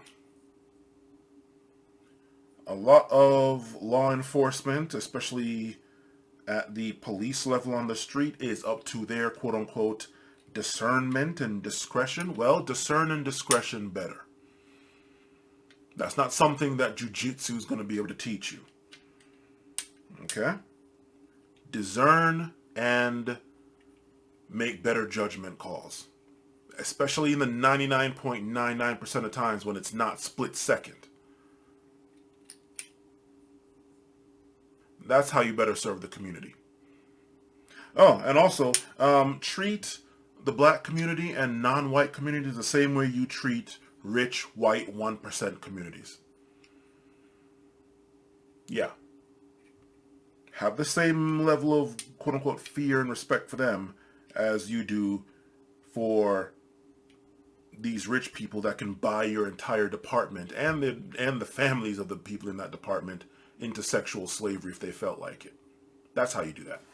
Post on the incident. I have lots that I want to discuss about it. You made a post on the incident, you know, really calling out what you saw as the injustice that took place in Minneapolis on Monday. And, you know, I really appreciate it because I know that as a law enforcement officer, that isn't easy to do. So I thank you. Why? Why is that not easy to do? Why is that not easy to do? After all, nobody likes corruption, right? Nobody likes the bad apples. If the bad apples are so small and they're being surrounded by nothing but good apples, then what's the problem? What exactly is the problem? Why it is so hard to do?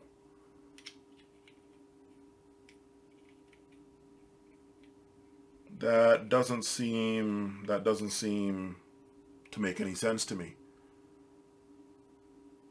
The only way that it would be hard to do is if it's majority bad apples and the good apples have to be in fear for their lives and the lives of their families. That's the only way.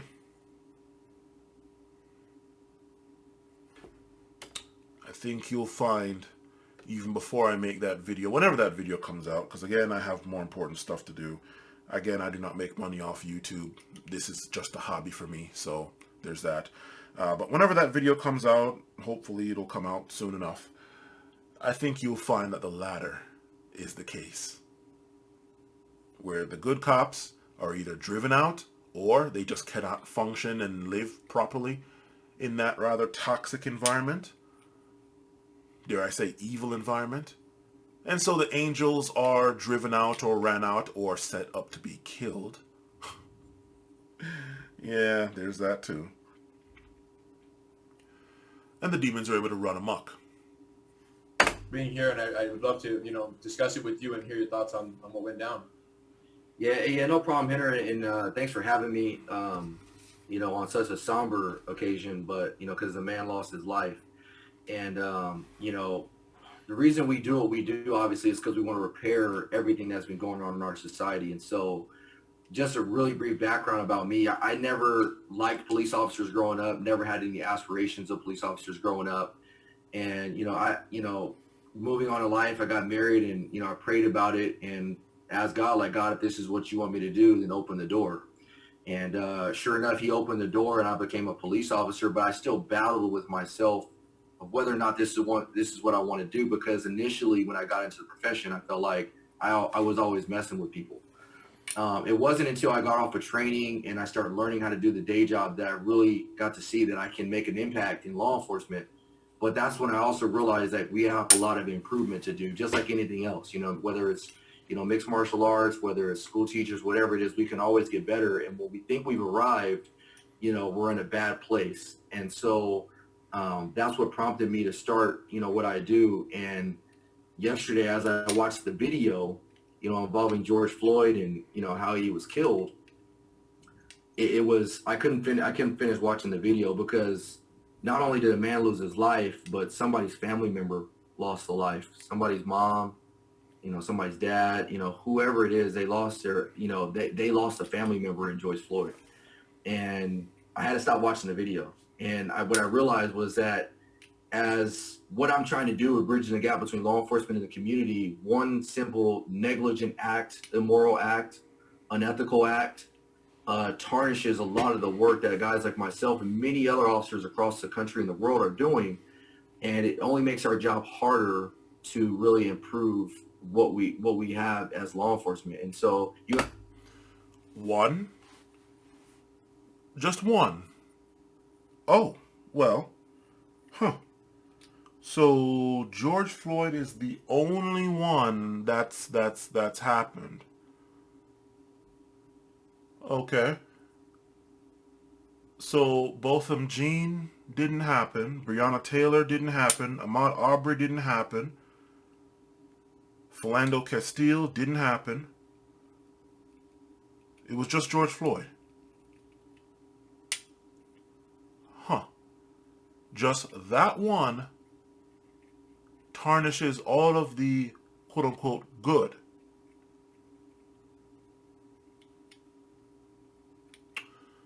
That one did not tarnish all of the good.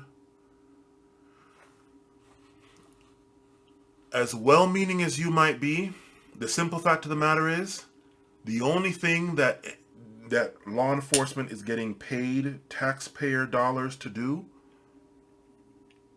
is to enforce the laws.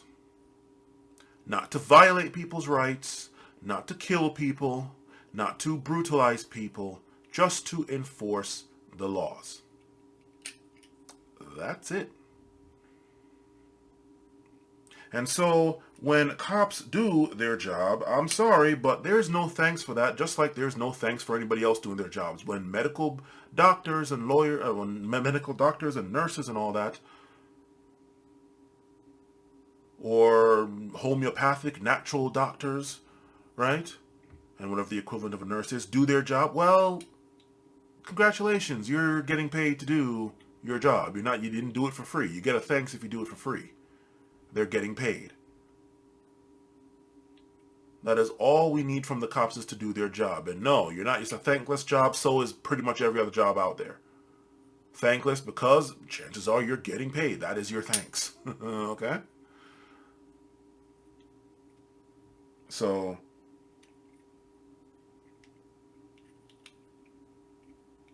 you all are getting bad press, not because of just one thing, but because of something that's been happening for, we'll just leave it to America, 400 plus years now. The only difference is now everybody has at least a 1080p at like what, 60 frames per second? Or 30 frames per second at the very least, right? Video to catch it. So we're seeing how much of it happens now. It's been happening. It's been happening. I had a discussion earlier, we'll talk about it a little bit later, but you know, my mindset, the reason I do what I do, the reason I call out the bad is because it's more of a global perspective. It's a future perspective. It's a perspective involving my son who wants to be a police officer and making this profession better. And so that's why I do what we have to do. Sometimes we have to go through pains, aches and pains in order to arrive at our destination. And, you know, even though I recognize that I probably do put a target on my back when I call other officers, it's the right thing to do. So my dad always told me, no matter what you do, always do the right thing. So now, I don't know this guy, and truth be told, I have not looked him up. I have not looked up his organization or whatever that is. However, perhaps he is doing good stuff. Perhaps he is. However, I am not quite sure about that. Why? Especially after I just went and said that I didn't look him up or research anything about him. Because I know what happens to the good cops that get that try to make a difference and try to make policing what it should be as opposed to what it is right now. They get killed. They get set up and killed. And that's as specific as I'm going to get about that. They get set up by their own and killed. Either directly or from up the chain. They get set up and killed. They leave because they just cannot function properly in that environment. It's just too toxic. The water is too toxic to purify and cleanse. Or they get driven out. If by some means they're able to stick to it, they end up getting driven out. So the fact that you're still a law enforcement officer and you're still in there for any significant amount of time makes me wonder about this organization of yours. And it's not like all of the good cops are just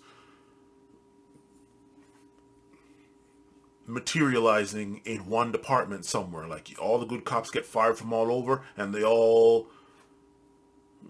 localize and reunite in, I don't know, Maryland, in DC, in Wyoming, in Maine. No. Okay? No. Bad ones get transferred. The good ones just get flat out fired. Even though union. Okay. So that's why I'm a little suspicious of your stuff, my man. Not saying that you haven't done any good stuff. Not saying that that what you made isn't doing good stuff. But considering how the good cops are treated by other cops, yeah. The fact that you're still alive and still here makes me wonder how effective is whatever it is you're doing. For me yesterday when I saw the video and, you know, the results of it, I felt like I needed to at least address this video. Thank you, man. I appreciate, yeah, it's a very unpopular kind of position and perspective. I know that with the number of law enforcement officers I work with very closely. And I take my job as a defensive tactics instructor professionally with departments all over the world really very seriously. I'm very proud of the work I do. I'm very honored to be in a position to help law enforcement. I'm proud of the work they do.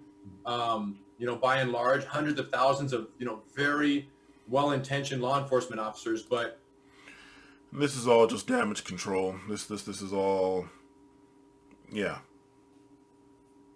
It's all just damage control. They're not looking good right now, and the fact that he's also ingrained or fused to law enforcement. And then again, his whole family was, ever since back in Brazil, way the hell back when his grandfather was probably a little boy. They've been really ingrained with law enforcement. His line is ingrained with law enforcement and the elites. The Oswaldo Fara line, yes, I do know the whole freaking history of these guys. That's why I'm able to talk so much of it. The Oswaldo Fara line is more in line with the people, especially the poor. But anyway, that's something else. You know, in this situation in particular, right, we have an incident where the police were called for an incident where a man was, I guess, a fraudulent check was being used. They show up and, you know, they get him in handcuffs. And I guess later there was footage revealed that he wasn't really resisting arrest prior to the cuffs being applied. And then the remainder of the footage shows him cuffed, prone, with, you know, 3 officers holding him down, 1 officer with the knee directly on his neck. And it's interesting because of my profession, at that point I get, you know, tons of requests for a breakdown on, you know, how the arrest could have been done more safely.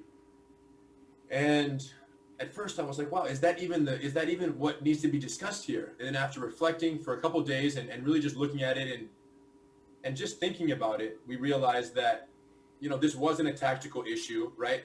And we know that because as we're watching it, you get to the point where the knee is on the neck, putting a lot of pressure for several minutes, and then the guy goes unconscious, right? And there were 2 other officers on the lower body, right, the torso and then the legs and the lower body of the subject when you see the camera angle and the photos from the other angle. So there was pressure being applied in many different places. So, you know, right, physiologically, we don't know exactly what happened, right, whether there was drugs and alcohol or any other things.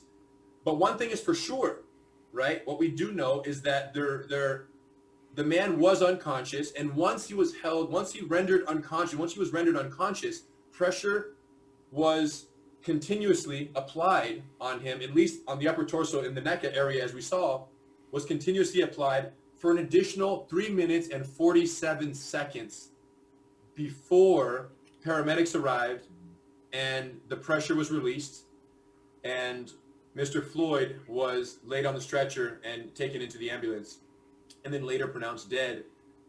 And when I see that, and you know, I'm not a police officer, but when I see that, and I think when the rest of the world sees that, it crosses a line, right? Whether a knee in the neck is appropriate or not, right? In our defensive tactics course, we teach other positions for the knee. Knee on the thoracic vertebrae, so you avoid putting it directly across the neck. Many departments don't allow that technique, and we teach alternatives to that.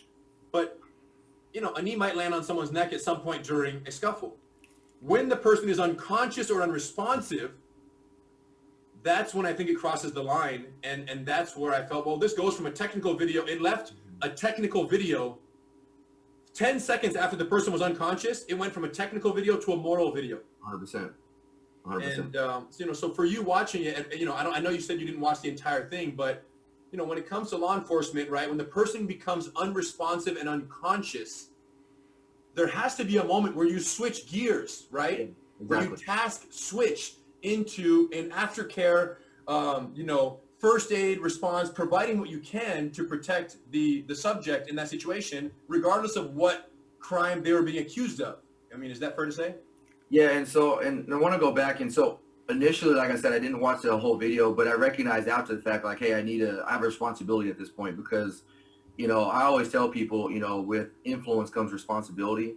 And one of the biggest things that frustrates me online is when you have a lot of people with major followings and stuff like that, but they don't consider it as a responsibility. So they'll go out there and just post whatever, not even realizing that people are, you know, they're taking that information and taking it as bond. And so I realized, like, hey, I have a responsibility to go out there and at least watch the rest of this video and gather as much information as I can before I spoke out. And so, like you said, you know, it transitioned from a tactical to a moral thing. And what I need you guys to understand is, like, we deal with situations like this all the time. As a matter of fact, on Monday, I had a very similar situation where we took a guy into custody.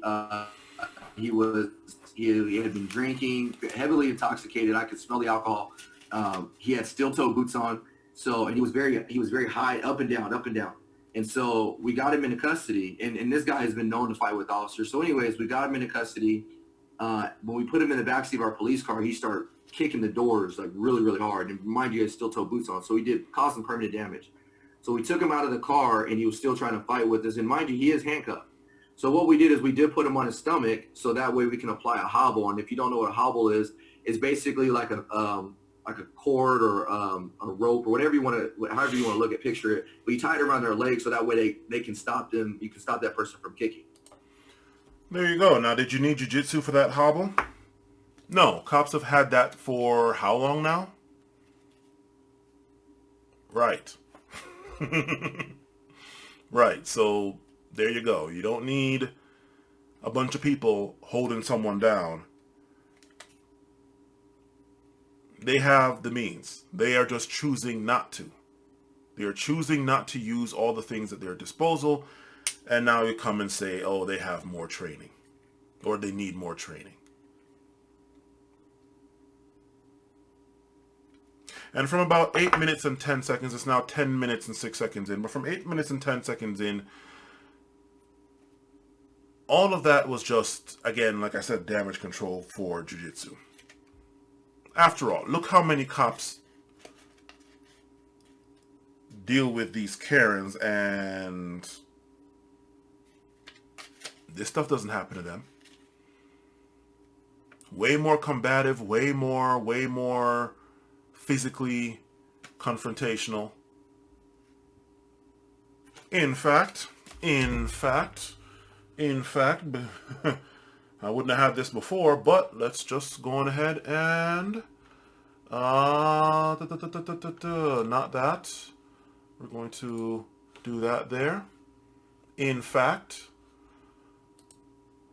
let's see now. Or indisputable. Nope. What the Jesus Christ, this thing is annoying. What is all this? Johnson, why are you naked? Because my t-shirt sucks. Look at you. I fucking swear I hate this shit. Indisputable.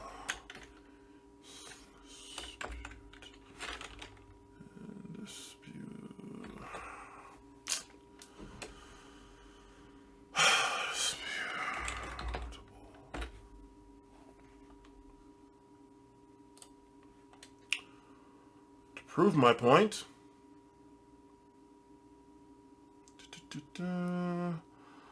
Where is that?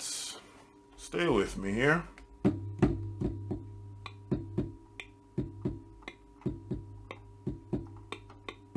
Here it is. Right here. Watch this.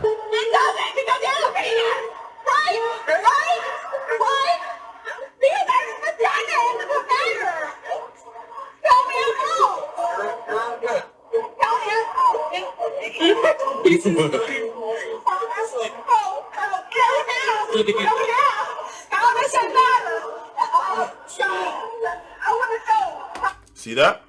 You see all this, right? That never got brought up in the conversation. You're not going to touch me.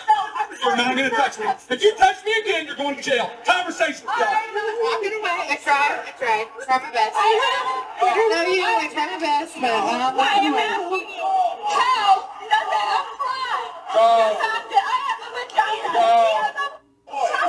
Go away. Go away. I'm not touching you. I'm asking you. I'm asking you. I'm asking you. I'm asking you. I am asking you. I am asking you. I am asking. You have two cops there. She just quote unquote assault. They choose. They have the discretion. They choose.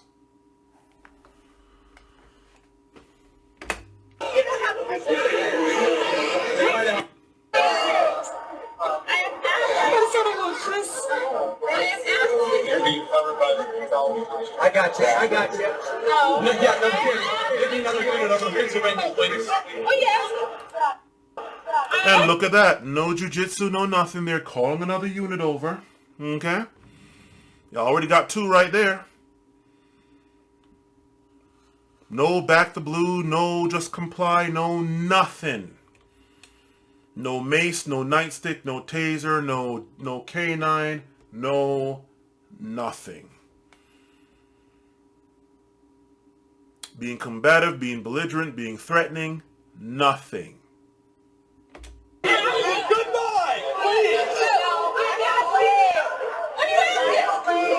Now 3 cops.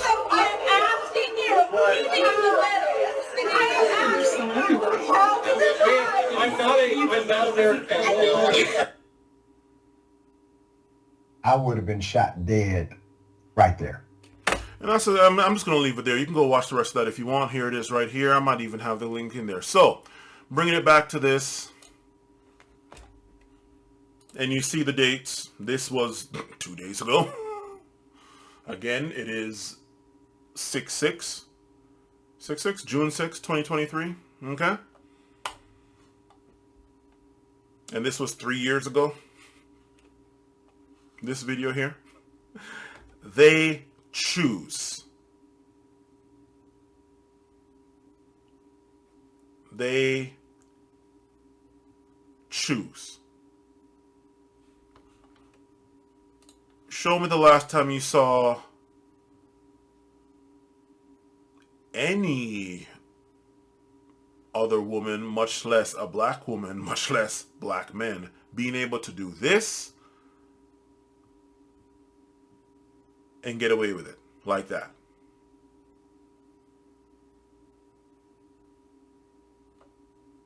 This is now the second video. Remember earlier in this video that you're watching where I showed that one guy threatened the cops? We're gonna stick our dog on you. I will shoot your dog. You're gonna shoot me on double blue? Red eye! Red eye! Remember that? Okay. They choose. So as he's down on the ground, he does say, hey, look, I can't breathe, or, hey, you know, I'm hurt. And, you know, what we have to do when considering this George Floyd video is that we have to rid all the excuses first. We have to get rid of all the excuses. And one of the excuses that people will say is that, well, as officers, people lie to us all the time and tell us they can't breathe or they're hurt, and they do that as a tactic to get away or escape. We got to get rid of that excuse for this video because it doesn't apply. Like you said, you can see clearly when he goes unconscious, and at that point in time, you can see there's a lack of care by the officer that's on his neck. So going back to my situation, the moment somebody tells me that they can't breathe, we still have to treat it seriously, whether or not it's real or fake. Because I don't want to be that officer that is in a situation, but because I thought he was playing or thought he was lying because he's trying to get out of the situation, that I didn't check on his well-being. We still have an obligation of checking on that subject's well-being, and it could be as simple as putting them in a position of comfort, which is rolling them on their side, so you at least allow that airway to open up. Put them in the back of a police car. If he's spitting at you, because that could be an excuse. Well, he's spitting at officers. Put a spit sock on him, which is it's like a net that goes over your face. It's a breathable net that allows you to breathe, but it allows you not to spit on it. There's so many different other options that we do or we can do. So that way, if they say, hey, look, I can't breathe, I'm hurting, we can get them into a position so that way they feel better.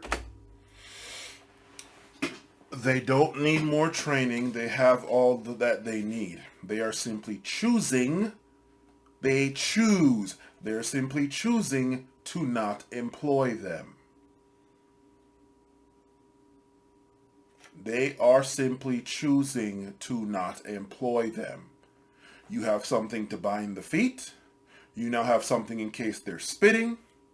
You can roll them on their side or maybe even roll them up. I mean, that might crush their hands if they're handcuffed. Okay, whatever. Whatever the hell. Okay?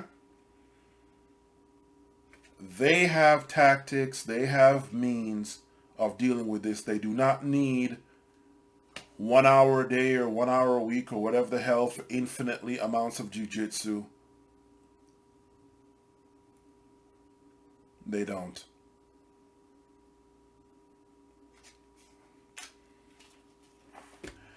If all cops treated everyone, and God forbid black people as well, right? The way those cops in that one video where that guy threatened to shoot them, right? Treated that guy, and the way this cop treated this woman, we wouldn't be having this conversation. We wouldn't.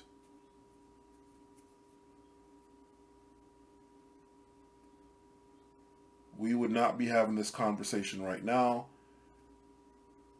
if cops treated everyone the way they treat those two white people.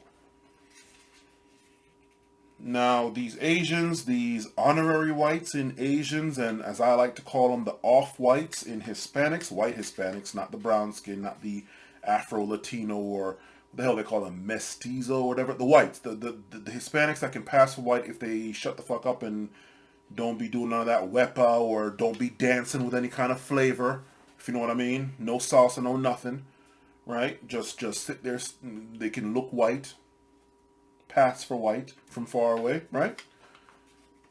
Those off-whites,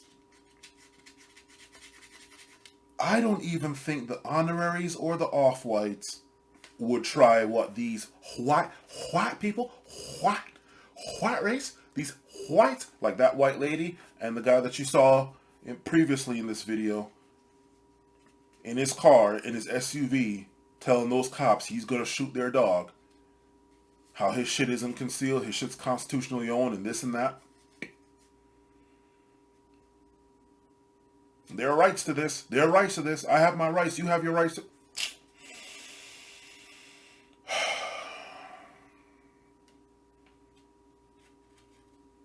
Asians wouldn't even try this, and they're probably the ones most likely to get away with it. Followed by the white Hispanics. And I bet you they wouldn't even try that shit. Anyway. The other thing we have to realize is that there's something that's called excited delirium. And I don't know if other agencies across the country are taught this, but I can tell you that a lot of agencies here in Southern California are taught what excited delirium is. And it's Southern California is where you're at. I think I just got my answer to some questions that I had in my mind. I think that goes a long way to explaining a lot of things. All right, let's keep going. excited delirium is essentially, where a subject goes into, their body starts overheating from inside and they start kind of going crazy. And it could be attributed to PCP, methamphetamine, drugs, whatever it is. And their body literally starts to overheat. And so I've gone on situations where I can see a person experiencing excited delirium and they can't breathe, they're overheating. And immediately what we do is we roll them over, we sit them up, we get them to breathe, and we try to get them as much air as we can and wait for EMS. Oh, so it's almost as though you have the training. The one thing that anyone would need in a situation like that, or in any situation where you have an encounter with law enforcement, is the ability to breathe. Don't need to eat anything right now. Don't need to drink anything. Hopefully you're not in the middle of needing to take some meds for whatever condition you have. But you do need air. And it seems, based on what you're saying, you're able to see that. You were able to notice it. It's almost as though you already had the training to do that. And Gracie Jiu-Jitsu had nothing to do with that. Nothing at all. It's almost as though, because it is, that cops have all the training that they need. They simply are choosing to not do certain things. Hence the reason why every 2 seconds we keep hearing, oh, they did this against policy, they did that against policy, this against policy, that. Okay. If George Floyd was turned to his side, this video probably wouldn't even be up right now. Probably wouldn't even be up. But hey. Watching this video yesterday, none of that happened. And that's what was so upsetting, is because it almost looked like there was a lack of concern. Almost? Almost? After... almost? You just admitted that you watched the entire video and now you're coming with almost? Goes a long way to explaining a lot of things about some questions I had in my head. By the officer that was on his neck. And as officers, we have an obligation that even if he was resisting, because that's another excuse. Oh, let's just say he was resisting. Even if he was resisting, at the moment he is not physically resisting you, we have an obligation to preserve life. Preservation of life is priority. I don't care if you committed a murder. I don't care if you committed a rape. Whatever it is, I still have an obligation to preserve life and leave it up for somebody else to judge. That's not my judgment call out there. And so the upsetting part is where they have this lack of concern, and you literally see a person pleading like, I can't breathe, and then he goes out. And I think the worst part about the video is once he goes out, he still keeps his knee on his neck. He doesn't check. If I'm quote me if I'm wrong, but I don't even think he looks down at him. And so that's what's so hard to watch, and it's just upsetting because I know the work that we're doing out there. This is not a reflection of majority of officers. And that's irrelevant. Okay, we're not talking about cops all over the world here, so that's completely relevant. Black people all over the world don't report having the same amount of problems with cops as here in the U.S. Even though, we're not going to say that the UK doesn't have their problems and other places, but yeah, they don't. Not focusing on cops all over the world dilutes the real or supposed good ones in other countries versus the bad ones in the U.S. It skews the average. Okay? So let's just focus on the cops in the U.S. Not even in the Western world, although a lot of this could probably go with them. Let's just focus on the ones in the U.S. Okay? Tell you that. I work firsthand with a lot of courageous and phenomenal officers around the world, and this is not a reflection of our profession on a whole. Thanks for sharing that. Yeah, it was very... Yeah, well, we'll go with that logic. However, once again, why is it that so many of the good cops get driven out, get set up to be killed, or are just not able to survive in such a toxic environment if, in fact, it's just a few bad apples and the majority have not been tainted with the rot yet?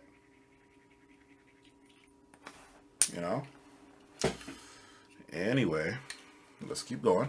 Very tough to watch and listen as the people on the sidewalk one lady identified herself as, I think, either a firefighter or a fire department in Minneapolis employee, one or the other. She worked for the fire department. And the officer who was standing there verified that. You work for Minneapolis Fire? She said, yeah, Minneapolis Fire. Give me a pulse. Check his pulse. Yeah. And there was no consideration. And you can, and checking a pulse is as simple as putting 2 fingers on the carotid. You can check it on the wrist. There's so, and that's what's so frustrating, man. Is like, I've been on situations. So when people try to tell me and other officers that, hey man, like I just got a message right now saying, hey, even though, I understand what you're saying, but we still haven't got all the facts. It's like, trust me, there is a time and place to gather all. You just got that message just now? Really? Okay. If it was on your cell phone, you could have held it up. But, okay. We will trust you. Alright? Even though it did look kind of suspicious that you just got a message, you couldn't have just looked down and read what he or she wrote. You had to look up like you had to remember the message even though you just got it. But okay. There have been situations that I've been personally put in that you need the entire facts for you to understand what it is and why I did what I did. But this was not one of those situations. And we have to, if we want to improve law enforcement, if we want to improve the bridge that we have with the community, we have to be able to call a spade a spade. And I know it's hard. One of the things I talked to you about earlier is that. Why is it hard? Again, why is it hard? Why is it hard for an angel to be an angel in heaven? You mind telling me that? It might be a little difficult to be one in hell. Okay, fine.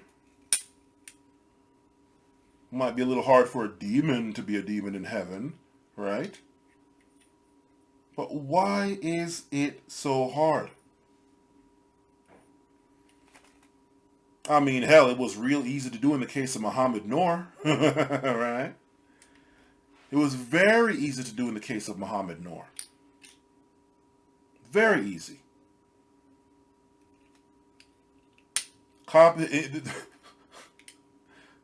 Muhammad Noor was not even worried about his life. He was worried about the life of his partner. In the only situation that I can think of out of all of these cop situations that started from Trayvon Martin straight up till now, that one situation where that cop shot that woman, and the whole situation about it, he didn't try to run, he didn't try to hide, he followed along with everything. That was the one situation out of all of them. Every single one. From Trayvon Martin till present day, whichever one is probably the most recent one. As of today's date, of when you're hearing me talk right now in this part of the video. 6/6/2023. That was the only situation where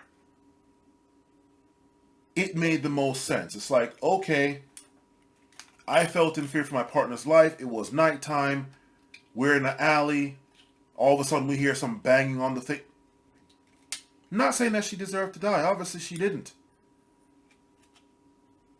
But it was the most understandable out of all of these police killings. It was the one that made the most sense. Nothing seemed to have been hidden. Muhammad Noor didn't try to hide anything, it seemed like. And they got his ass and put him in jail immediately. They had no problem doing that. Now, I wonder if it's because... And actually, I wonder if it's because... perhaps white women are immune. In the case of Muhammad Noor, he's Somalian. He's not a white Somalian, he's a black Somalian, not a non-black Somalian, but he's Somalian, okay. African, black. And the woman was some white woman visiting from Australia. There was no Blue Lives Matter. There was nobody in the comment section like there's in the comment section of this video. And this is what makes me kind of also not trust, people in the comment section of not only this video, but a lot of other of these Gracie videos, right? Especially dealing with these Gracie breakdowns of law enforcement interactions. If you know what I mean. Maybe there's just something that white women are untouchable, even to white cops. Maybe, I don't know. But they got his ass, they threw his ass in jail. I didn't hear any police union have any problem with that. I didn't hear any cops coming to support him. I didn't hear any Blue Lives Matter, nothing. So, again, why is it so hard? It was not hard at all in the case of Muhammad Noor. The same cop that he was trying to protect his partner threw his ass under the bus, talking about he acted too hastily or too rashly or whatever it was. And yet it was his life that Muhammad Noor was trying to save, not even his own. Okay.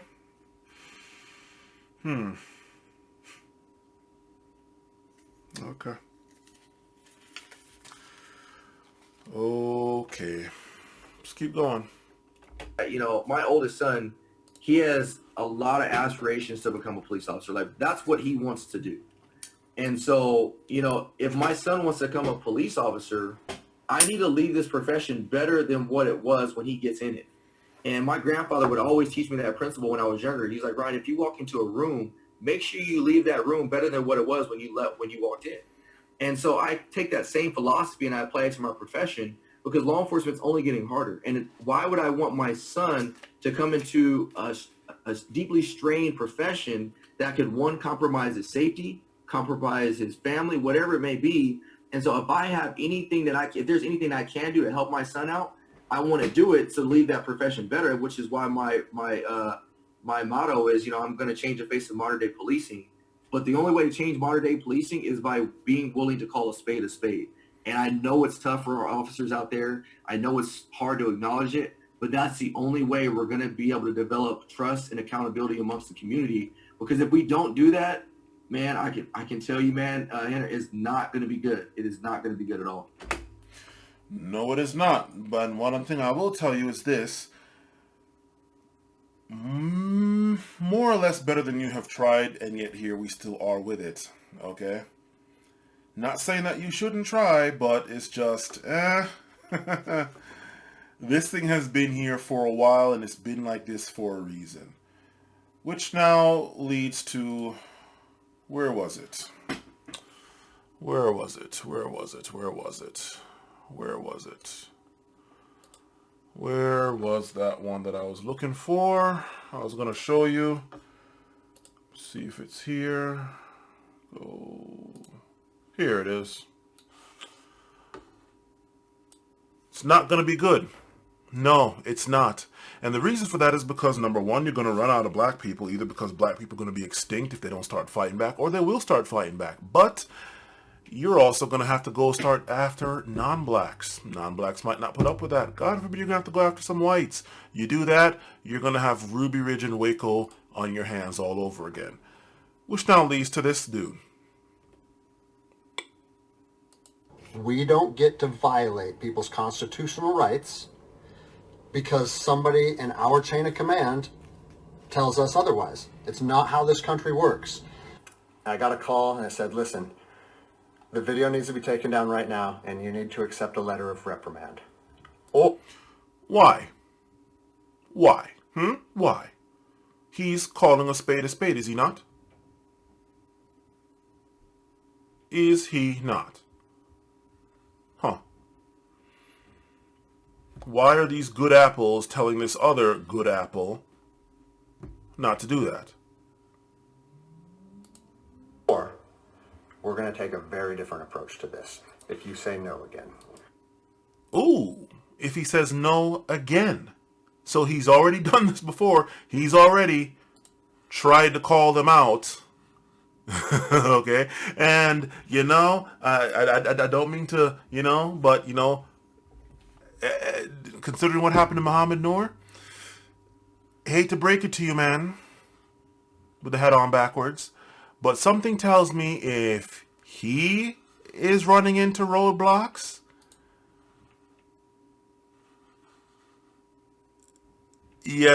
feel me?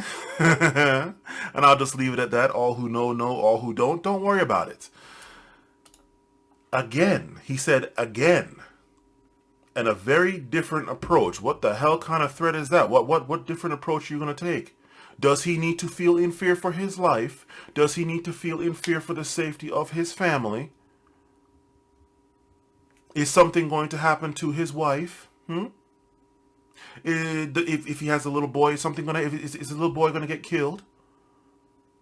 If he has a little girl, age irrespective, is something, if you know what I mean, going to happen to his little girl?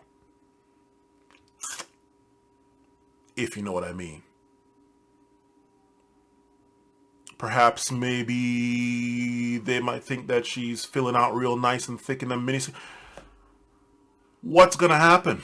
What different approach is going to happen? Does he need to feel in fear for his life and his family?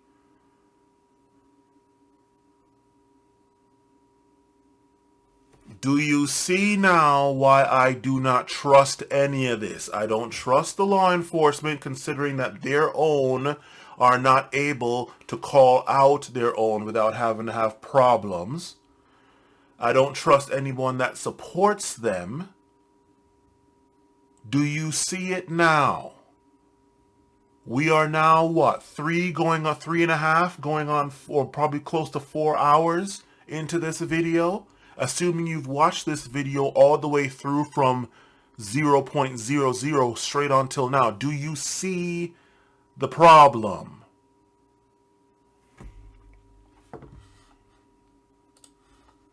I'm not going to play this whole thing. As a police officer, I'm compelled to make this video. I've been in law enforcement.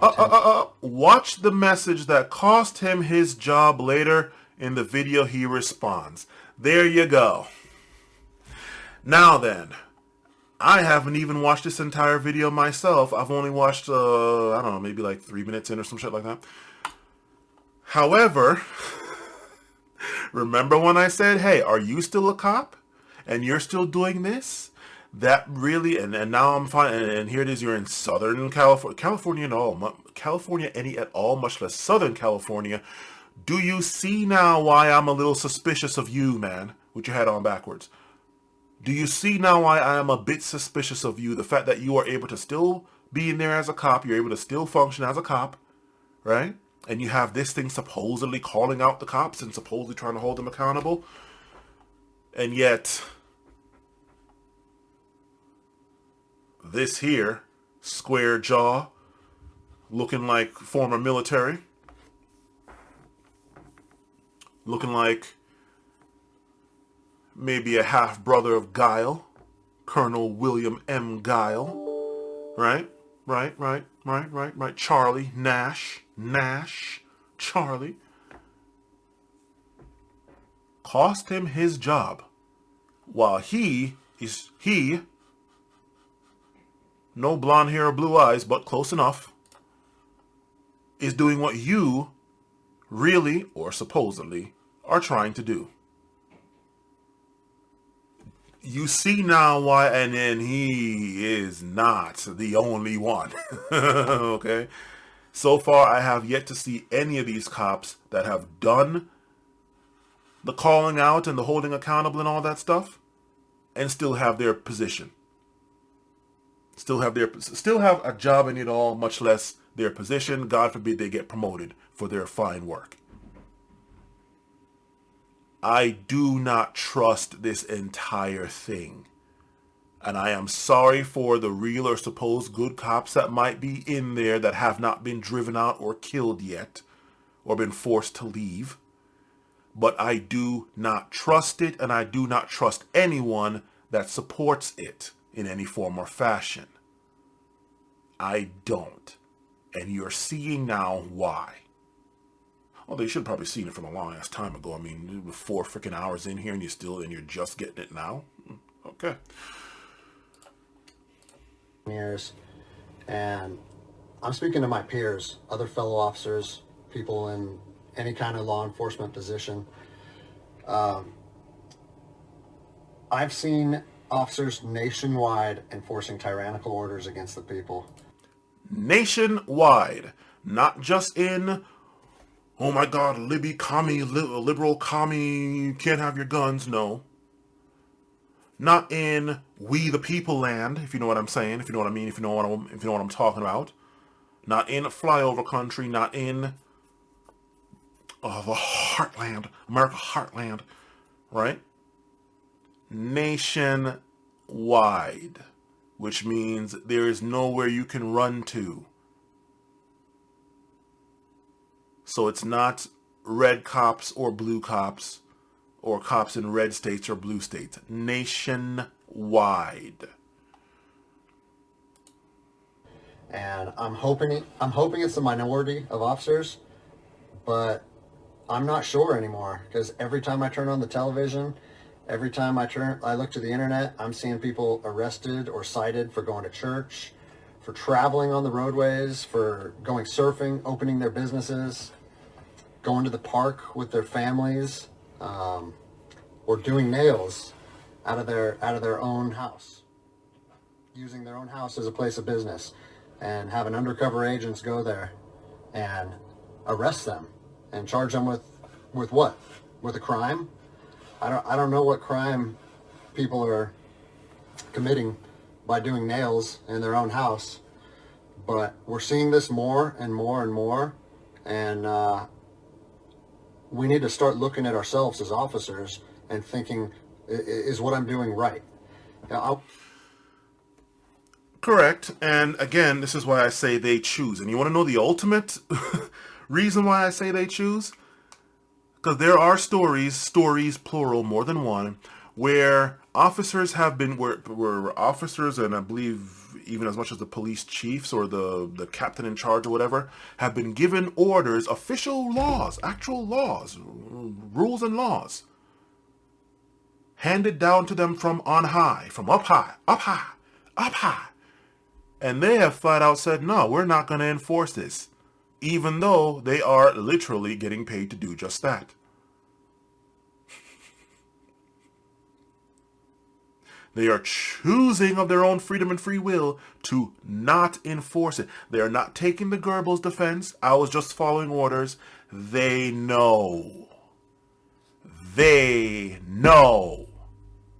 They know. They can choose to or they can choose not to.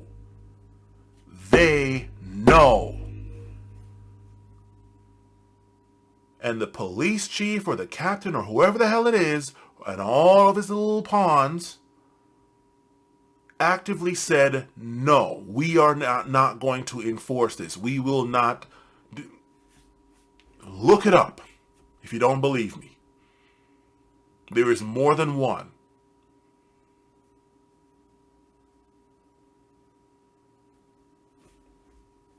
So if you think that him saying this, that the cops can't do that, they just have to follow orders, whether they have to or not, there's nothing physically forcing them to. Let's just say it's illegal for them not to as cops. There is something that is above the law. And in the United States, the one thing that's above the law, well, apart from rich people and just people with a lot of money and power, is free will. You have the free will to go and kill somebody, even if it's illegal. You have the free will to go and speed, even though that's illegal. You have the free will to go and knock somebody out, even though it's illegal, in a non-self-defense situation. You have the free will to go and rape a little kid if you want to. 5-year-old girl. You have the free will to do that, even though that's fucking illegal.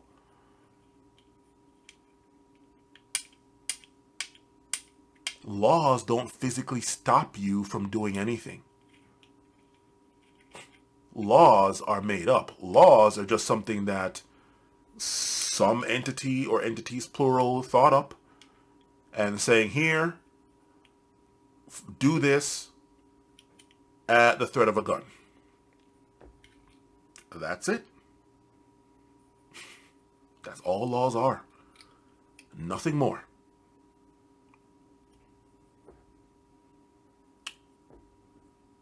Anyone can choose to follow the laws or choose not to. And the only reason why all this stuff stays in place is because enough choose to versus the ones that choose not to. Okay? And much like what this guy warned, this guy is also warning too. Things are going to get a little strange. Things are going to get less, double plus on good. This is what is all I'm going to say. For anybody who knows where that came from. If things continue the way they're continuing. Okay?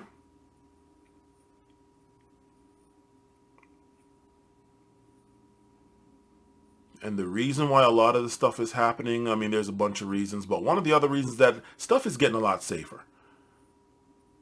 And this was something that I went and wrote actually in one of my classes just passed in the past semester. I was dealing with digital, what the hell was that topic? It was some topic, cybercrime in the future or something like that, or whatever the hell it was. And the one thing that actually I probably could pull it up here. In fact, I'm here. This video is already a day long anyway, so what's a few more minutes to go through to go to the server and pull that shit up? Hold on. Let's see what we got here. Boom.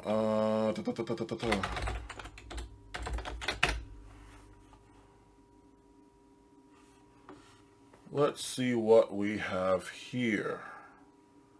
Let us see what we got here. Let's see here. let's see what we have here. 1 second, stay with me. Well, you're probably going to stay with me if you've managed to make it this far.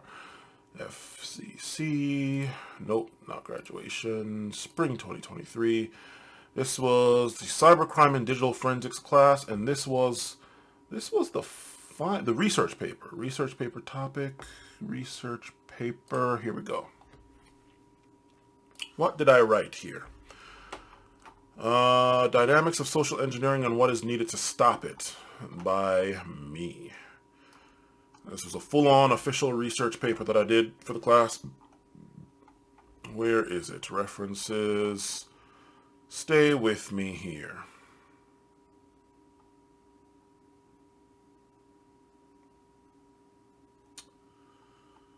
Was it this? Was the... Right here. The reason, quote, this is quoting me here, the reason why this was demonized as a fairy tale solution is not because it would be so hard to get the mentality of the planetary population of humans to align with it. That seems to be happening organically on its own with talk such as universal basic income, resource-based economics, and the like. Even more so with the now common knowledge amongst even the most computer illiterate that computers and artificial intelligence is coming to replace them. The main reason why this is a fairy tale solution, and of course you'd have to read my whole research paper to know what I was talking about as far as fairy tale solution, is that with zero want to do crime and there being zero crime, everything from fields of study based in crime to law enforcement at all levels to for-profit prisons to militaries would be null and void irrelevant and cease to exist. There would be a loss of money that that section of society generates, which wouldn't matter in a system with zero crime. The problem is the loss of power, as history has shown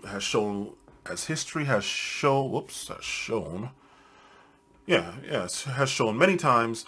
The ones that have the real or supposed power rarely, if ever, give it up willingly. It's therefore in this section of society, this is the legal system and the law enforcement entity of the legal system, and the government. It is therefore in this section of society's best financial and power-based interest to keep all crime alive, if not healthy and thriving.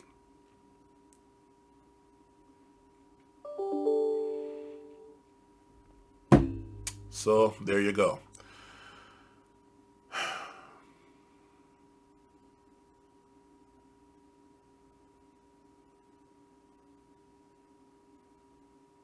And I suppose people are going to want to know what the hell that was in regards to, so fine. This was under the section of my research paper, Prevention is Better Than Cure. This is where the two solutions play out. The fairy tale solution, which is the ultimate solution that one and all should be striving towards, is as follows. All crime currently done on planet Earth are done by humans until fully autonomous AI gets out of beta stages, at least. The reason why most non-white collar crimes happen is due to some economic disparity. If everyone has or has not, there's no reason to want what the next man has, since either you can afford it as well and don't need to risk any illegalities, or they don't have it just like you. When white-collar crimes are added in, the same applies, however, now it's between companies, governments, nations, or some combination of them. Usually when an individual commits a white-collar crime, it's again due to some economic-based cause, whether their own or someone else's, of which they were hired to carry out. There are political reasons as well, however, when analyzed, revert back to money via geopolitics, natural resources manipulation, social politics, etc. The quote-unquote simple way to stop all crime as a result, cybercrime and social engineering, that was the main topic of my research paper, is to have a world that is equal in terms of the basics of life. This means one and all have access to, for free, food, clothing, shelter, knowledge, and freedom to do what they choose to do. freedom to do what they choose to do as opposed to what they quote unquote have to do, because humans are the only living things on the earth that have to pay to be here.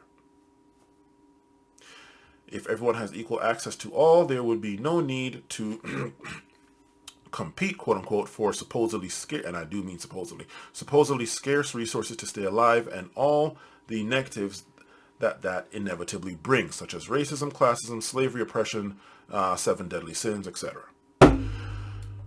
All people will be too busy being able to do what they want to do because they want and choose to do it.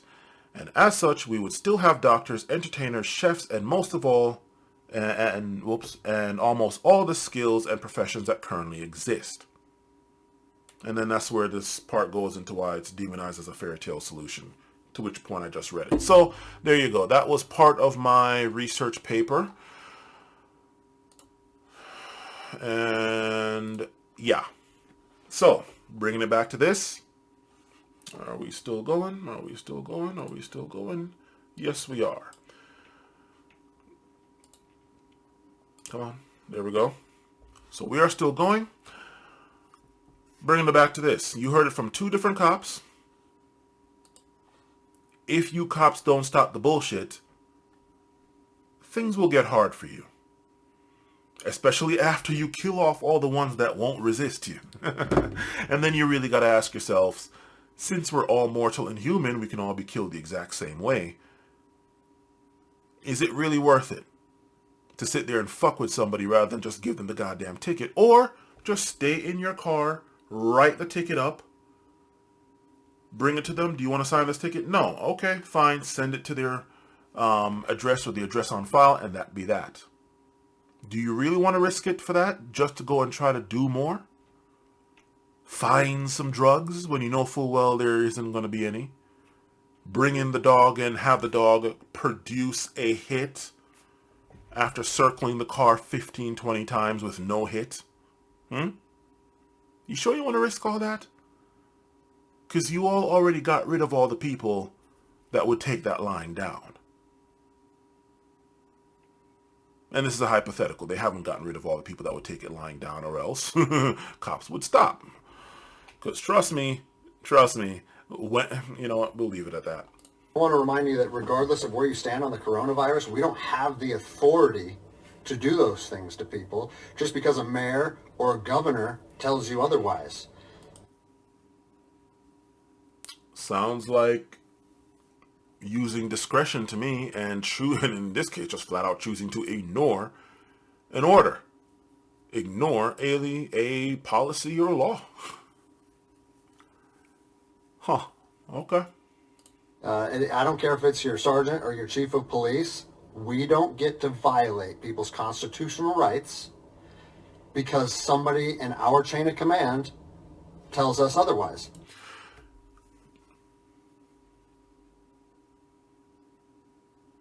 I don't even need to say anything after that, so we're just going to let him talk for a little bit longer. It's not how this country works. Those are de facto arrests. You know, we're violating people's rights and taking money from them, or even worse, arresting them and depriving them of their freedom when they are exercising their constitutional rights. So let's talk about that. Let's read something right here off of the Declaration of Independence. All men are created equal. Among these, we have the right to life, liberty, and the pursuit of happiness.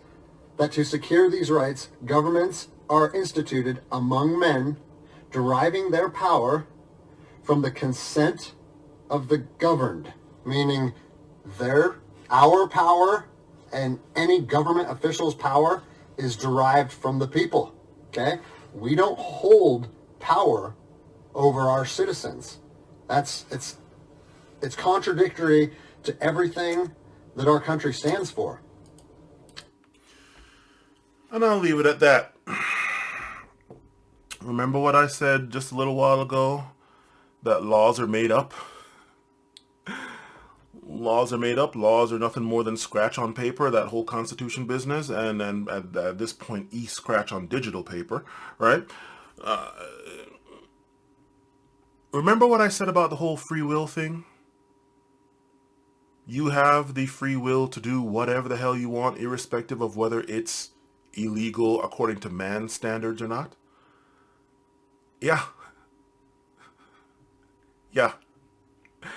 And so, again, when you run out of all the people that you can do this thing to, cops,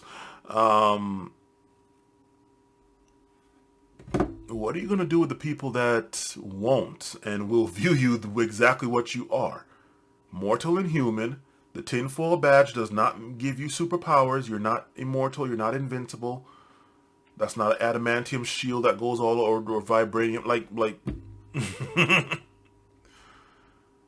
And that's the thing that kills me too, because okay, maybe cops' protections or cops' identities are protected such that you can't look them up immediately. Then again, maybe it's not. And with the way security breaches and hacks are going now, your identity is somewhere. And if it's one thing that I know about the government, especially the U.S. government, is to national, from what I've heard many people talk in Uber, and we're talking people that actually know because they work with the government and they work in the cybersecurity field of the government, that shit is not the most secure shit out here. Certain areas of the government are not secure, and that's at the federal level. So at the state and local level, a lot of these places are still using freaking DOS type shit. All right. If any group wants to get your locations, cops, where you live, who your family members are, they can get them. Especially at the state and local level. They can get them. Right?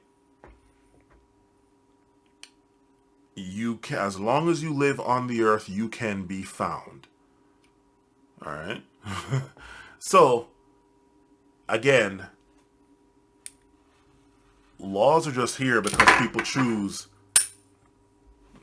to follow them. That's the only thing that gives these laws their power. And when you run into the people that not only aren't going to follow the laws, but have the means to resist you, the amount of times I've seen where these right-wing white supremacist groups were more heavily armed and armored than the cops, and so the cops didn't try it.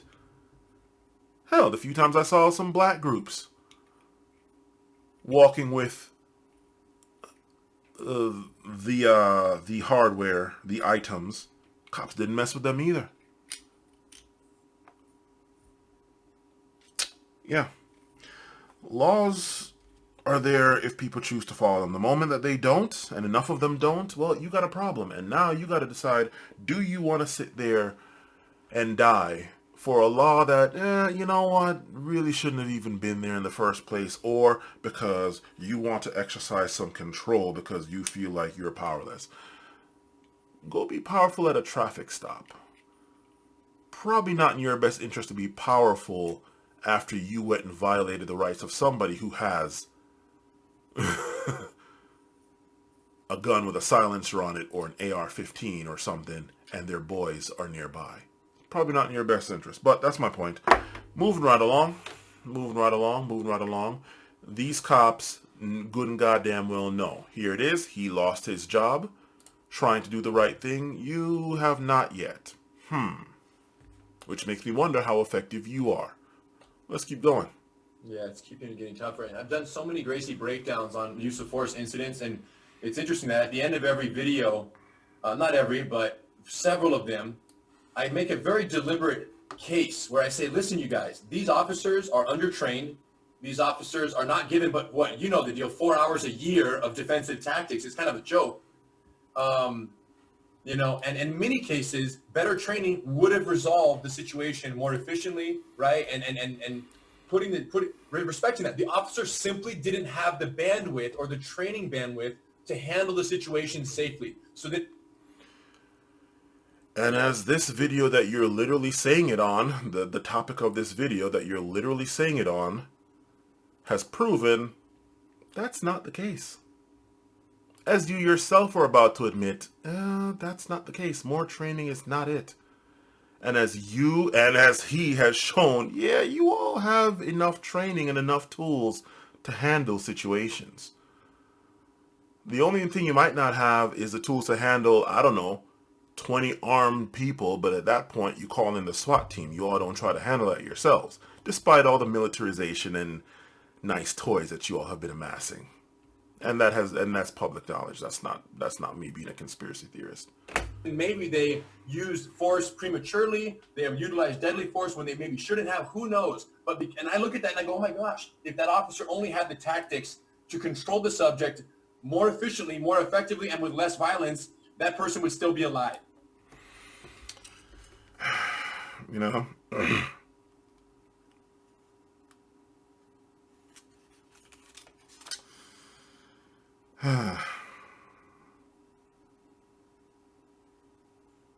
Wrong, you know, wrong.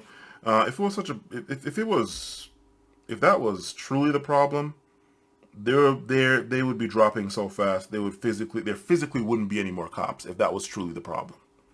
Okay? Simple as. That's not it. It's not. Cops do not have them the most dangerous and deadly job. That goes to construction, especially when you look at deaths by profession. Construction has the most amount of deaths. Okay, if I'm not mistaken, military is either second or third. Law enforcement doesn't really come in, if I remember that study right, until like 5th or 6th. So there's 4 or 5 other professions that are far more dangerous and deadly, with construction being number 1. And that's in today's day and age, despite all of the safety and advancements in safety that construction has.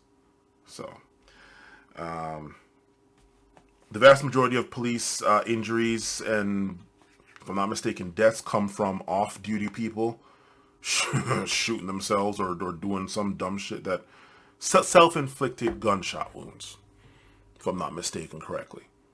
Not, or something not while on the job. But anyway.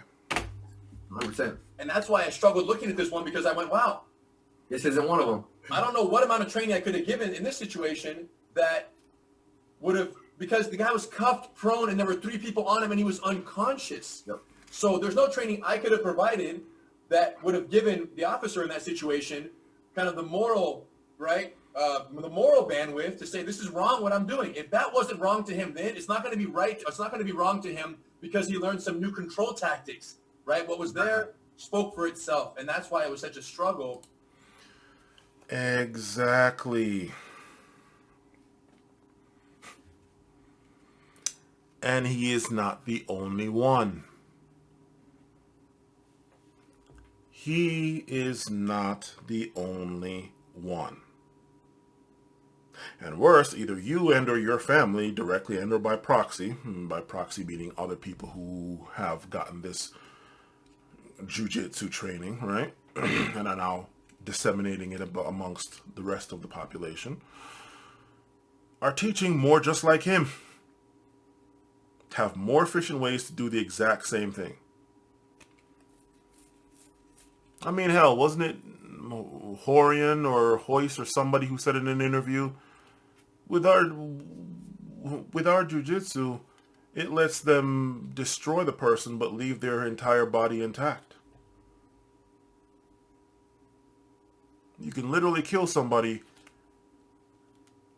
or leave them maimed for life, and I'm paraphrasing here, but leave not a scratch on their body. Yeah. Anyway, I need me a little break. We're going to get through the rest of this when I come back from the gym. I will get through it today. I'm not going to get through it next year, but I need me a little break. Okay? Yes, we're back. We are back. We are back. Right. So, as I've been saying so many times before in this video, the FBI has released, it's probably got to be close to 2 decades now, admitting white supremacy has infiltrated all levels of law enforcement, and now they have not found a way to rid the rank and file at all levels, national, state, and local, of this white supremacist entity.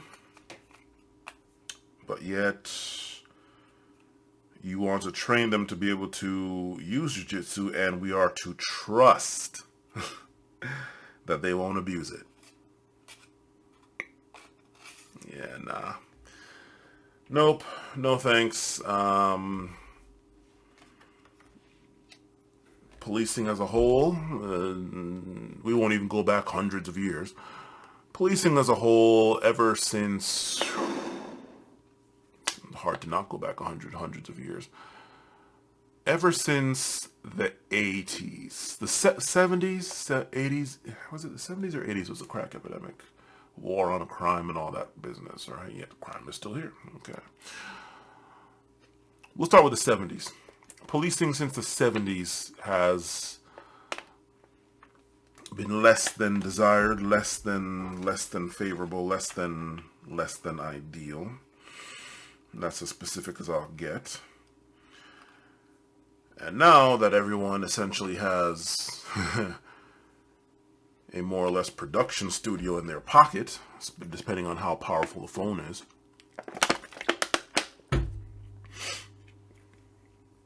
we're now getting to see it.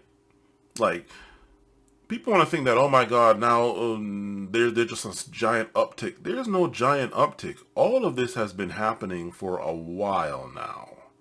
A while. It's just now it's impossible for people to say, no, it's not happening, or to wait on the news. Maybe back in the 90s, 80s, 70s and all that, you had to wait until the newspapers came out and it got filtered to say whatever the hell, if it said anything at all. Now, that's impossible. It is impossible to cover it up so easily now. Okay? So, let us keep going.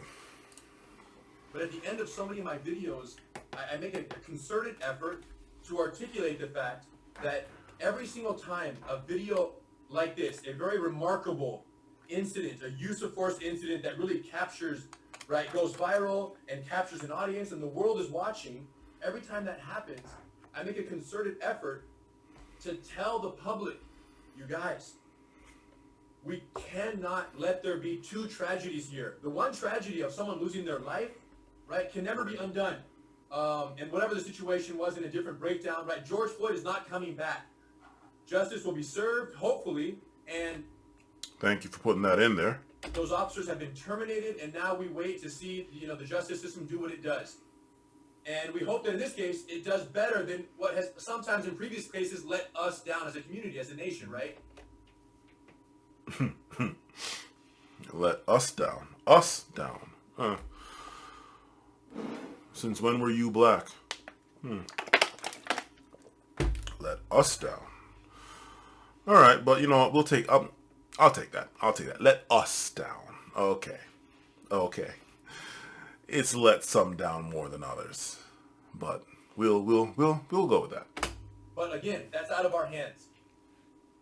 I always remind the public, don't let there be 2 tragedies when something like this happens. One, the incident itself.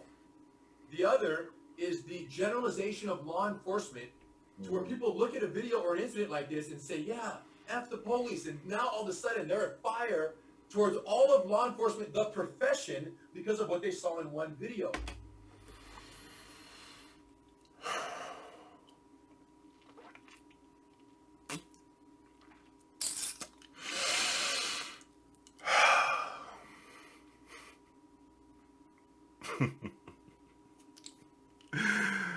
Do I even need to say it? I'll say it just to have completion. I am one of those people in video games that likes to do everything. I believe they're called completionist, is what I just recently found out. do absolutely every possible thing there is to do. Get every single weapon, every single item, everything. There's literally nothing else that can be done in the game. I'm one of those people. Okay? Final Fantasy trained me on that. 7 to 12 or 13 or whatever it is. Anyway, so to be a completionist here, I'll say it.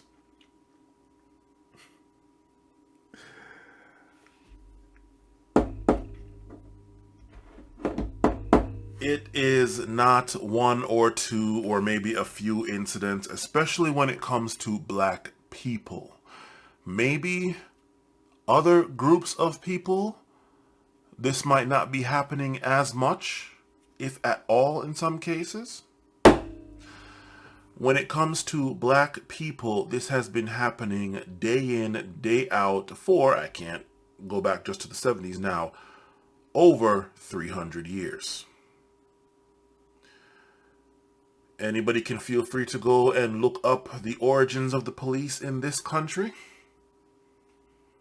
Perhaps even ask yourself, what were they doing as far as crime before the police were the police in this country? Okay, this country being the United States of America. Okay. It is not one, two, maybe a few.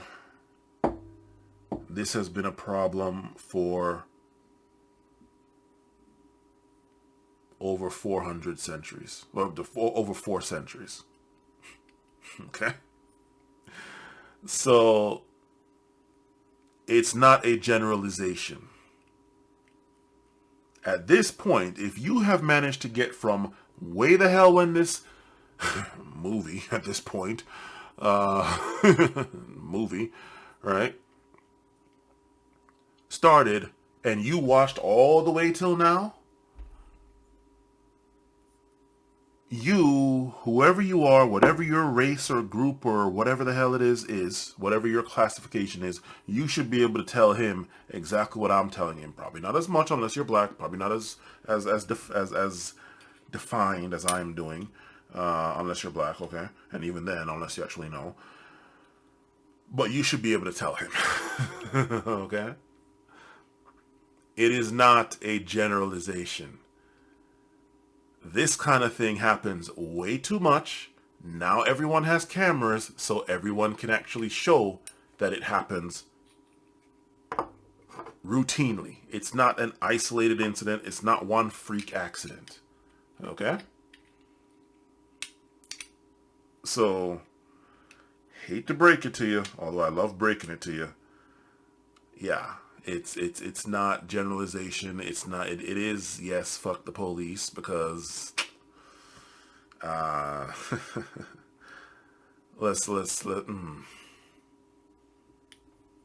Supreme Court says they're not obligated to actually protect us when they need to make quotas. Shit. Oh man. Look, you full well know what the hell's going on here. You full well know. You've been around law enforcement enough, so... And hell, you need to protect your paycheck. You need to protect your check, so you can't be seen being less than favorable to the cops. I get it. However, this is where I come in to set it straight. You protect your business and your paychecks and whatever else, okay? But anyway, it is not a generalization. It is backed up by historical fact, and now it is backed up by a fucking 4K video. So, moving right along. And what's interesting is I was prepared to come here today, and right, because it's intriguing. Why is it that when a police officer or police officers, right, multiple cases over, right, that go viral over the course of the years, why is it that when these cases go viral, the profession is attacked by everyone so enthusiastically, whereas, let's say you get teachers, school teachers who, right, have inappropriate relations with children. Nobody says anything. No one says, hey, we hate all teachers. F this Teachers Administration of America. They don't say that. And when doctors are convicted of malpractice, right? Let's just say very inappropriate malpractice, conviction against doctor or multiple doctors over a period of time. We don't say, hey, we hate doctors as a society, right? Or my personal case, jiu-jitsu or martial arts instructors who, sexual assault on one of their students, and it's on camera and it's obvious, or it happened and a conviction is made. And then you go to the industry of martial arts and, why is it that no one says, hey, all of martial arts is bad? All of a sudden, I still have a great reputation, even though many of my martial arts people in my industry have done terrible things to their students. I don't take the rap for it, but somehow law enforcement, when anyone does bad, everyone is bad. Yeah. And it really bothered me, this reality that policing as a whole was subjected to. And I was prepared here to come today and ask and really make that same plea to say, guys, this is a tragedy, but let's not let one tragedy be two tragedies. I'm gonna stop him right there.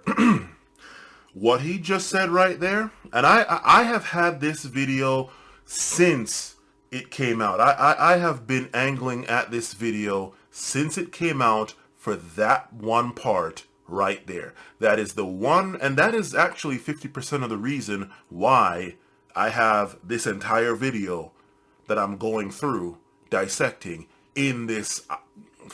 Got to be at least 4 hours now. Probably going to be 5 hours before it's done. Saga of a video, the longest video I have ever done.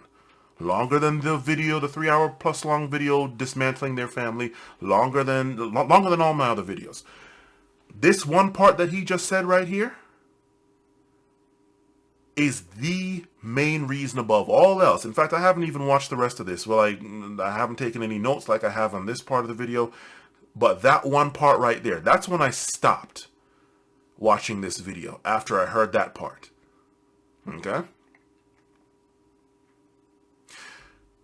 And that one burned in my mind, and I have been angling at this video since 3 years ago. 3 years I have been angling at this video for this one part. And I've always wanted to go at this video just by itself and get to this one part and grill him for it. And I'm going to just now. But I've held umbrage for 3 years, over 3 years, since first seeing this video for that one part.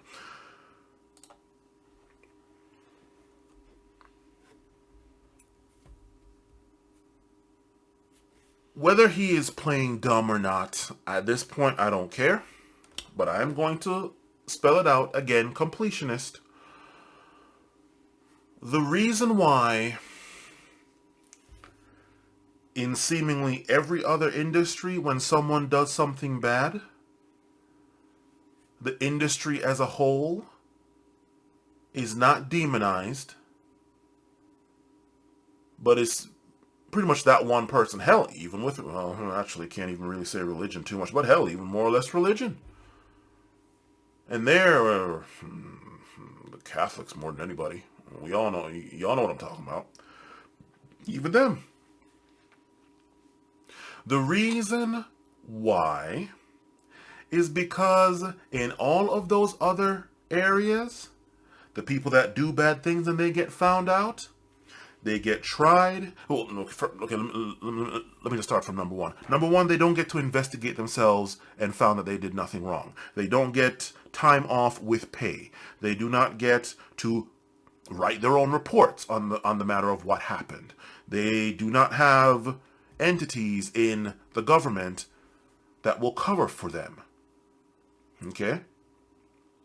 A priest or a jiu-jitsu teacher or a doctor or a lawyer does something, they don't have the priest chief or the jiu-jitsu chief or the doctor chief, lawyer chief that's going to cover for them. They do not have unions that are going to cover for them. Somebody does something wrong, that cancer is immediately cut out. The bad apples are, well, to a certain extent, when it's blatant. Because there are certain things, like in the medical industry, when it comes to black people's health care versus non-black versus white. That's one. And other areas as well. But when it's this blatant, that person gets cut out from the industry, gets demonized by the industry. They then get arrested, get tried, go to jail. More or less. Go to jail. Now, yeah, more or less. They face it. Hell, even in the military. The military sure as hell does this because now we're dealing with other countries.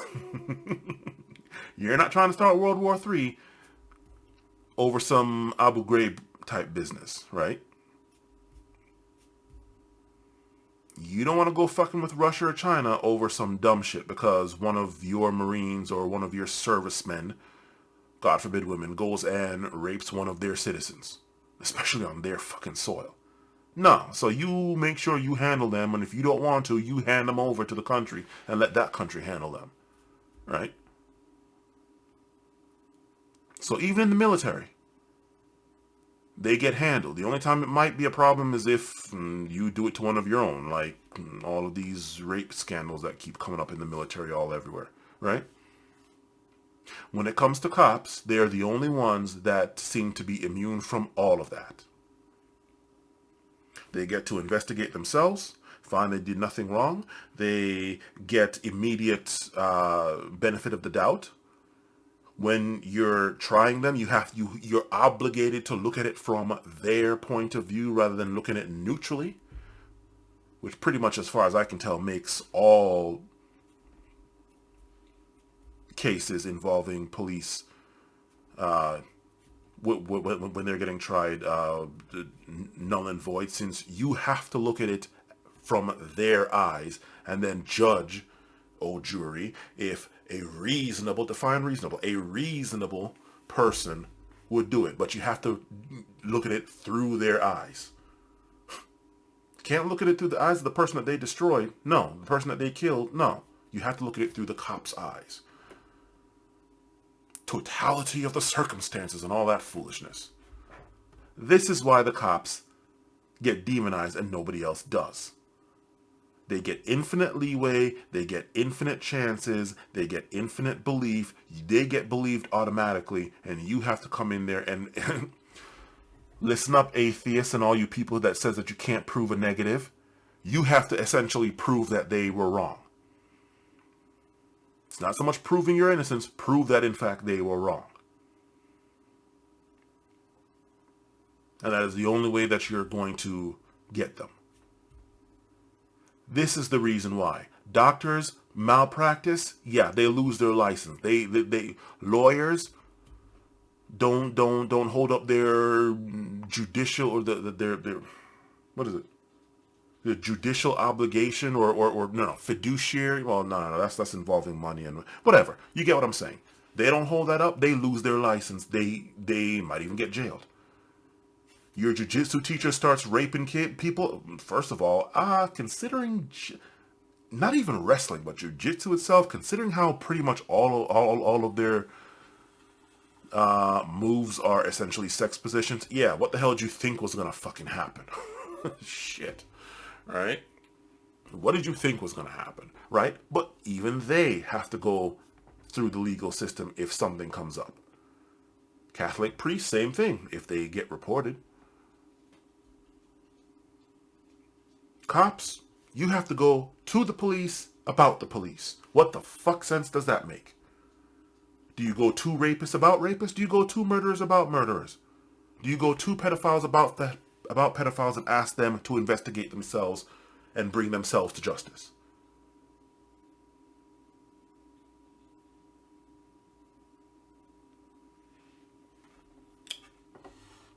At this point, I don't even give a fuck if you're trying to hold on to a business, if you're trying to back the blue or be pro-law enforcement, because that's where the vast majority of your money's coming from.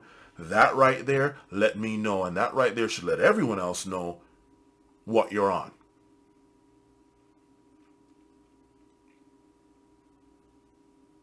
And like I said, having researched the history on your family and how you all are so cozied up to the law enforcement and government way back in Brazil back in the early 1900s, well, 1900s going on to today probably, and now here it is now, I'm not surprised. Not surprised. moving on. Exactly. But then I was reflecting, and instead of just kind of bringing that hope to this discussion today, I sat with it and I said, wait a minute, why is it that happens in law enforcement and in little to no other industries, right? Why is it? And that was the real question that I wanted to kind of reflect on and bring an idea to.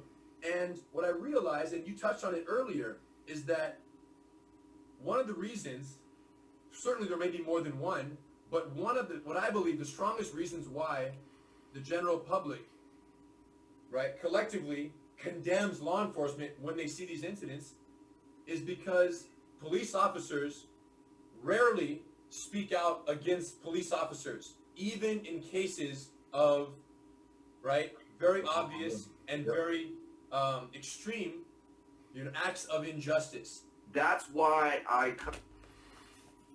Speaking out is not the problem.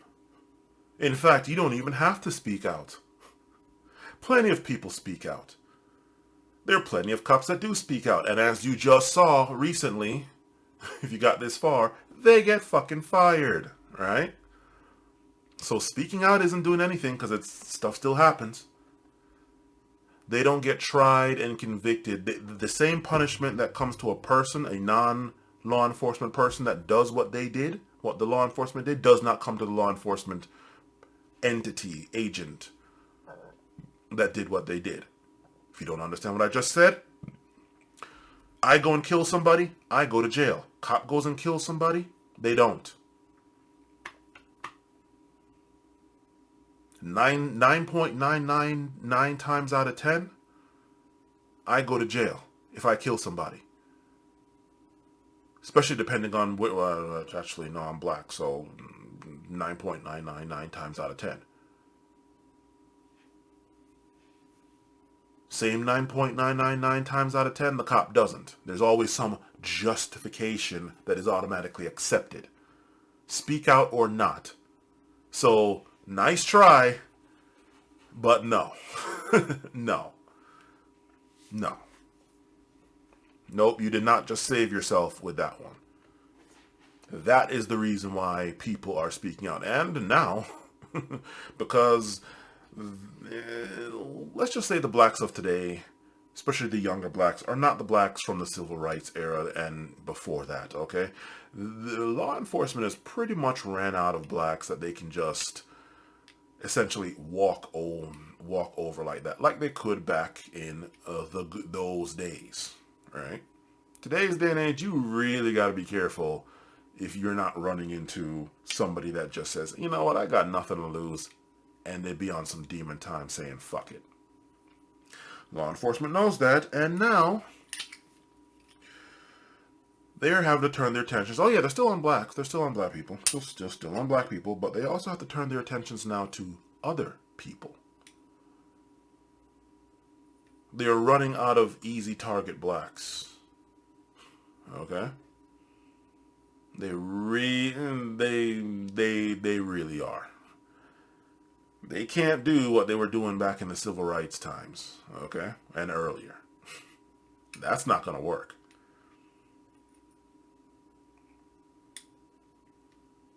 That is not going to work. Because I can tell you this right now. If you just start threatening people's life like that, it's like, well, if you're going to kill me, you're going to kill me anyway. So I might as well take out as many of you as I can. They now have to go to other people.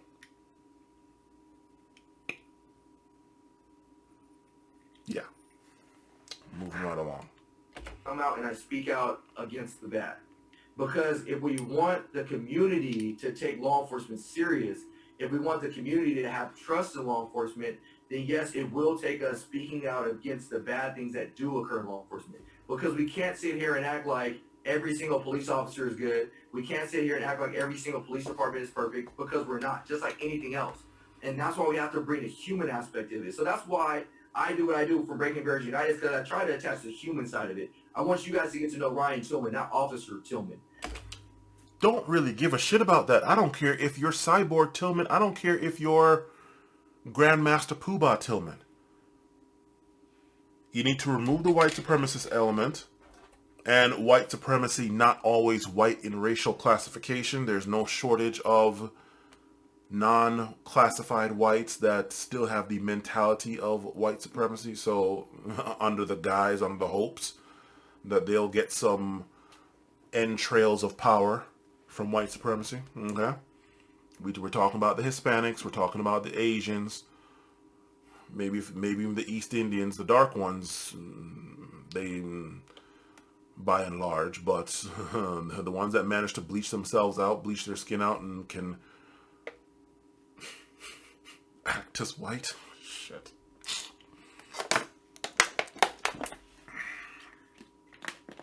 You need to remove the white supremacist element.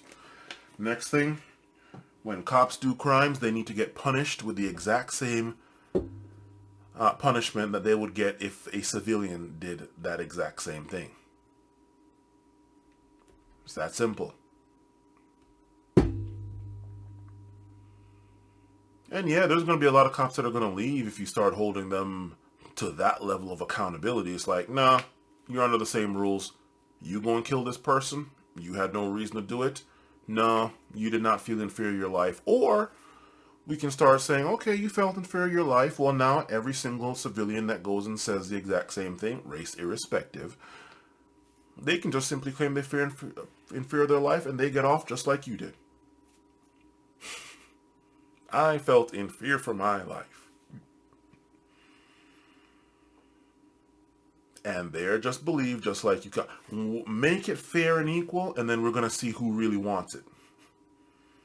I believe it was Paul Elam that probably said it, that said it best. The best way to see, at least he's the one that I heard it from, the best way to see if people want equality, he was talking about women and feminism, but I'm going to translate it to people as a whole. The best way to see if people, and in this case law enforcement, really wants the equality and really wants to change and weed out the bad,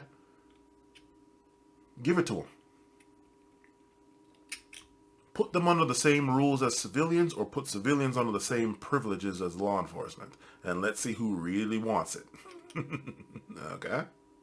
That's how you do that. That's how, or leave people to start policing themselves, and that goes into what I said from the very beginning of this video as to the solutions. I'm actually going to have solutions at the end of this long epic saga quest. All right, epic saga. So there's that. Again, I asked, what did they do as far as law enforcement before the police were here? What did they do? Or was there just no crime at all? Okay. Moving right along. Because if you get to know Ryan Tillman, you may understand that, you know, morally my compass is okay, ethically my compass is okay, and from a tactical standpoint, it's okay. And so when you start judging a situation based off of Ryan Tillman, it might be a lot different from Officer Tillman. And so we have to be so careful as officers to make sure, like, yes, if something goes bad, we have to call a spade out. And that's why I did what I did yesterday, because I recognize if my son does go into law enforcement in 20 years, if I can do what my part and make this profession better, and he has a community to back him, so that day when he is in a situation that may cost him his life, at least he knows that the community is going to back him because they trust him. And that's where, if I can say one message to officers out there right now is, I know it's scary, I know it's uncharted waters, but we have to be courageous and we have to stand up for wrong is wrong. This situation involving George Floyd was bad, not just because of George Floyd losing his life, but think about the consequences for the officers' families that are involved in this. I don't know that officer who put his knee on his neck. I don't. For all I know, he could be a church-going man. I don't know. He could have been having a bad day. But what I do know is there's more than one person that's affected by this. I have to realize that, and so we have to be able to forgive. Like you said. Yep, nope, negative. Black people have been doing that forgiveness bullshit for quite a while now, and it has gotten them nowhere. Nobody else forgives, especially when black people do stuff to them. Nobody forgives. You know what? I was about to I have not watched this part of this video. I've only gotten to that one part where he was there talking about nobody else, no other profession gets the demonization. I have not watched this part, so I'm watching it the first time as you. Okay? That forgiveness crap is what's been fucking up black people. He may be a church-going man. No. Anybody can go to church. Help. Wouldn't be surprising wouldn't be surprised if Satan could set foot inside a freaking church. Satan himself. God forbid herself. Ooh. Satan himself. You going to church doesn't mean jack shit to me. Okay? Somebody who has church in their mind and not just goes to the building would not do what that man did. Would not do what that man did. Derek Chauvin to George Floyd. Would not. Okay? Ned Flanders isn't doing that to any criminal. If anybody who doesn't know Ned Flanders is, go look him up. I mean, Jesus Christ. And again, I was gonna let you slide until you went and said this whole forgiveness foolishness. No, there's to be no forgiveness. No. Okay. And the reason why I was gonna let you slide up until I heard this is because this video and you saying this was before the trial. So we see how the parents were. I don't know if Derek Chauvin's father is dead, but we saw his mother. And we saw how his mother did not want him to go to jail, did not want him to do the time for the crime. Okay? So we already at least know how the mother is. Again, I don't remember if the dad was there. Maybe the dad is long dead. But based on how the mother was, this tells me that this Derek Chauvin dude grew up with and around having, he grew up with this white supremacist mentality and then was around it all throughout his life, and obviously also in law enforcement. So at this point,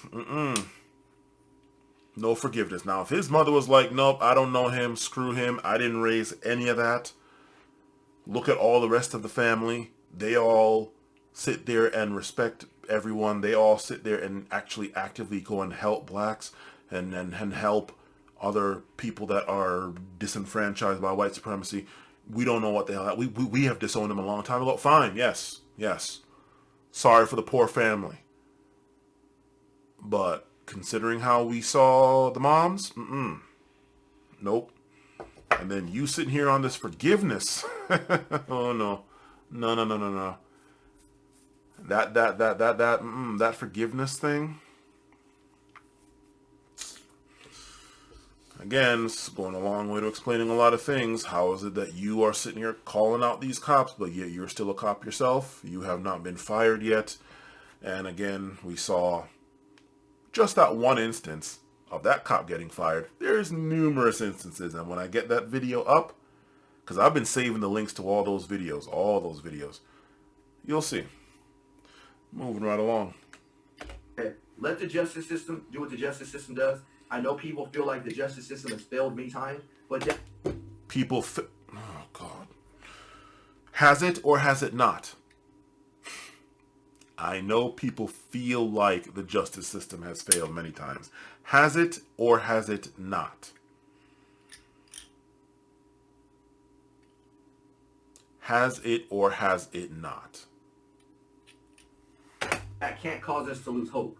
Where you find your hope is that the guys like you, guys like me, guys like AJ, other people that are doing work to move this profession forward. I'm going to leave you on this note. You know, I get a lot of comments in my DMs. Don't trust him, as I've laid out here in this video so far. Real suspicious of you. Okay? Real suspicious. Real suspicious. Okay?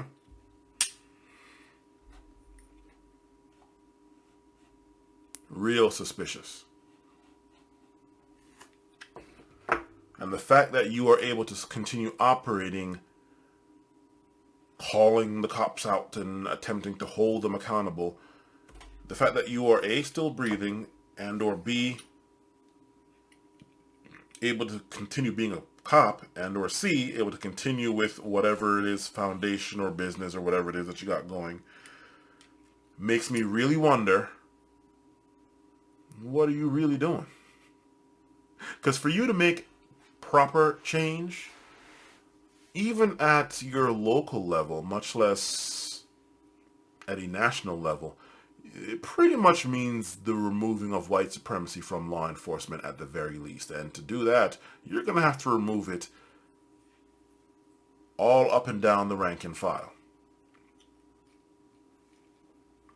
And that is one of many reasons why I'm real suspicious as to what exactly you are doing. Now, have you taken consequential steps? Okay, fine. Because I mean, obviously, I don't think any one person is going to be able to do that, especially in their lifetime. Fine.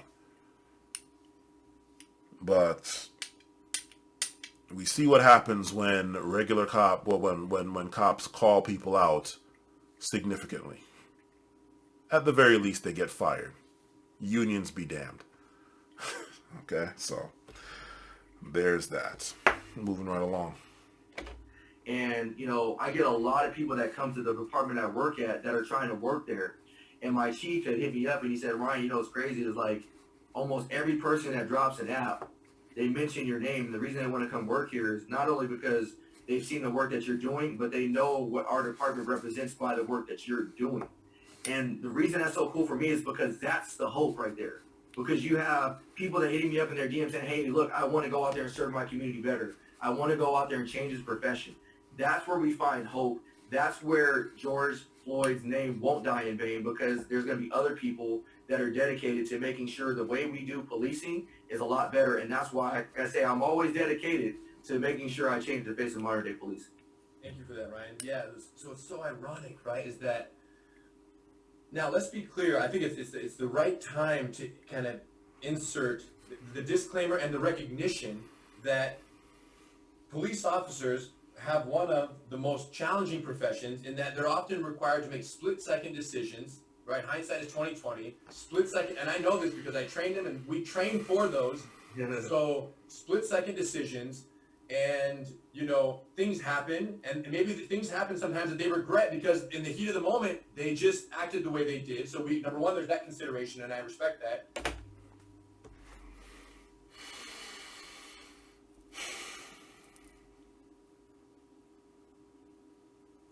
Not only was this topic that you see down here, not only was this not a split-second decision,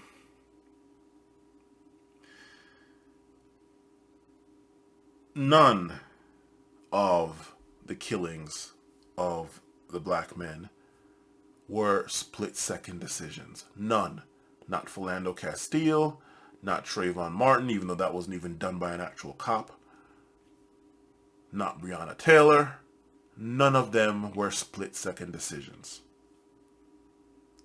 The real split-second decision situations come from drug raids, right? Where you have no idea when Scarface or Sopranos or Escobar goons are going to pop out from some corner and you got to make a split-second decision. None of the killings of black men that have happened from Trayvon Martin, black boys and then black men, till now, and black women, were split-second decisions. None.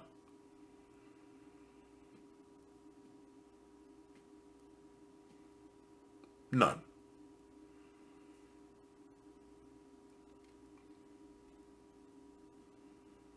I don't know how it was with any non-blacks, like that Virginia Tech shooter. Well, actually, I think he might have killed himself, an Asian guy. Or the DC sniper or anything like that. Actually, again, I think Malvo, he got taken alive. And I think Muhammad, I think he got killed. I think he killed himself. I don't know. But anyway, yeah, none of them were split-second decisions. So all of this right here is null and void. Nah, the vast majority of these encounters cops have are not split-second decisions. They make it seem that way to justify what they did.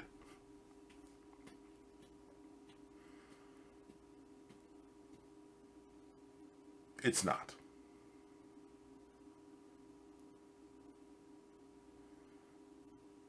All the times where you can see on body cam that it was a split-second decision that was needed or to do something, yeah, people are able to see that, and nobody really has a problem with the outcome.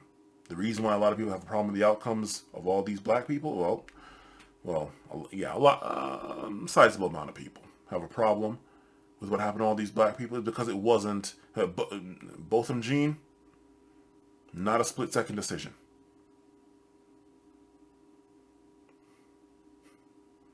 Not a split-second decision. Even that one, not a split-second decision. In every single one of these situations, anyone with an IQ of 0 or above could look at the situation and tell you exactly what should have happened to avoid that.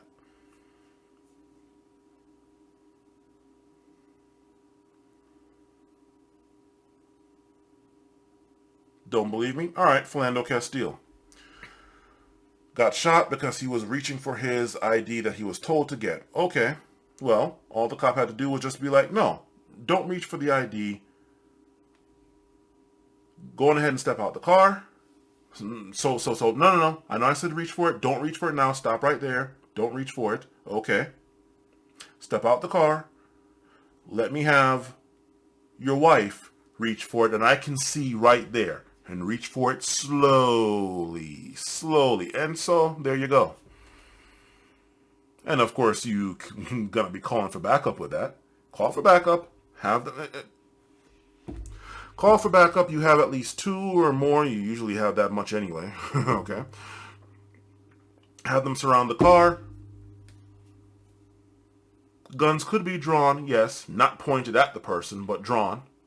Okay. And have him out the car. Have her slowly reach for his ID and done. If you don't trust it that much. Okay. Then, of course, there's the fact that he let it be known that he was legally carrying. Right? So, the fact that he let you know that, which goon, which hoodlum lets you know that they're legally carrying? So there's that one. Okay.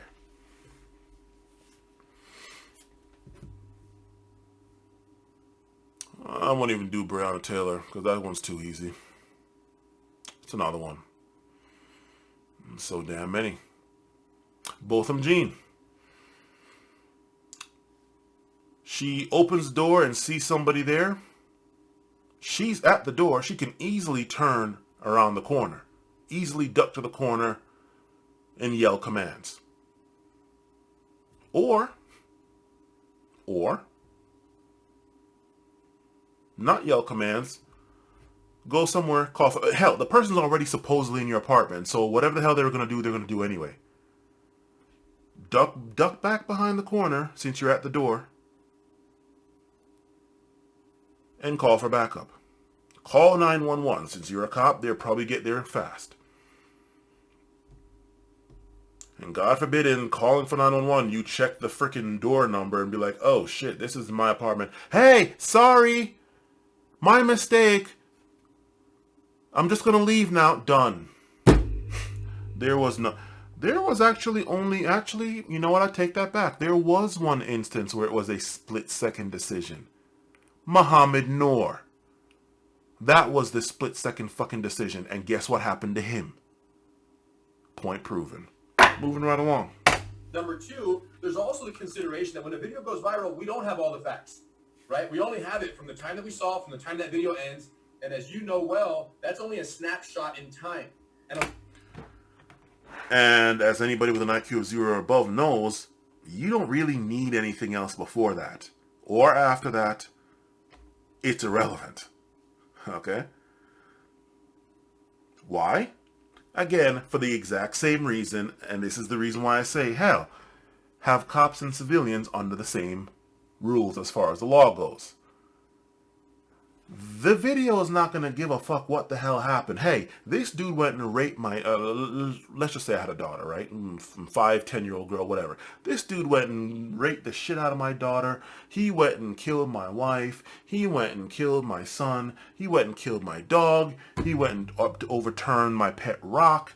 And I went and chased his ass the fuck down. And somebody, actually, you know what? He threatened me with a knife. He's there shooting at me because he pulled a gun out. All this and that. And then I go and chase that guy down. He's running away from me. Video cuts on from a bystander somewhere. And they see me handling that motherfucker. Shot him twice. Shot him 1,000,000 times in the back. Unloaded the entire damn thing. And then I'm also beating the hell out of him. We don't have all the facts. The law doesn't give a fuck. The man was no threat to me anymore. Why? Because he was running away from me. So even though he went and did all of that and no video camera caught it, I can't now go and kill him even though he went and did all of that. Or else I go to jail, despite the fact of all of what I just told you happened. See how that works? What happened before the video is fucking irrelevant. You have the person handcuffed, you have the person on the ground, you have the person whatever. No, you do not get to kick them after. No, you do not get to sit there and keep tasing after they're handcuffed, still keep tasing. No, you do not even get to keep pointing your gun at them after they've already been arrested.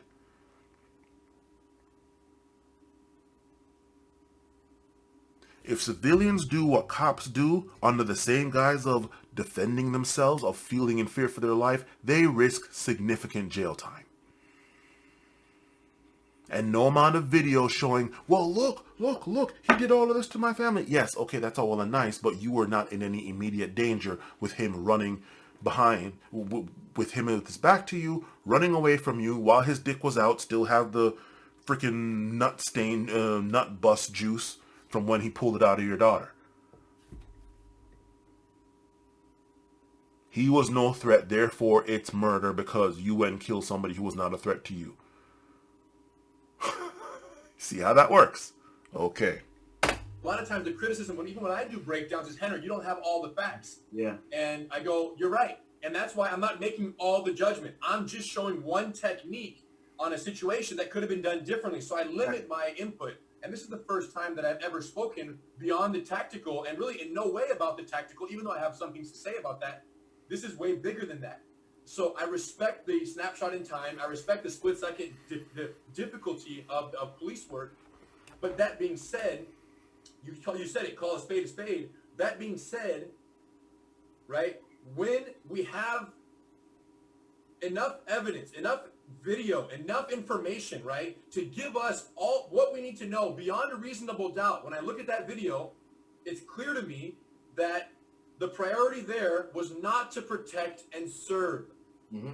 Once he was unconscious and unresponsive and you maintain pressure for another 3 minutes and 47 seconds, protecting and serving cannot be identified as the top priority in that situation. So what I'm saying and what you're saying is, listen, you got to call a spade, but that has to have an asterisk of, we also have to consider that investigations need to be conducted, split-second decisions have to be respected, short snippets of video have to be considered as not the whole story. All those considerations, and I know you took that into consideration when you're saying that, but that's why you're careful about when you speak out. But when there is an incident, and let's just use this George Spade as the example, when there's an incident like this that is as undeniably problematic and injustice as it is, we just have to be able to call it out.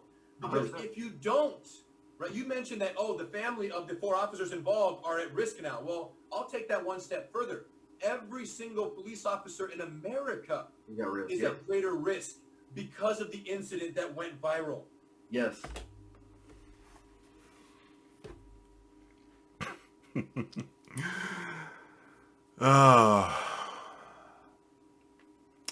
Every single...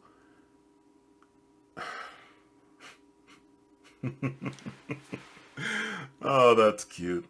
That's very cute. Yeah. First of all, a lot of these oh man, how do I even... how do I even deal with this? How am I even gonna do this?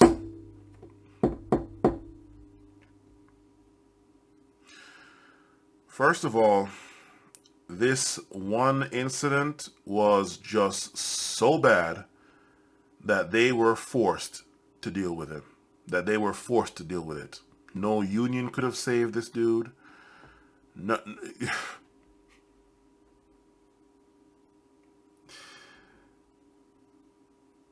just imagine, after seeing this whole video, 9 minutes and whatever the hell seconds, that some way, somehow, Chauvin et al., especially him, gets off scot-free. Imagine you're sitting here talking about law enforcement and their families would be at greater risk, and I'll get to that in a second.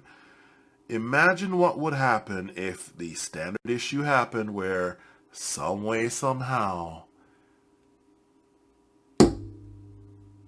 Chauvin got off scot-free. What do you think would be the case in America right up now, 3 years later? Actually, it's 12, 6, 7 now. 2023. June 7th, 2023. Right up till now, in present day and counting, what do you think would be the situation now? Right? If after that, he got off scot-free. Okay, so they had to deal with him. He had to be dealt with. And the problem, it sounds nice what you're saying, but no, that's not going to work either. Because not every single cop is as dumb. Let's be honest here, you don't exactly need PhDs to become law enforcement here, right? But most other cops are not that dumb to make it that blatant. And if you're going to take what you all just said as, when you have it this bad, yes, call it out. Well, most times it's not this bad. In fact, the reason why this gains so much attention, well, for numerous reasons, but also because it has not been this bad. Even Rodney King back in, 91, that dude actually lived after that. So even that wasn't, be careful how I say this, even that wasn't, I can't even say that was as bad. He lived. Shit. At least he walked away with his life after that. So I can't even really... This was the absolute worst. And that is the reason why, one of many reasons why it got what it got. As far as coverage, as far as outrage, as far as everything. It got what it got. In fact, no other police incident that we have in modern times, because we have cameras. Now, maybe back in the civil rights days and before, yeah, stuff might have been worse. In fact, it probably was infinitely worse considering massacres happened back then, right?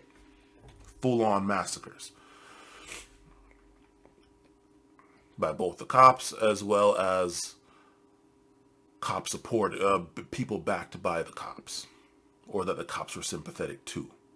Okay? So there's that. It is not always this absolute. It is never this absolute. It has yet to be this absolute ever in the history of this country, especially as far as cameras. Post technology to where we have cameras to show it. Okay? So, for you all to sit here and say that means that the vast majority are going to go away and are going to get off scot-free, as they've been getting off more or less scot-free all throughout history. And only when it's this bad to where this bad is when we were finally caught. Nah. No. So, no. Sorry. Can't accept that. But it sounded nice. It sounded nice. It sounded nice. But no. Cannot accept that. Cannot accept that at all. Because if you don't, right, you mentioned that, oh, the family of the 4 officers involved are at risk now. Well, I'll take that one step further. Every single police officer in America is at greater risk. How? In fact, how are even the families at risk of these 4 officers?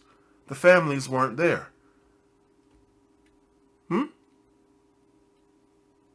Who went and hunted down Derek Chauvin's mother? Despite the fact that she seemed to show absolutely no remorse for the families, but cared more about her son rather than doing the right thing and making sure that justice is served even against your boy, right? She wanted him to not go to jail. Okay. The family for these other officers that were involved. Show me where they have been hunted down and killed or something. Or beaten up or raped or whatever the hell as a retaliation for this. Nothing happened to those family members. People went after these cops specifically. They did not go after the cops' kids. They did not go after the cops' wife. In the case of Derek, ex-wife, I think she filed for divorce like right as this thing broke. And now you're saying that the families of law enforcement all over the country, law enforcement has been fucking up for quite a while now, and I have yet to hear of the family members getting got in these streets or getting ran up on because of what their cop dad or cop husband went and did, or God forbid cop mom, cop wife went and did. So I don't know where the hell you're coming from with this, but you know what? If you want to go with that, fine, go with your logic. Well, hey, the stuff like this doesn't just happen. Oh, I woke up today and I chose extra violent. No. A lot of these family members know full well what these women in the case of Amber Geiger or these dudes in the case of Derek Chauvin and pretty much most other, they know what these law enforcement entities are on. They know full well they need to toe the line as far as the culture, right? And any opposition they have to back in the blue, no matter who, and being pro-police, that shit needs to end the moment your ass turns, I don't know, 5 or 10 or something. You're not about to go in your teens talking about, oh no, I'm very anti-police and while mom and dad are both state troopers or some shit or both cops. Nope. Nope. That's not going to work. They have to toe the line. And the vast majority of those family members do want to toe the line because they think they get some sort of power and privilege. I can't tell you the amount of times that I've gotten into it with women. Well, actually, this was mainly at school, mainly in high school and stuff. High school and every now and then at like, I don't know, a bar or something. And I hear, my dad's a state trooper. My boyfriend's a cop. And after the 3rd time of hearing that, I lost count after I heard that the 10th time. But after the 3rd time of hearing that, I started saying, go get him. And that threw those bitches off. I said, go get him. What happens to him is on your head. Go get him. And I sat there and I waited. A lot of the times I was at work. For example, when I was working at the bar, fine. One time I was at school. One time I was just at my friend's house. And this girl was being a bitch. And I said, go get him. Whatever happens to him is on your head. So, nah, fuck the families. These families, like having that power as long as it doesn't get turned on them. And that's it getting turned on them. That's where you have the whole domestic violence stats amongst law enforcement and all of that. Moving right along. Because of the incident that went viral. Yes. And the only way to balance that back is for police, right, the profession as a whole, to look at that like you've done and say, hey, here's why this is wrong. Now, they can also put an asterisk and say, we don't have all the information. There may be footage before and after, but everything that I saw, based on everything that I saw, no resistance, right? Someone down there prone, handcuffed, no threat, not a violent crime. It was not even, we know the facts about why they were called, so do the officers. There was no weapon involved, and this person was killed, right? So with all those facts, you can place an opinion. You can state what you feel about that, because failure to do that, like I mentioned with the analogies I tried to make, failure to do that puts the public in a position to say, okay, if police are not going to have an opinion about their own, then we have to have an opinion about police in 100%. general. You're 100% correct. And for the way I look at it in my profession, you came to me and said, Henner, there's a martial artist down the street who every time, female students are showing up, they're engaging in sexual misconduct with the student and harassment and assault. And if I go like this, well, you're sure of that, right? Yeah, we have video. We have video. We've seen it. 100% on video, captured every time they come in. They leave very upset. It's happening. Once I see the video, if I go, well, we'll see what happens. Yeah, if I don't speak out against it, then I'm part of the problem. You're part of the problem, exactly. And you're so right on that. There's a line. So when we go to the academy, we rehearse something. It's called the Law Enforcement Code of Ethics, and there's a specific line in that Law Enforcement Code of Ethics that says, we have to develop or maintain courageous calm in the face of danger, scorn, or ridicule, develop self-restraint, and be constantly mindful of the welfare of others. That right there sums up this whole situation, is that officer did not develop self-restraint. That officer was not mindful of the welfare of others. And this is what's supposed to be ingrained in us. This is supposed to be the oath. So every time I measure a video, every time I do a debrief on a video, I measure it up with 4 things: ethical, moral, tactical, and the oath that I took. And if it measures up to that, that's how I start to figure out what's real and what's not, and whether or not this was right or this was wrong. This one was clearly wrong, and the unfortunate part, man, is that I was looking at some of the comments, man. You post stuff, and people just literally start arguing about the wrong things, like missing the whole point. They get into verbiage or how you said this or how you said that. It's like, a man lost his life that didn't need to lose his life. An officer was wrong, and he needs to be punished for it. And so we need to get on it. We need to make sure that, like you said, as officers, we have to hold each other accountable. I know it's hard. I know every single time that I speak out, every single time I do a Tillman take on my video or on my page, on my Instagram page, I know that I open myself up to ridicule by officers across the world. I also know that I open myself up to ridicule amongst the community. But I also know that it takes that type of courageous posture in order to change the direction of where we're going to go as a society. It takes that. Martin Luther King, Rosa Parks, anybody that's gone before us that changed, literally interrupted or disrupted society as we knew it. They did something that was painful. They did something that was hard, and they did something that took a courageous act. And so that, my faith in Jesus Christ, that's what pushes me forward to do it. But I know it's not going to be easy, but I know it's something that must be done. Martin Luther King, Rosa Parks.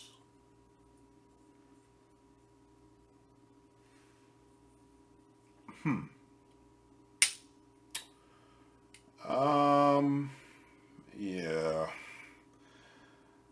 You know what? I'm gonna leave that one alone.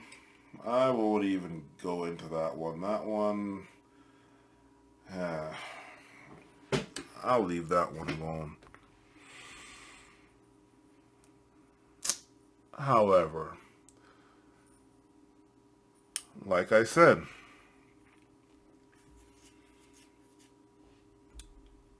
the fact that so many cops have tried to, they did speak out. They did do the right thing. And they get fired. But yet you have an entire production about calling cops out, and yet you are not fired, you are not killed or set up to be killed.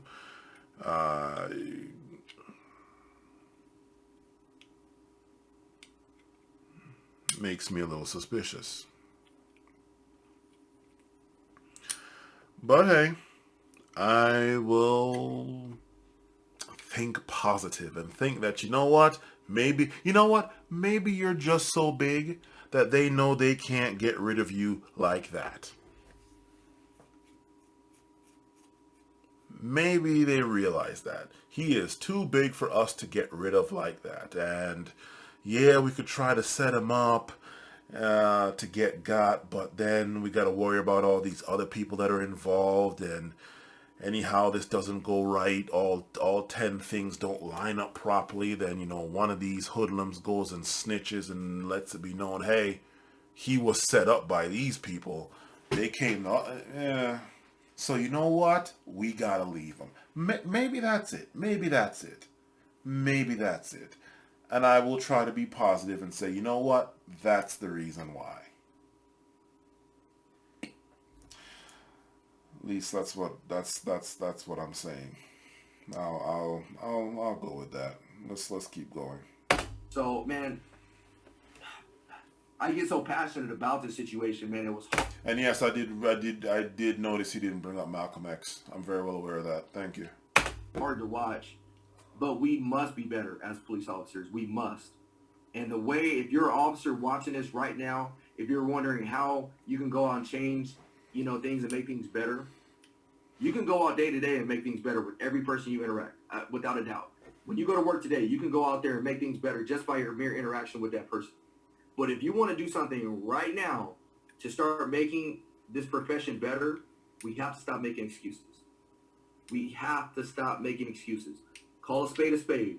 I know it's hard, because I know just as much as I call a spade, I can be put in a situation today when I go to work at 2 o'clock that might be seen on CNN or Fox News tomorrow and looked upon by the world as being controversial. I know that. And I know I risk that every single time I make a video, because if something like that happens, I know they're going to go back to my social media. They're going to go back and pick apart every single thing that I say. I know I can be put on that pedestal tomorrow, but it doesn't rid the fact that I still have to stand up and do what's right.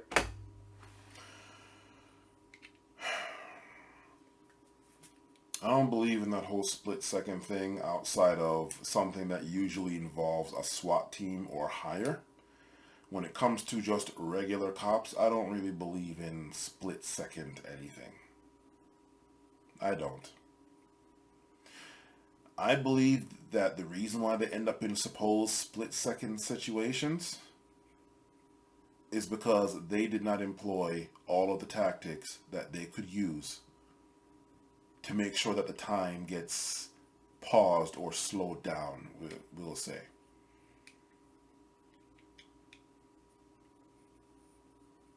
They did not use all the things that could have been used to make time slow down or to increase their time. Now, what do I mean by that? Slow time? What the fuck? What the hell is this? Slowing time? And this one here should be able to know what I'm talking about. At least he should. Slowing time down. If you're standing with somebody and you all are sitting there trading blows, time is going the way it's going. But if you go and slow time down by one person tying up the other person, well, now, depending on how well you tie them up, time has stopped. Because you no longer have to sit there and think about, oh my God, split second this, split second that, dodging punches, dodging knees, dodging kicks, and all that stuff. You have essentially slowed down or at least stopped time. Okay?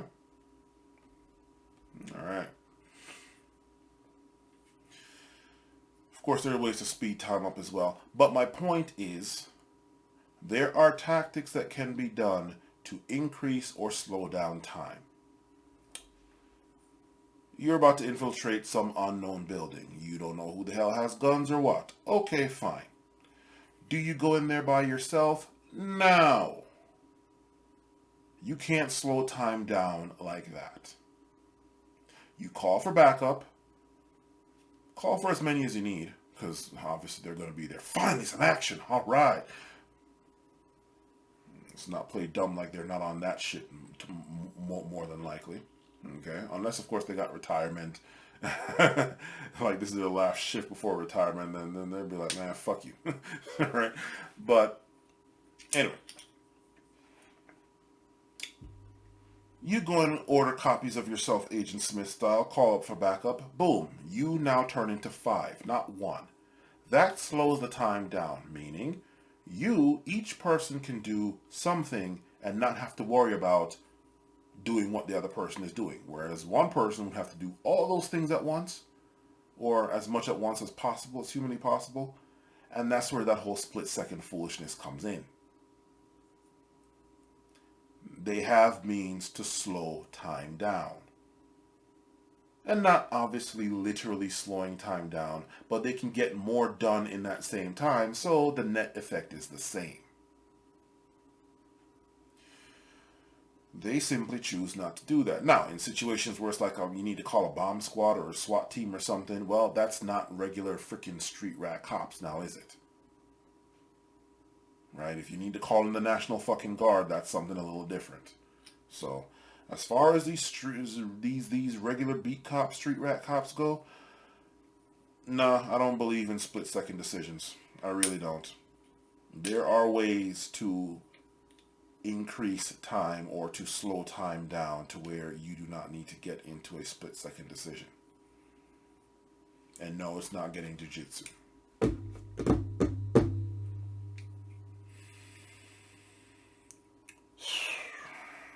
Anyway, let's keep going. We're almost done. Almost finally fucking done. Almost done. This is what, 4 going on 5 hours? Well, shit. If anybody's complaining about this, that's too damn bad, because especially the people that need this, you all have no problem binge watching hours of irrelevant foolishness, or binge watching hours upon hours every single day of people's live streams. I have never done a video this long, and the last time I've done a video close to in the realm of this long was what, months if not years ago? It's usually years between the times that I've done long ass videos like this. So if you're complaining about the time now, well, first of all, it's almost done, and if you've reached this far and complaining about the time, well, shit, I don't know what to tell you. Because we have an obligation as public servants to our communities. We have an obligation to serve, and when we see wrong, we have to be able to call it out. And there's the irony in all of it, right? Is that speaking of that obligation to serve business, this is where laws also need to start getting passed. These cops need to start getting got out here, right? Either legally, and if not legally, well then, we the people, all of the people, need to start handling it ourselves, okay? However, on that whole serve and protect stuff, if I'm not mistaken, the Supreme Court says they're not obligated to, so yeah, you know, taking taxpayer money, which I believe is mainly property taxes, but whatever. Mainly, if not only, but whatever. And paying these people that really do not have to protect us. They have to protect business, because business is what makes, I guess, society run in some aspect, or the financial realm run, I suppose. Not so much society itself. And they have to protect the state, the entity, the federation. But individual people, man, fuck y'all. Y'all are ass out. Y'all are left to fend for yourselves and wander the desert. Right? So there's that. Just that.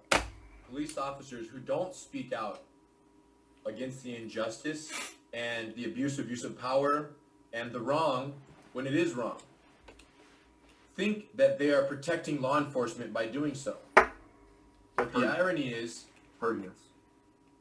it's actually the exact opposite, right? The only thing, right, that speaking out, you want to protect your fellow brothers and sisters in blue, the best way to do that is to speak out and identify when what's wrong is wrong.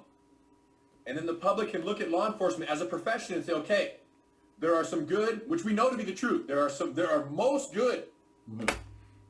Are you sure about that? Most are good.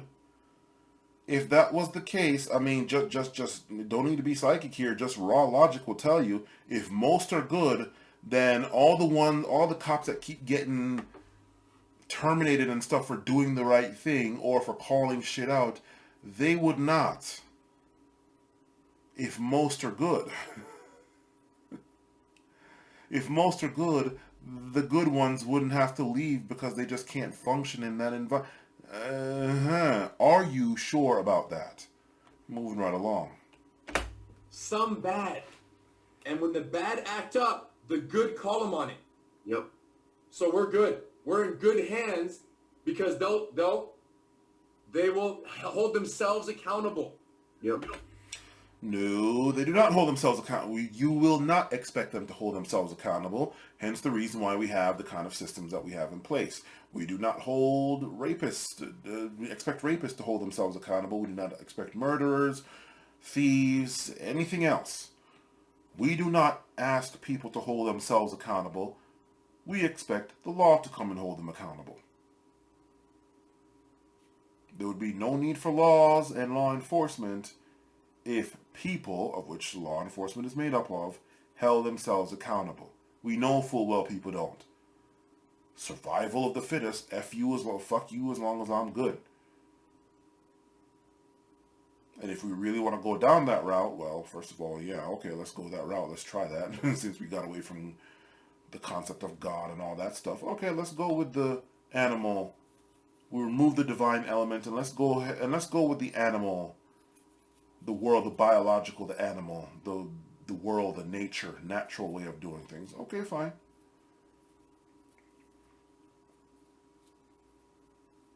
Are you sure you want to do that, though?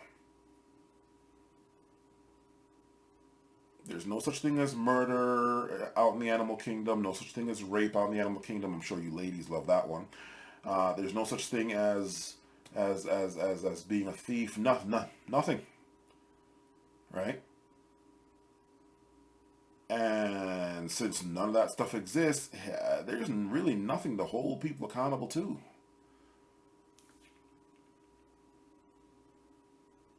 And even if there was, fuck it. The closest you come to being held accountable is somebody beating the shit out of your ass for trying to steal their food, steal their source of pussy, steal their, or maybe kill off their family or something. Right? That's pretty much it out in nature. Right? That's the extent of holding accountable. So no, we will not ask the cops to hold themselves accountable. We will have external entities hold them accountable for fucking up. And those entities not get tainted or get bought off or be ran by the same people that are running the cops at whatever level. We already expect cops to hold themselves accountable, and look at the piss poor job that they do.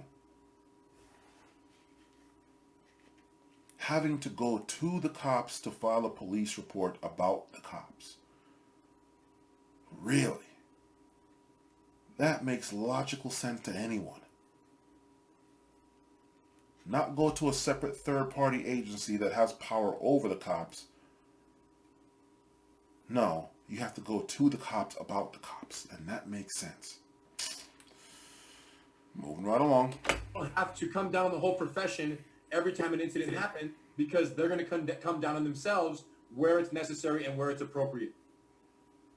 So real quick, and to the community, and this is my plea, because I made my plea to officers, but to the community, we have to make sure that when we do see officers doing right, when we know that there's more to, we have to be able to see it, acknowledge it, and come with the same energy just as much when an officer does bad.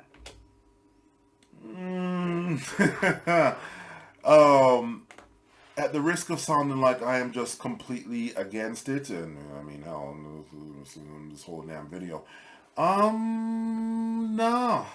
no. Why? Because most, if not all, people do not get credited or do not get recognized for doing their fucking job. It's like that's literally it. You're not gonna keep getting a pat on the head every single time you do. You literally do what you are getting paid taxpayer dollars to do. Right? You're not. You're not. And this might sound bad, but you know what? Your pat on the head is the fact that you get paid. That's your pat on the head. No other profession do people be like, I mean, yeah, okay, you know, for somebody, oh man, and a very enthusiastic attaboy, you know, like your hustle, whatever, okay. Excellent work, fine. But to do what you just went and said, and when they do the right thing, well, they're supposed to do the right thing legally. Legally, they quote unquote have to do the right thing, although laws don't physically force people to do anything, so there's that. Legally, they have to do the right thing. They're getting paid to do, we would like to think, the right thing. You're not about to sit here and get me to kiss their ass, right? And I say that for lack of a better term, but like, oh, good job, oh, excellent work, oh, man, this is not Andy fucking Griffith. And notice how there were no black people in Andy Griffith, ooh, or hell, anybody else for that matter, right? So there's that. This is not Andy Griffith, okay? This is not that. Sorry, but you're doing your fucking job. You're doing what you're getting paid to do, okay? Alright, so no. And the reason why we call it out so bad with y'all is because you all can at best beat people up and at worst kill them, and usually, if not always, get away with it. Whereas we can't even. What the hell can we do? What the hell can we do against the cops, physical or otherwise, and not get in trouble for it? Right. The closest we come to being able to physically do something, I believe some state in the middle of the United States is like, you have the right to shoot cops if they do something unconstitutional, such as, and hell, not like, oh, they violated my rights to pull me out of my car. No, we're talking about like, they come in without a fucking warrant.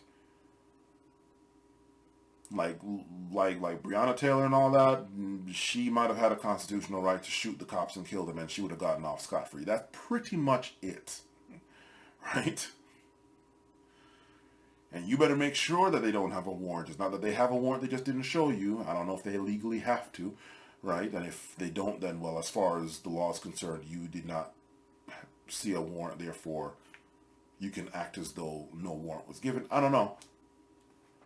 But that is the only situation that I see where, and that's because, again, some state somewhere ruled, some Supreme Court in some state in the middle of the United States went and ruled on that, saying, yeah, this person did have the right to shoot and kill these cops because they entered his house or raided his house or something like that without a warrant. So he had the right to do that and he will get off scot-free. Something like that. You can go look that up if you want. But yeah, no, you're not going to get kudos for doing your job. You might, fine, but you don't have to. Just like everybody else. They might, fine, but they don't have to. Here's why. You know, not to get into politics at all. There's a lot of division in politics. People on the far left, people on the far right. There's so much people that hate Donald Trump so passionately, and I'm not saying I support him or not, but there's a lot of people that hate him. And I always use this analogy: if he were to go out there and save 100 million starving kids tomorrow, would you be able to acknowledge the fact that he saved those 100 million starving kids? Or would you be so caught up in a word or a gesture that he said that you didn't agree with, and your hate in your heart for him is so much disdainful for him that you couldn't even see or acknowledge what he did for the people that were hurting? And it's a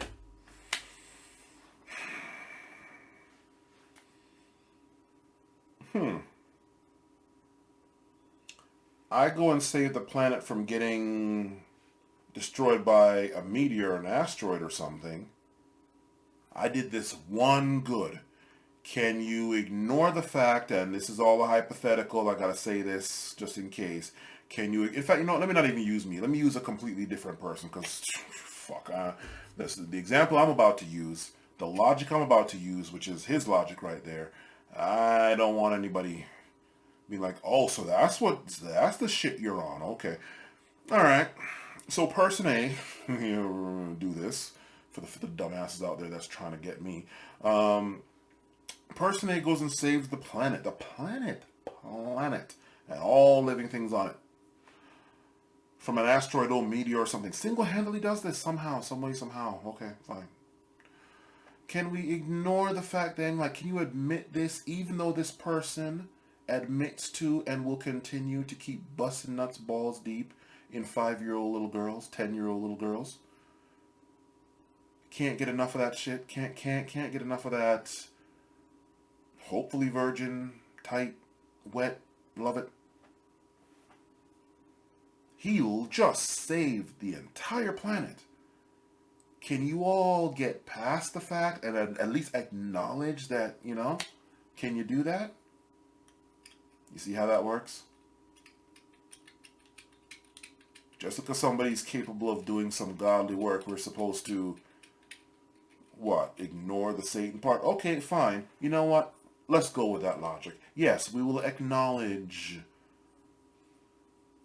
the God's work that this person has done, and we will still punish them for being fucking Satan. Thank you for saving the entire planet, you know, and all the lives thereof and therein.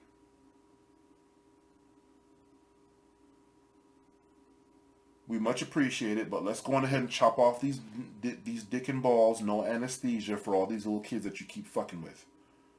Let's go on ahead and take a hot branding iron and seal that pussy shut from bottom to top so that you can't mess with little boys anymore. Dick and balls off, no anesthesia, so you can't keep messing with these little girls. How about that? So yes, we acknowledge the good work you have done in saving us all, but you all won't be needing these anymore. Done. Taking it back to you, yes, we can acknowledge that you have helped a little old lady across the street. Awesome. Now your ass is going back to is going to jail for doing some George Floyd, Breonna Taylor, Ahmaud Arbery, Botham Jean type shit.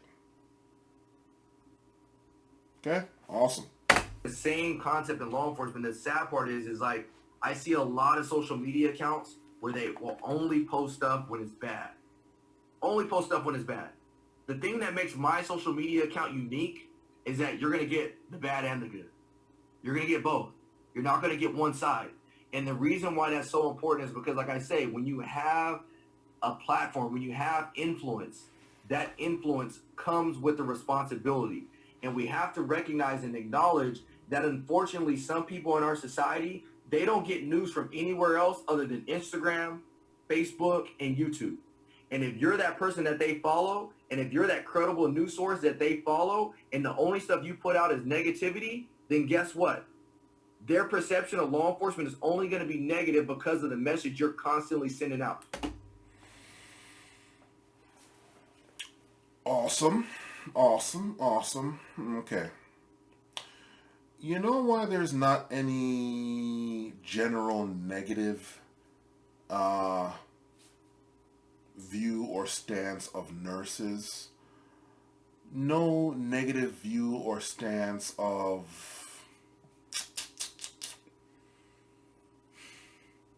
just overwhelmingly, you just hear them, and then it's just negative until proven otherwise, right?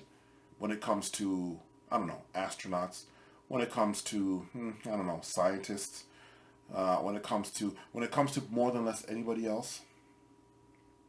You want to know why? Because they don't continually output stuff like what police output. They don't continually abuse power. They don't continually end up getting seen to have done nothing wrong. So saith them. They don't have the law backing them up. They don't have any of that. If you have a problem with people that output also negative stuff, I notice people aren't putting out also negative stuff left and right about nurses, about doctors, even about lawyers, although, you know, lawyers are straight Satan, straight demons up until when you need them, right? Then all of a sudden when you need your ass saving, right? Okay.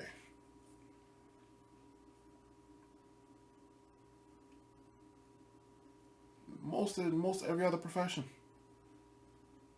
right? If not every other profession. And if somebody tries to output, oh my God, this is why social workers just always oh so bad. This is why warehouse employees just always oh so bad. Nobody's gonna believe it because it's not there. You don't have the media outputting that. You then confirmed by the media, because everybody knows you can't trust everything online. Confirmed though by people talking to other people and being like, yeah, this happened to me. Okay, this happened to my family. This happened to their family. This happened to those family. This person says it happened to these people. You're seeing it happening here, there, everywhere. It's not getting backed up by the internet, followed by their own personal experience, followed by the experience of seemingly everybody around them, followed by the experience of seemingly everybody around them in their state, in their country, whatever. If you do not want cops to have this bad reputation, well, they need to stop doing the bad stuff.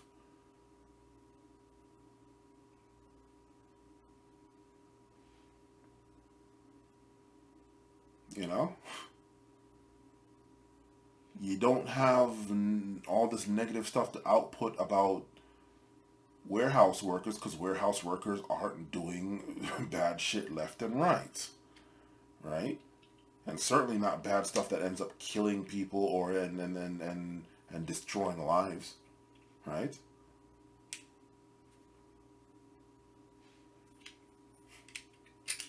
You don't see nurses, this huge negativity towards nurses. You don't see that. Why? There's some nurses you can point that do bad stuff, sure. So why not? Well, they get caught, they get handled, and the vast majority of real life experiences of people and people themselves and other people around those people is that, yo, hey, this nurse helped me out. This nurse helped to heal me. This homeopathic healer helped to heal me. Right? I saw this nurse more than the doctor. The nurse is the one that gave me the injections. The nurse is the one that gave me the medications. The nurse is the one that did all the stuff. Some bad nurses, yes, but you don't see it over and over and over again. And in most professions, you do not see it over and over and over again. Not even with the military, although, but for some odd reason with cops, get rid of qualified immunity. That'll probably help. Well, this comes into my solutions, which is coming at the end of this, so we'll save it for that. Which is why I try to remain as neutral as I can, because I want people to know at the very end of the day, they know Ryan's going to call it as he calls it. I might be wrong. I'm not saying I'm perfect, and I'm not saying that every single breakdown I'm going to do is going to be 100% spot on. But you guys all know my heart, And you guys know my heart is to make sure that I remain neutral as much as I can be, so that way I'm not biased when I'm giving you guys these breakdowns. Thank you, Ryan. Well, I think it's clear for both the public and for law enforcement. You know, this, like I said, nothing will bring back George Floyd, and you know, his loss was tragic for sure. The question is, can we grow from this? We will. Right? We can will. we grow? And right now it's fresh, it's brand new, and it's, you know, it's still upon us. 3 years later, and has anything happened that is worse than this? No. Yay, growth. But has the same stuff that's been happening before this one happened continue to happen? Not so much with the growth. Right. The only thing that has possibly happened is make sure it's not this bad. Go back to our original recipe. That shit you can get away with. Make sure it's not this bad. That's probably the only societal note that was given. Okay? And it's very painful, especially the people who knew him closest, his community there. You know, Minneapolis, it's unimaginable what they're going through, and his family, right? This is... Everybody's affected. Yeah. Everybody's affected. You know, the question then becomes, how much can we learn from this on the public, on the law enforcement side, and what are we doing? What can we do? What are we willing to do to reduce the likelihood that this ever happens again? It will, but reduce the frequency, I should say, between incidents like this. Oh, so this will happen again, really? Well, obviously it would. So I wonder who else it's going to happen to, because I can tell you this right now. If it's a black man out there stepping on the neck of some white Jewish woman, some Judge Judy looking white Jew, I guarantee you this shit will stop overnight. If it's a black cop doing anything to any non-black person, that shit will stop overnight. As again, we saw with Muhammad Noor, the one case that seemed the most reasonable and the most believable, as unfortunate as that was. And look at how quickly they were able to get to him. Okay. So it will happen again. Alright, well, it happened to black people now. Let's see it happen to someone else. Asians, you're up. East Indians, you're up. Middle Easterners, you're up. I don't know. Jews, you're up. Muslim, you're up. Well, actually, Muslim, they got the 9/11, so they're fine. Let's see. Let's see who this happens to when it happens again. And B, to bridge the gap. So that when incidents happen, you know, they look at it as we condemn the person or persons involved, not the profession. If we can do that, I think we're moving to a much better place. And like you said, your son wants to be a police officer, and I hope that by the time he is and he becomes one, that it's safer to be a police officer than it is today.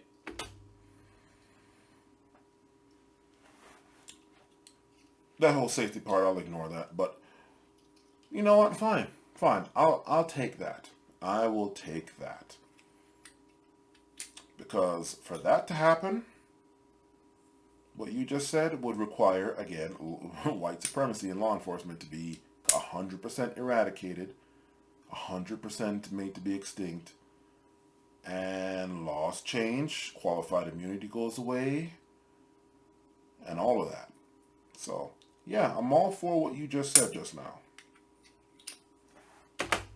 Yeah, it will, man. It will. And my desire is to make sure I change that for the better. And so, you know, if we wanted solutions, don't fuel the fire, and support those that really have a desire to change things. That's all I can say, man. Don't fuel the fire and support those that have a desire to change. You know, that's a 1-2 punch.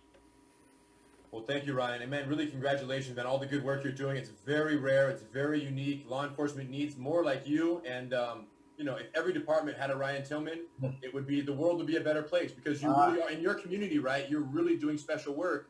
But unfortunately, and this also speaks to the segmentation of law enforcement, there isn't one national police body that really is doing the work to bridge the gap and to break the barriers between law enforcement and the community they serve. It's happening on a very localized level. So, you know, it's a challenge, but I appreciate the effort you're putting forward, man. It's major. It's necessary. Don't stop no matter what. I do think you're making a difference for the police today and for the future, including your son. And that's it, everyone. You guys, if you can, follow Ryan and all his projects at Breaking Barriers United on Instagram and social media there. You have your podcast as well that you do good work. All right, okay. Now they're just sitting here advertising. In the case of that, the reason why there's not a national, well, there's a bunch of reasons why there's probably not a national thing, okay. But why it wouldn't be needed is because a lot of these problems are mainly in areas where people are mixed, okay? There is a mixture of people, okay? This, I don't believe, is happening in areas where it's just one people. So these rural hick towns where everybody knows everybody's like a 500 or 1,000 people, and everybody knows where the cop and the 2 cop deputies live, the 1 police chief and the 2 deputies and all that shit live, Andy Griffith style. Yeah, they're not gonna have any use for this. But if you get into the mega fucking cities, yeah, okay, maybe there's some use for all of what's going on here. Okay, all of this business. So that is the reason why there's not gonna be a national one, and it has to be very much local. Because some locals need it more than other locals, right? So there's that. Now, if I see correctly, these people are just sitting here throwing out their ats and all that stuff, and then go like, comment, share, and subscribe and all that business. Okay, fine. So that's the end of that. We have finally reached the end of this. The only thing left is the solutions, which I will put out tomorrow. Well, actually 1:49 a.m. on July 7th, 2023. I will put it out later today. I am going to go get me some sleep later. Right, so as far as solutions go, also note how, despite how long this video has been with, call it the problem, right? It's amazing how the solutions plural, is actually quite simple. This is probably going to be the shortest segment of this entire video. So, solutions, all right? Number 1, get armed. If you notice, in the second clip, what was the solution? What literal solution did the lady use? She blasted the guy away. Right. So, black people classified as black by whichever entity out there. If I'm not mistaken, black people weren't the ones that designated themselves black, but whatever. Get armed. Get armed. From what I understand, all states pretty much allowed at this point. They're essentially forced to, so saith the Supreme Court with that New York ruling. So, all states pretty much have to let you now, if I'm not mistaken. Hell, I got my concealed carry back in December. Last day of December is when the card came in the mail. And I'm in Maryland, okay? Short of New York and California, Maryland is the hardest as far as the gun laws. Maybe DC itself. Maybe DC itself is harder because Congress, but whatever. Owned by Congress or whatever. Get armed. Get armed. Simple as get armed. If you find it increasingly difficult to do it, quote-unquote, legally, where you are, move. Had this law not passed, or this Supreme Court ruling, and as such, the following of the law by the entities in Maryland not happened, I would have probably been in Texas right now. Probably Austin, but because tech, but I'd have probably been in Texas right now, talking to you from Texas. So there's that. If you legally can't get it, well, if you legally cannot get it, realize what we're talking about here. We're talking about your life. Realize what this whole video was about. Your life. Okay, so it's your choice. You can either get one, because a little piece of scratch on paper, they call it, what the fuck is this called? C-O-N-S-T. Constitution, yeah. Constitution says you can, and I see no asterisk here. Second Amendment, 1 second. Not be infringed.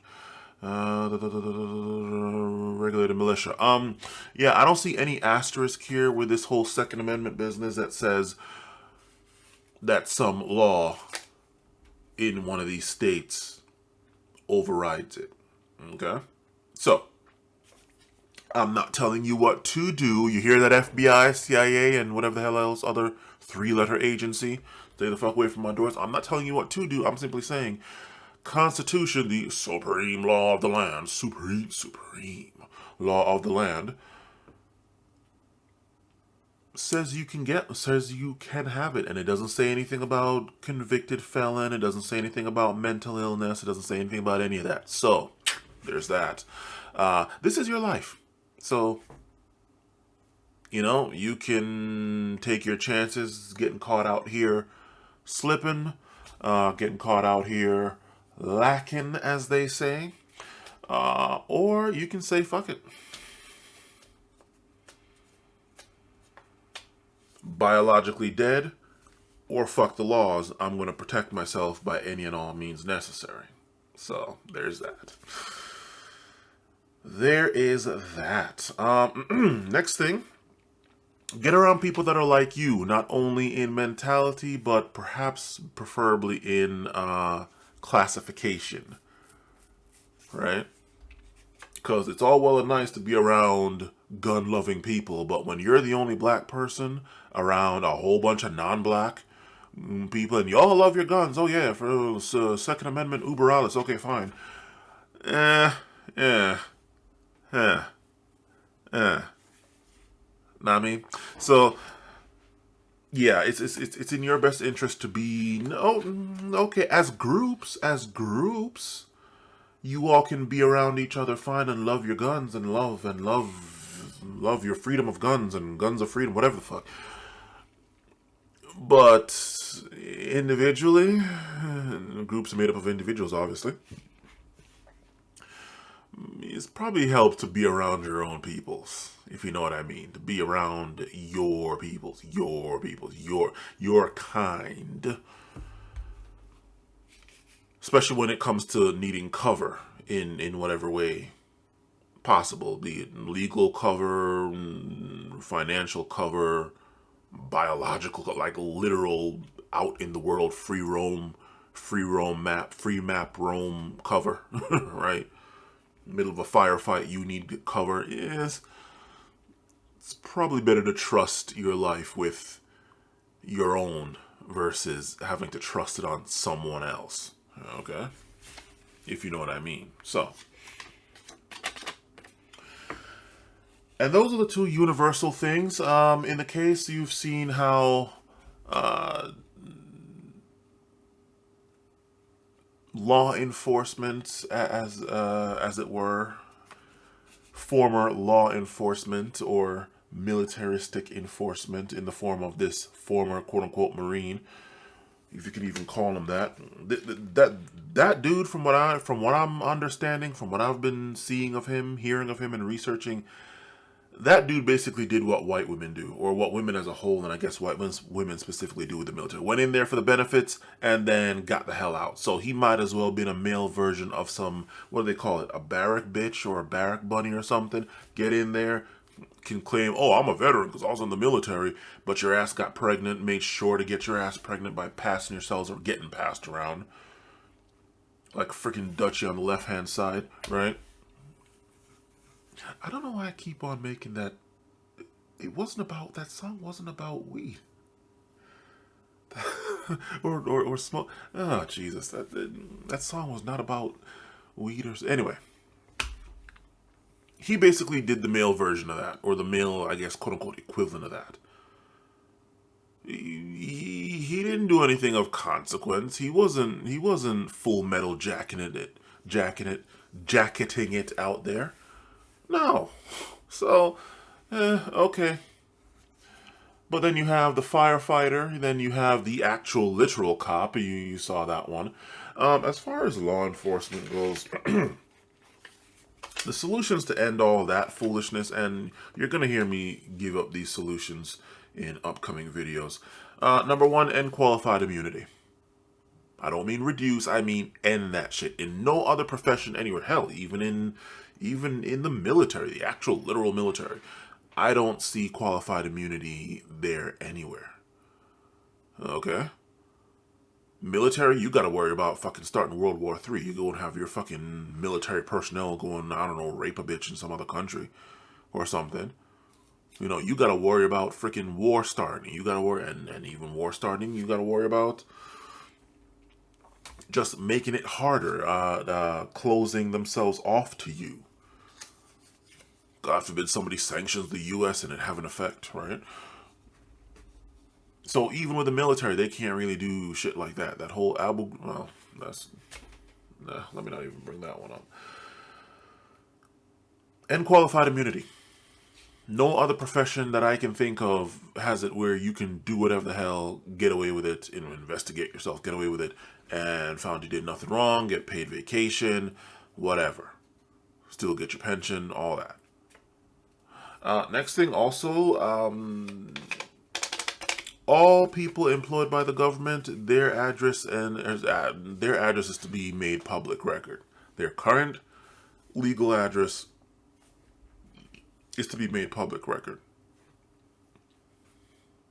And that includes anybody employed by the government, national, state, or local.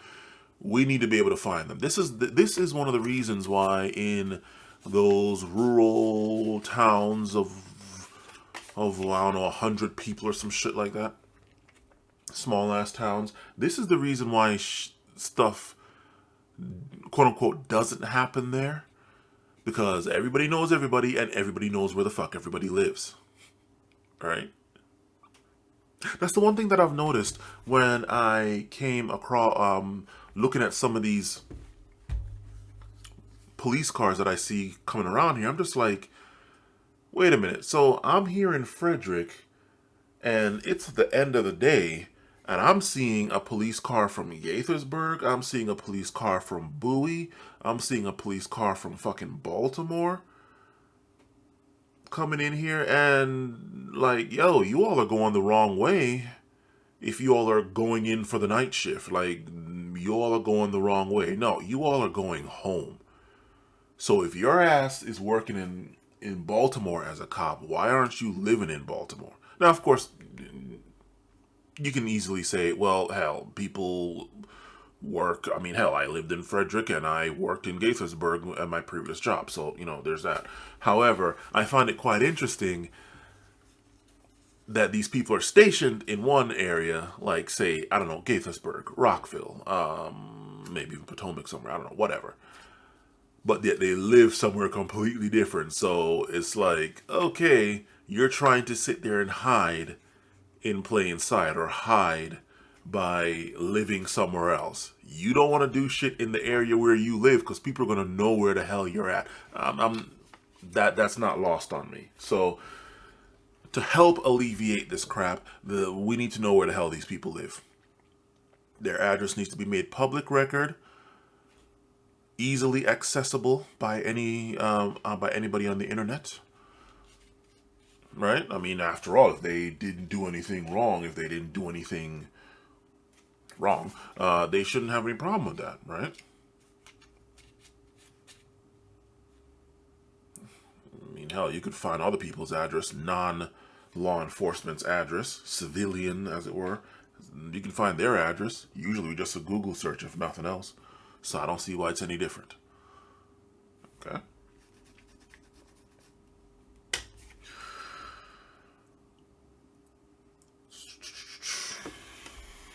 So that's the second thing. The next thing is, well, actually, being armed. Everybody get it. Well, everybody but black people, all black people being armed and more or less living within proximity of each other.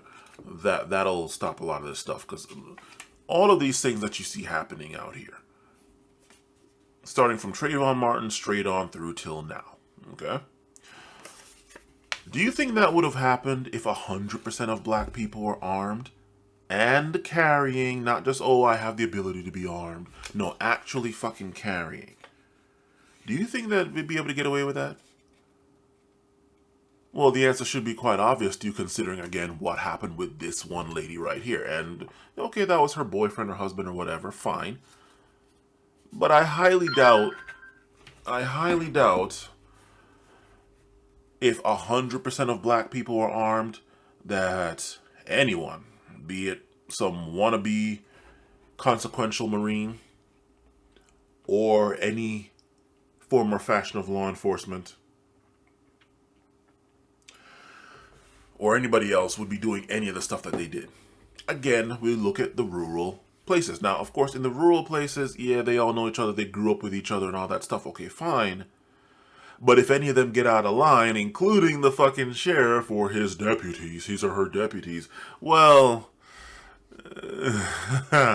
there's not going to be any judges. There's not going to be any cops. We're coming to you. We are coming to your house. Right? So, that's how that goes. That's how that goes. And then, of course, there's the standard issue stuff of, oh my God, black people need to be economically empowered and socially empowered and all that stuff. Yeah, all that standard issue talk. That's again, standard issue, so I don't need to even really go into that. But, yeah, this will stop that crap. This will stop all black people being armed. This will stop other foolishness, not just killings, but other foolishness, like Asian store owners whooping your ass. Black women, I'm looking at you because I haven't seen any Asian store owners beat the shit out of black men yet. Right? I haven't seen that happen. I mean, I haven't exactly been looking for it either, but I haven't seen that happen. So black women, there you go. If you want to get armed, and I mean, God forbid you go and take your business to a black. As much as black women love hair, you're telling me that there's not a single black hair salon you can go to? Maybe if you live in a majority all white area, and in that case, you got to start asking some other questions, if you know what I mean. But these Asians are setting up shop in black areas, so there's not a single one. There's no. Who the fuck is calling? What do you want, bitch? Who's this? Who knows I'm here? Okay, thank you. You're telling me that there's not a single... You're telling me that there's not a single black woman anywhere? Even if it's in her own freaking house? All these freaking multinational conglomerates that started in people's freaking garage and shit. You're telling me that, like... Nothing? You don't know of any black woman that can do hair like that? I find that a bit hard to believe. So, these Asians are setting up shop in black areas, so there's got to be some black woman doing hair somewhere that you don't need to be. Okay, you got Amazon. You don't need to go into these Asian stores to go buy hair products. You can just simply go on Amazon, bypass all that.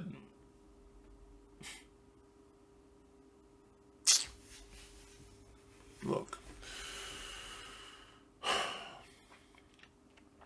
But yeah, get armed. That's the first and foremost thing. Get armed.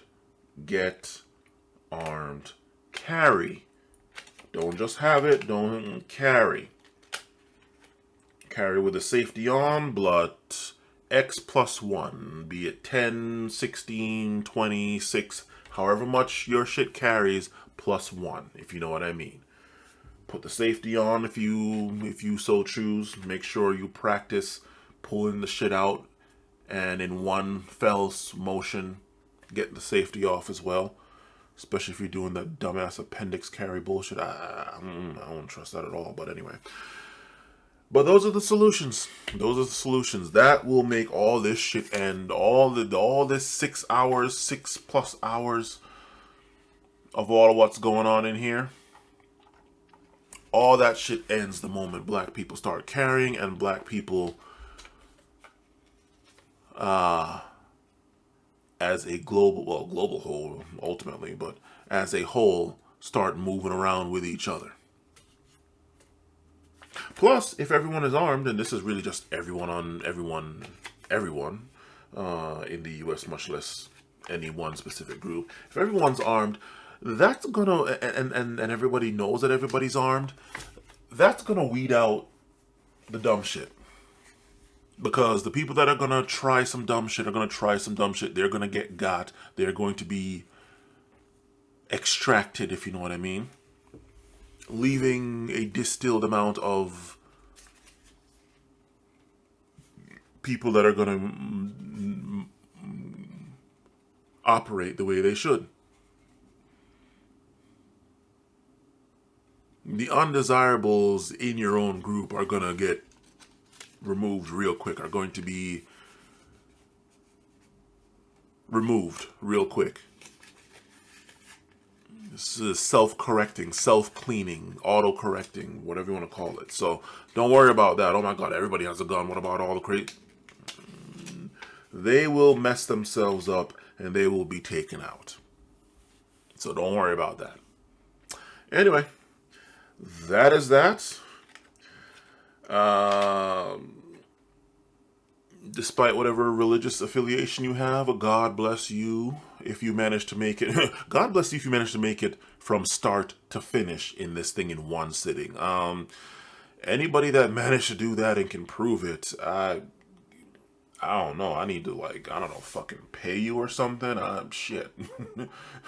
I mean, because this thing took me, what, over a month to make. The very first part of this thing was from before I graduated, which was well over a month ago, right? Has it been a month? Like the 18th or 16th, whatever the fuck? And this solution part is done here now on what is today's date? June 16th, right? So it took me well over a month to make this thing. And you managed to watch it all in one sitting. I mean, obviously it's easy to just sit and listen, but that's fine. God bless you if you did. The only other part that I'm going to make after this conclusion is the intro part, where I basically let you all know, hey, yo, this shit's 6 hours. You all have no problem watching people talk for hours on end, 3 to however many hours, day in, day out. So me with one 6 hour thing shouldn't be a problem. And all of that. So that's it. And thank you. Later.